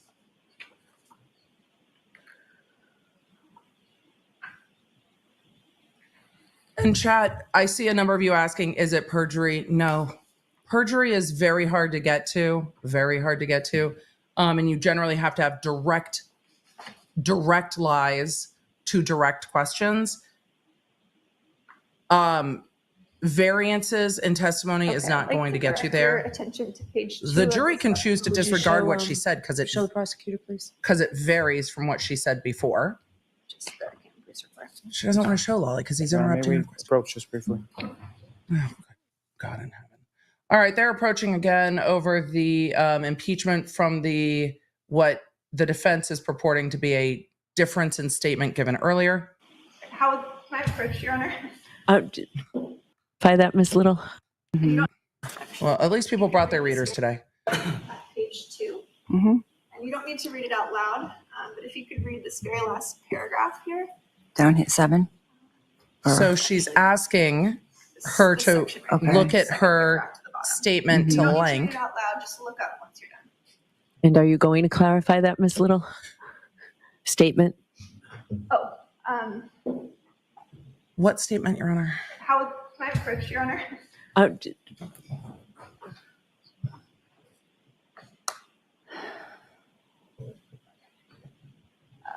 Ms. Albert, this is just a police report containing an interview that was conducted, correct? Yep. With Sergeant Lank on January 29th, is that right? Yes, the morning of. Thank you. So this is the report from the morning Yes, Is your yeah. recollection- of January 29th. Is your recollection refreshed? Yep. Isn't it true that you told Sergeant Lank that your daughter left at 12:15 on January 29th? I do not recall saying that. I've maintained in every interview testimony I've had that she was the last to leave. So I don't know, it was very confusing that morning. Officer Lank was trying to ask everybody, where had you been? Where had you been? When did you get here? When did you leave? I don't know if somehow it was misconstrued, But I've always maintained that So his Caitlin was report's the wrong. last to leave. So his report's And wrong. that's because Sergeant Link was talking to everyone at the same time, correct? Yeah, I mean, we're sitting around the table. It was a little, everyone was, we're all in shock, and it was a little confusing. Sure, it was more of a Yeah, ma'am, that's not your bad. She's not trying to flame you on this. She's flaming Lank's report on this. For the moment, you're not the one. If you're saying, I have always said my daughter was last to leave, that's on Lank. And this makes it clear that this is why you don't interview everyone just sitting at a table, kind of trying to figure it out. So this is about Lank's report, not about you at the moment. a conversation than an interview. Is that right? I guess you could say that. Yeah, Coach. Yes. It was more of a conversation than an interview. The defense is right about that. This is why you separate people to talk to them. I don't know any law enforcement that would watch that and go, that's a great idea. It's a terrible idea. It's just a Is that terrible what you idea. deny saying that to Sergeant Link? I don't believe I said that. Right. I think maybe someone was saying, oh, Jen and Matt got there at 12:15. He misunderstood. It got misconstrued later in his notes. But I've always said, You don't need and to any protect him. other time I was questioned, that my daughter was the last one to leave. So I don't, So you weren't trying to protect your daughter. no. You were forthcoming about always providing the troopers with information about the individuals who were present that night. Yes.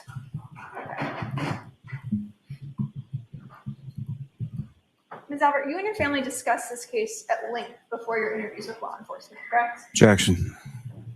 I'll allow it. That's a proper question. Did you? She didn't ask what they said. Of course, we discussed the case, but just everything. Look, an honest answer. That's very helpful. You and your family discussed the case. Of course we did.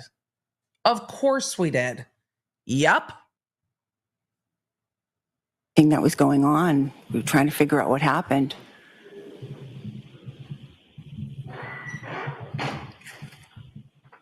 And you testified that you spoke to Trooper Proctor on February 3rd, 2022. Is that correct?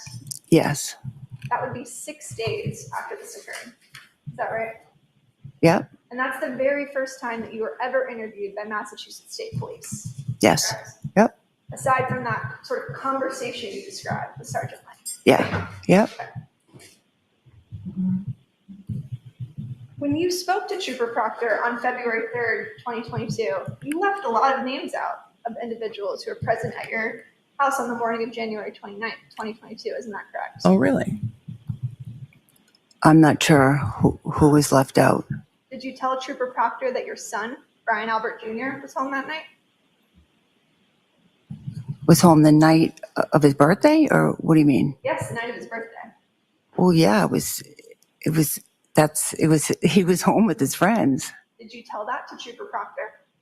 I assume I did. So if it wasn't in his report, that would have been his mistake? Objection, Your Honor. Sustained. Did you tell Trooper Proctor your daughter, Caitlin Albert, returned home with you after the waterfall?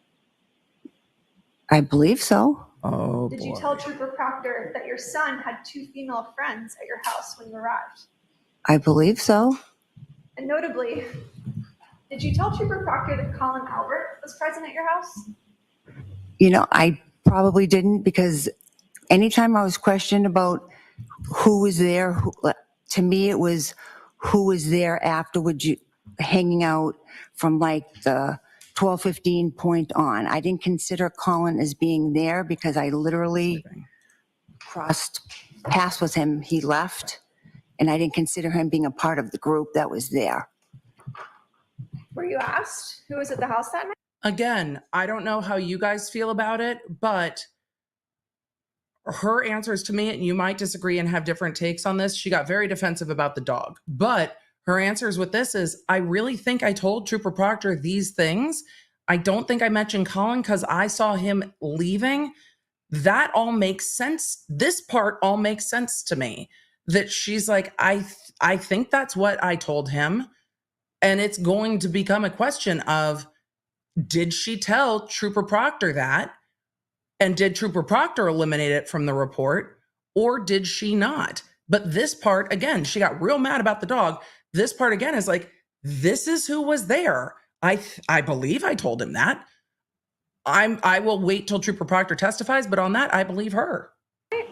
Right now. I assume he asked that, but I also didn't mention the people that my son had previous, because I didn't consider them as part of After the she got people that home. I was with when I got home. I mean, that's You never fair. mentioned Colin Albert to Trooper Proctor, correct?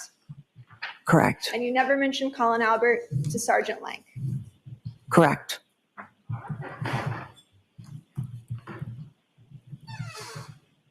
Ms. Albert, you knew that if you gave Trooper Proctor the name of your nephew, that he would have to interview him, correct? Objection. All right, I'm going to sustain that. Did she know that? But did she think that? She didn't know that. Did she You think want that? your kids or your nephew to have to tell the police what they saw, what they heard, and what they did that night. Objection. I'm going to allow that. Is that true? That is not true. But you never told Trooper Proctor about Colin Albert. I didn't mention Colin because I didn't consider him as part of the group that we were hanging out with after the waterfall, because he left as soon as I walked in. I didn't even think of him. Didn't even think of him. No. Didn't think it might be important for the state trooper who was investigating this case. She to said know she the didn't. Individuals who were leaving at the precise time that Mr. O'Keefe and Ms. Reed arrived at the house. Objection. She doesn't know Sustained. that. That calls for speculation. She doesn't know when Reed and O'Keefe arrived at the home. So that calls for speculation. But did she Ms. say Albert, something? what's the first thing you remember waking up to on the morning of January 29th? I want to know if she said something different at the grand jury, because if she said something different at the grand jury, you would think it would come up now. My First sister thing she bombed woke me up into my to. bedroom. Okay. Your Honor, if we could approach. Okay, approach sidebar or you? Okay. Yes. I mean, I don't know where else are they supposed to approach. Which means they're going to get into another line of questioning, but she didn't impeach her with her testimony at the grand jury. So I imagine the grand jury testimony was consistent with So this. Ms. Little, we're going to mark what you have in your hand for identification. Thank you.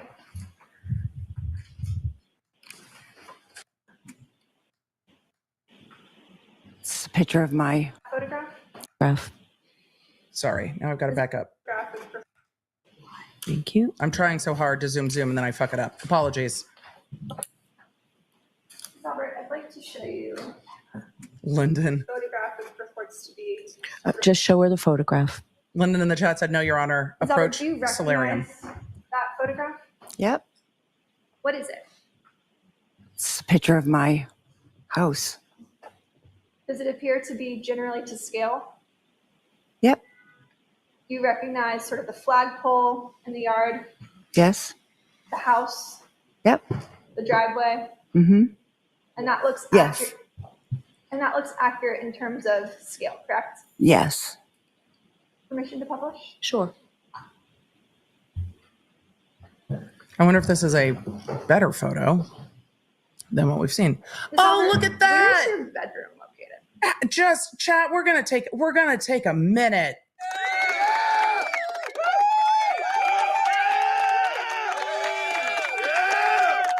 Finally, there is a picture from across the street, so you get an overview of the entire property.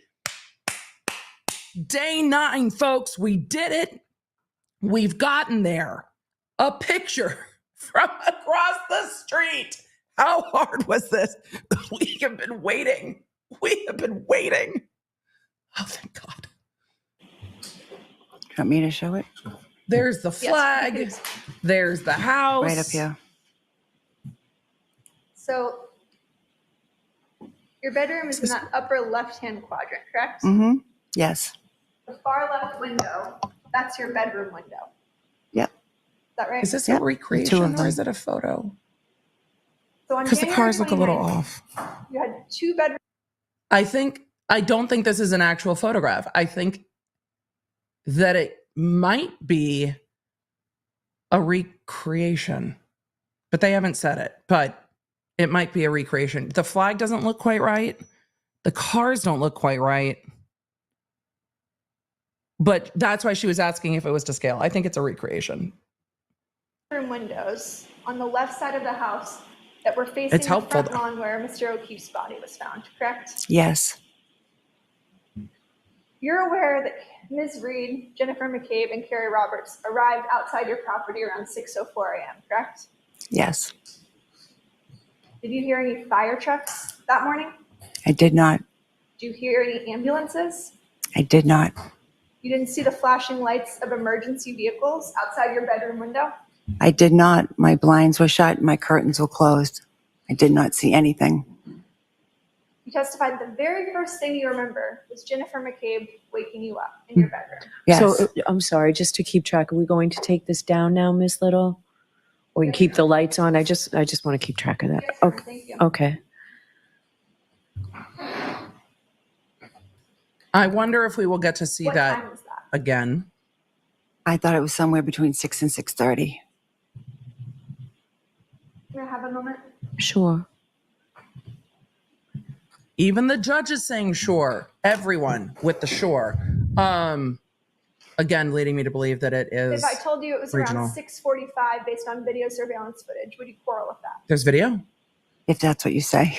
Okay. Does that sound about right to you? Yep. I initially from the beginning just said 6:30. I wasn't quite sure. Oh, on the police Ms. cam, Albert, dash cam. what about the two calls that you received from your sister at 6:07 and 6:08 a.m., which were answered? I never answered any phone calls from my sister that morning. Ma'am, what did you just say? Answered phone calls at 6:07 and 6:08, you say? From Jen McCabe, you say? Ma'am,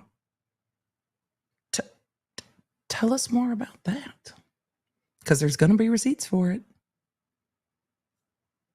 You're aware that the Celebrite records indicated that you answered two calls from your sister. Objection, Your Honor. And 6:08 a.m. The That objection misstates. sustained. Yeah, that misstates. Celebrate can't tell that. Your Honor, may I? Here's why it misstates. The question was, you're aware that the Celebrite extraction says that you answered the call at 6:07 and 6:08. Celebrate can't tell you who answered a phone. Also, answered calls can be answered by voicemail or answered by a person. You would need a bit more information on that. They can also be answered by another person. So Celebrite can't tell you if a person specifically which person answered the phone, because they can't tell you who had the phone in their hand, but your phone was answered. She doesn't look happy about any of that, though. You answered and 6:08 a.m., which were answered. I never answered any phone calls from my sister that morning. You're aware that the Celebrite records indicated that you answered two calls from your sister. Objection, Your Honor. And 6:08 a.m. The objection sustained. That's a proper sustained. Your Honor, may I approach the witness? Okay. Yeah, you need more information than just Celebrite says the call was answered, and they might have it. If you could take a look at this report. Yeah, they might well have more information. We just don't know.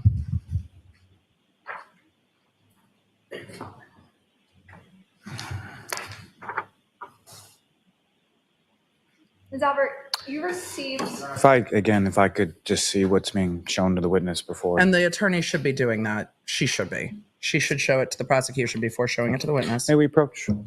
Okay. And that's why. That was properly sustained, by the way. I think I explained, hopefully well, why it was sustained.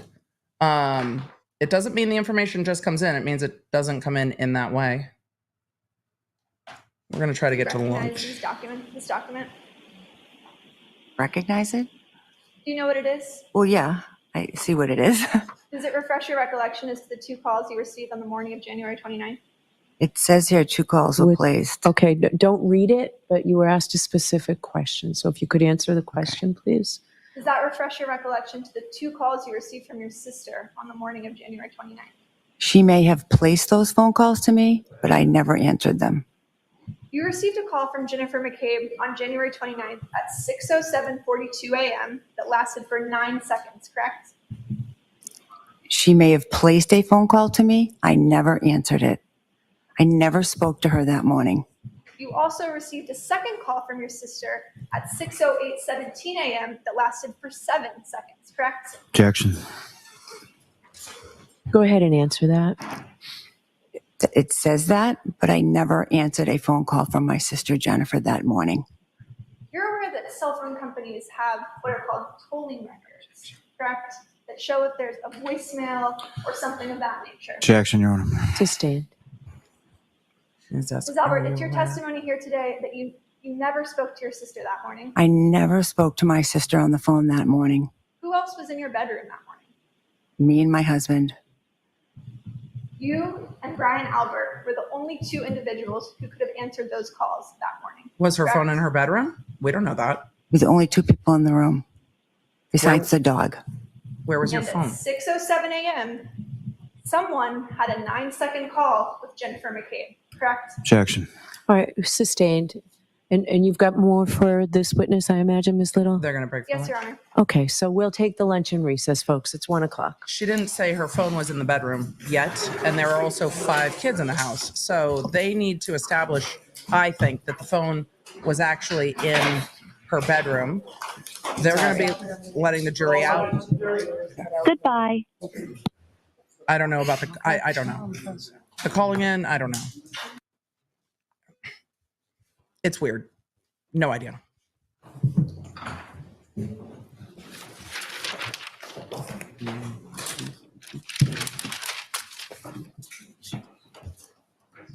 But they didn't ask where the phone was.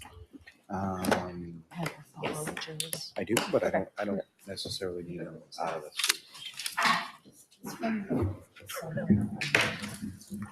It's probably in there. I think that's not an evidence yet. I think that's from someone else's phone. Madam Court Reporter, do you need me for anything? Okay.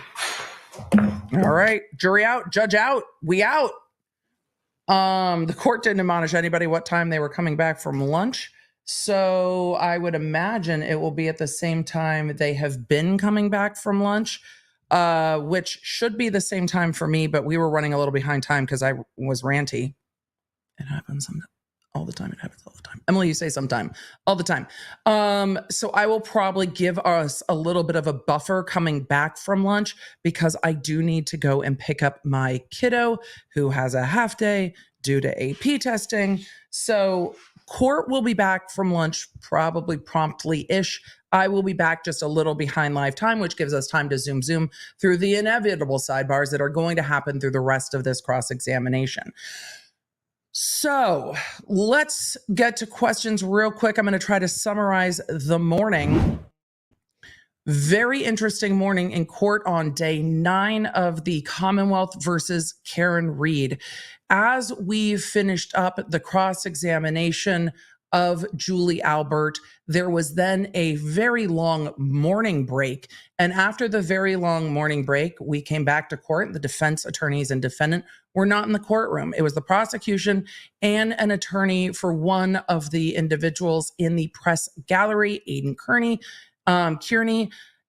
and they were arguing over whether or not that individual would be excused from court during the testimony of certain witnesses. The state made that motion, it seems 2 days ago, and served it on the Associated Press. The state Commonwealth said that that is what the rules say that they are to do, is to serve it on the Associated Press. The defense attorney argued that he is the attorney for that individual. He was not given fair notice that the state was seeking to exclude a member that has a press pass from the gallery during certain witness testimony. We do not have the filings from the state. The defense argued that they only got that less than a half an hour before they were heard before the court, and that they just happened to be at the courthouse that day because of other matters, which is probably a beneficial coincidence for that defense attorney, because imagine how pissed He was already pissed, but imagine how much more pissed had he not been on site. The state was asking to exclude Kearney from the testimony of Julie Nagel, Christopher Albert, Colin Albert, Michael Proctor, Jennifer McCabe, Matthew McCabe, Brian Albert Jr., Trooper B. Buchnick, and Nicole Albert. The judge granted that motion, did not say that they couldn't watch the feeds, did not say they couldn't cover it, but said that they could not be present in the courtroom during the testimony of those witnesses. Nicole Albert then took the stand. She is the wife of Brian Albert. They were the homeowners at the time of 34 Fairview. She is also the sister of Jen McCabe, who is, as we know, very involved in all of this, though we haven't heard from her yet. During direct examination, the things that were elicited were really, that were, first that we've heard, sort of. What, if anything, did we learn from the direct examination of Nicole Albert is what I'm asking myself in my brain. But what we learned was about the time that Nicole Albert left the waterfall, went home to 34 Fairview, who she was with, who was at 34 Fairview when she got there, and the order people left 34 Fairview early that morning. She said her daughter, Caitlin Albert, left around 2 a.m., was the last one to leave. And then after that, she went upstairs and went to bed with her husband, Brian Albert, who was still awake, but was upstairs. She said she had been downstairs kind of cleaning up and wrapping up as everyone was leaving. And Brian Albert took himself up to bed. I've got questions about that, but isn't it the way sometimes? Then we get into cross-examination, and cross-examination got real feisty with regard to the dog Chloe escaping the fencing in the backyard and biting someone and injuring them and them being transported to the hospital. The witness clarified that that event was two dogs fighting, and then the person who got injured was trying to break up that fight between the dogs after Chloe had escaped the backyard. She testified that Chloe had been rehomed and was very, very annoyed by that line of questioning. Testified that Chloe had been rehomed to New Hampshire and that Chloe was available if they knew where Chloe was or know where Chloe is, if anyone has questions about that. And it went back and forth. We then got into phone calls in the morning from Jennifer McCabe. This witness, Nicole Albert, testified that she was awoken by her sister, like flying into her room, just throwing open the doors. Did I say New Hampshire? Rehomed to Vermont. Apologies, chat. It's a lot of information. Throwing open the doors of the bedroom and waking her up that morning. The defense is connecting the timing of that to the dash cam videos showing when Jen McCabe left and went towards 34 Fairview. They asked a lot about that on cross-examination over a week ago with the officers whose dash cam they covered. Do you see when Jen McCabe is apparently leaving the screen and heading towards the house and the timestamps on that?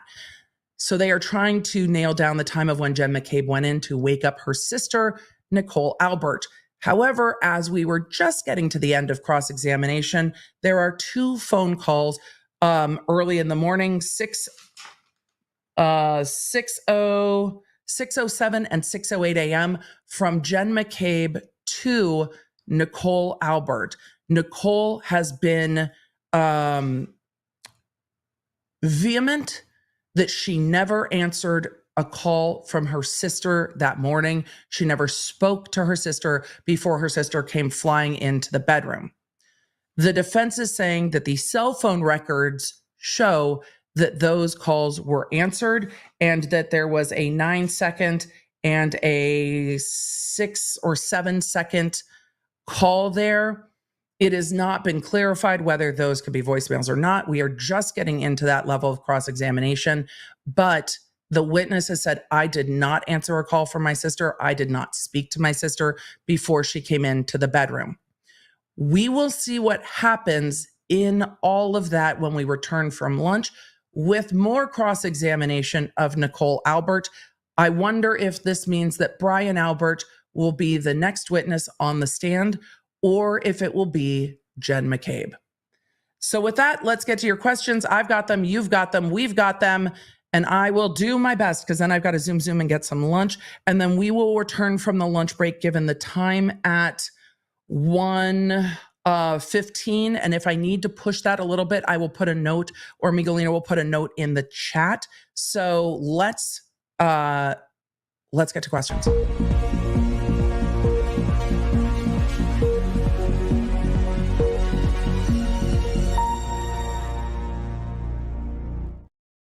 That is so much information this morning. I feel like we're finally starting to get into information about what happened that morning. Like we're just on a Friday, we're just starting to get into that information. Like just. So I saw a question about the Ford Edge. What was the eyewitness account regarding the Ford Edge? It was from opening. I don't exactly remember, but somebody saw a Ford Edge, but that was never explored or investigated. And this witness is saying her husband's work car was a black Ford Edge. But when on direct examination, she was asked about the cars, she just said my husband's work car. She didn't say my husband's work car, a black Ford Edge. She talked about the Ford Escape. She talked about a Ford Explorer. She talked about her car, a Cadillac, but she did not mention the Ford Edge. So that came up later. So I will be returning from lunch. We will give it some time. We always catch up, but I will be returning from lunch at 1:15 Central. The chat is saying, by the way, they left exactly at 1 p.m. for lunch. Oh, they do that, 1 p.m. Eastern time. They do that, and they will probably be back right on the dot of 2 p.m. We're going to give it a little space just because I have to, because of an early day in my life, because still mom life. Nanner, I don't think anyone has asked if how the bill was paid at the waterfall and when they paid the bill. No one's asked. Did you pay the bill? Who paid the bill? When they paid the bill? We know the layout of all the high tops, but we don't know when anybody paid. Dawn said, I don't know about the bad evidence collection. I thought this a DUI case, but hearing about the red Solo cups in the grocery bag right there is doubt. Even if there are other info to balance, it's in favor of the defense. And all the testimony right now, because remember, this defendant is also charged with operating under the influence. All the information from all of the eyewitnesses is she didn't seem intoxicated. I don't know how the jury will take that testimony, since everyone else in the bar, not everyone, but everyone else who was at the bar, a number of them were also driving. I don't know. Question. I catch that they are implying that Albert, nephew, is being offered as the actual murderer. I don't know what they're doing yet. The judge was very clear that if there is third-party culpability, it will have to be proven to some degree with the evidence that is in before the defense can actually articulate that. So we're just not there yet. Hear ye, no damage here in East Alabama, but the light show was spectacular. I have never seen lightning, and I've done like East Coast storms, earthquakes, but I have not seen lightning quite like the lightning here in the Southeast. Miss Squirrel, thank you for the gift of memberships. Motion for 67 merch, our new favorite number. I don't know about that. Maybe. Allison White, are the Alberts answering so quick about their son because it had been brought up that they think he might have hit John? I think that information is kind of out there. They've also testified multiple times. I don't know. There are definitely times where they seem defensive. Gently. That's me putting it gently. Susan Street said, would the FBI give the defense information? They would turn over information to everyone, so everyone would have access to that. It is my understanding that some of the accident reconstruction that the defense may bring in as a witness actually was the person hired by the FBI before the defense knew about it. So we'll see. Let's see. Emmy said, if there was ever a day for what the fuck just happened, let's go to replay. It was yesterday. I cannot wait until this trial is over and we see what the FBI is up to. I've got a lot of questions. We officially lost Emily. Today, I am not just spicy, but I am confused. And it's like every time something happens, it's like this, but what about this, but what about that? It's just hard to keep track of. So please timestamp Trooper Bukaki. It was so early this morning. It was so early this morning. It was just so early this morning. Trooper Yuri Bucknick, I imagine, will now be called Trooper Bukaki by all of his peers. I just imagine that that's what's going to happen after Julie Albert referred to him that way. So we're just going to go with Trooper B, lest I lose my mind. It definitely woke everybody up this morning. I was looking at some of my coworkers a lot differently after that Google search. I feel so behind. I'm a teacher on medical leave. Sorry, I can't give more. Don't ever apologize, Marsha Miller. We're glad that you're here, but Colleen is going to be a big part of this. We're going to get into, I think we're going to get into the rest of the really spicy civilian witnesses. We're going to start hearing from that whole list where the prosecution is asked to exclude Kearney. We're going to get to Julie Nagel, Christopher Albert, Colin Albert, Michael Proctor, Jennifer McCabe, Matthew McCabe, Brian Albert, Yuri Buchnick, Nicole Albert, Brian Albert Jr. I think we're going to get into all of those, including Caitlin. We're going to need some milk with all this spice. I mean, it really is spicy this morning. It's a lot. He asked how often they talk by phone, not how often they talked by phone at the time. That's different in my mind. Fair enough. The thing I really appreciated about this last witness is that when she was asked, did your family talk about this case? She said, of course we talked about this case. I think that came across as a very truthful answer. And the only one, and I appreciate that she didn't back away from that answer. She's like, of course we did. Because we all know, of course they did. After seeing all this, after seeing the way that the evidence has come in and seeing that they were all sitting around together talking about it with with Officer Lank, why would they think they shouldn't talk about it? Officer Lank didn't tell them they shouldn't talk about it. In fact, he interviewed all of them sitting at the table together. Why would they think not to talk about it? Nobody told them not to. Of course they did. It actually makes me raise an eyebrow more when people pretend that they didn't. Why are you pretending that you've never talked about this case with anyone? That's a little more suspicious to me. The leaning in as opposed to distancing is very different. Jojo, thank you for the Starbucks fund. All of these people are so defensive when crossed at moments. And I think we've seen in a lot of the cross, there are moments where they are very defensive and moments when they're not. It has definitely shifted. I don't know if I think anyone has been just defensive flat out of the gate the entire time. There have been moments. The other thing that strikes me is that when the defense is trying to make much out of things that are not always much, that they were trying to make, I think, maybe more at this point, and maybe new evidence will come in and I will change my mind about this, but trying to make more of Chris Albert and the victim's lawn banter. If Chris Albert and the victim had bad blood, as it were, or didn't get along, the testimony is that Karen Reed was saying, hey, are we going back to your pizza place? Is that where we're going after this? If, that's her man, if her man is not good with the owner of the pizza place, would she be asking, can we go back to the pizza place? And that testimony didn't seem odd to me, that she was asking, what are we doing after this? To others. And Jen McCabe came up to her and was like, oh no, you're coming with me. You're coming with me to my sister's. But if she's there with John, if John has issues with Chris Albert, is that where you're asking to go spend time? I just don't think there are issues there in that way. Maybe there are, but I think that testimony leans towards they weren't worried about hanging out with Chris Albert more that night. So, can Karen Reed's statements be used against her if she hadn't been read her rights? Oh, there's a whole lot of it depends on the circumstances. It depends on the circumstances. But her comments to EMS and stuff like that, yes, they can.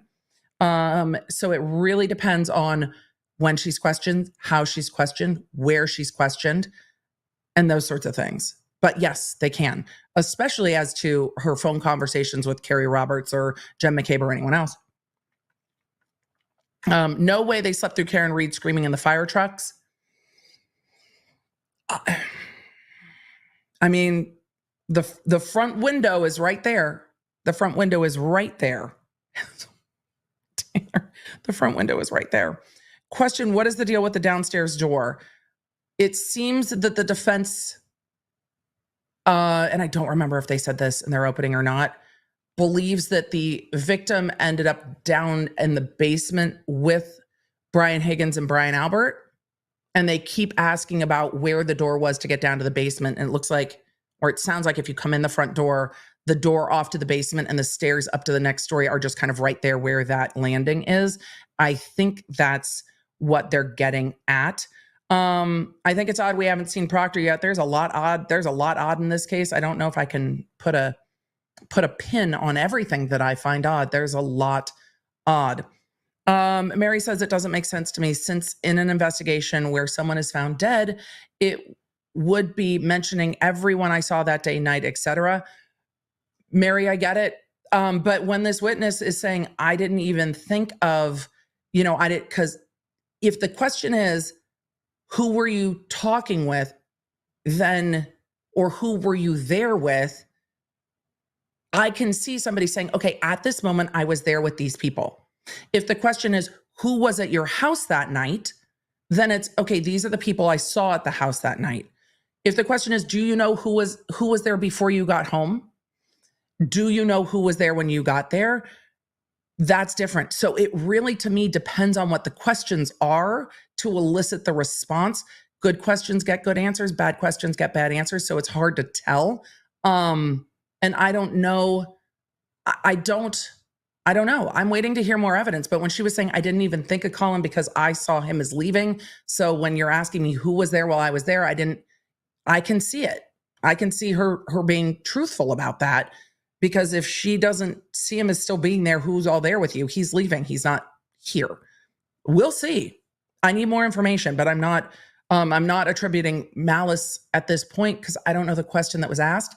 And when the explanation is reasonable, we will see. My perspective on that might change as more evidence comes in. As it does, there are times you get witnesses down the line and you're like, wait a second, you're telling me this now? That makes what this other person said seem wicked sus. I'm going to say wicked if nobody else will. It just depends on what testimony comes in because we are taking this as the jury is, testimony by testimony by testimony. So we don't know what's going to happen yet. And we can't really bump the testimony up against anything else because we don't know. But that's why you watch a live trial, right? To see what happens. The question, how often do you talk to this person? Hardly ever or very rarely. Didn't you have 67 phone calls with them? That doesn't seem like rarely. I didn't wake up until my sister came busting in the door. Didn't your sister call you that morning? These look like answered calls. Excuse me, what? We're waiting. We're just waiting. Sean said we didn't get rid of the dog. We rehomed the dog is the definition of splitting hairs. I think there has been much made of whether or not they killed the dog. So I can understand the defensiveness around that because got rid of has a different tone and tenor than rehomed. I honestly don't think that's splitting hairs, but she also referred to her dog as it. So I don't know. It's just odd. I feel like we're 200 years into this trial and we still know nothing at the middle of day 9. But you guys, I have to take a break for lunch and do the life things and use the restroom. We will be back after lunch. I have it set for 1:15 Central. If I have to push that back due to kiddo stuff, I will put a note in it and I will be back. If I do have to push it a little bit, push it real good. I just ask that we don't spoiler the chat and I appreciate you. Law nerds, you're amazing. And we finally got a picture of the front of the house, though it seems like maybe it's a composite. We finally got a demonstrative of the front of the house that we can understand. Isn't it so helpful? I think it is. And with that, I will see you guys after lunch. Don't forget the Law Nerd app will keep you in the loop. It feels like we're going to be pinging you a lot as these witnesses take the stand. So when life gets busy, if you don't want to miss some of these witnesses, you need the app. I'll let you know. You can stay up to date with everything I'm covering and fast notifications on our free iOS and Android app at lawnerdapp.com or search the App Store for Law Nerd. You can also follow me around social media, and don't forget to check out my podcast, The Emily Show, with quick bits dropping every Monday, summarizing everything I do here on the live streams on Tuesday and Thursday for when you just have time for the quick bits. Thanks for being a Law Nerd.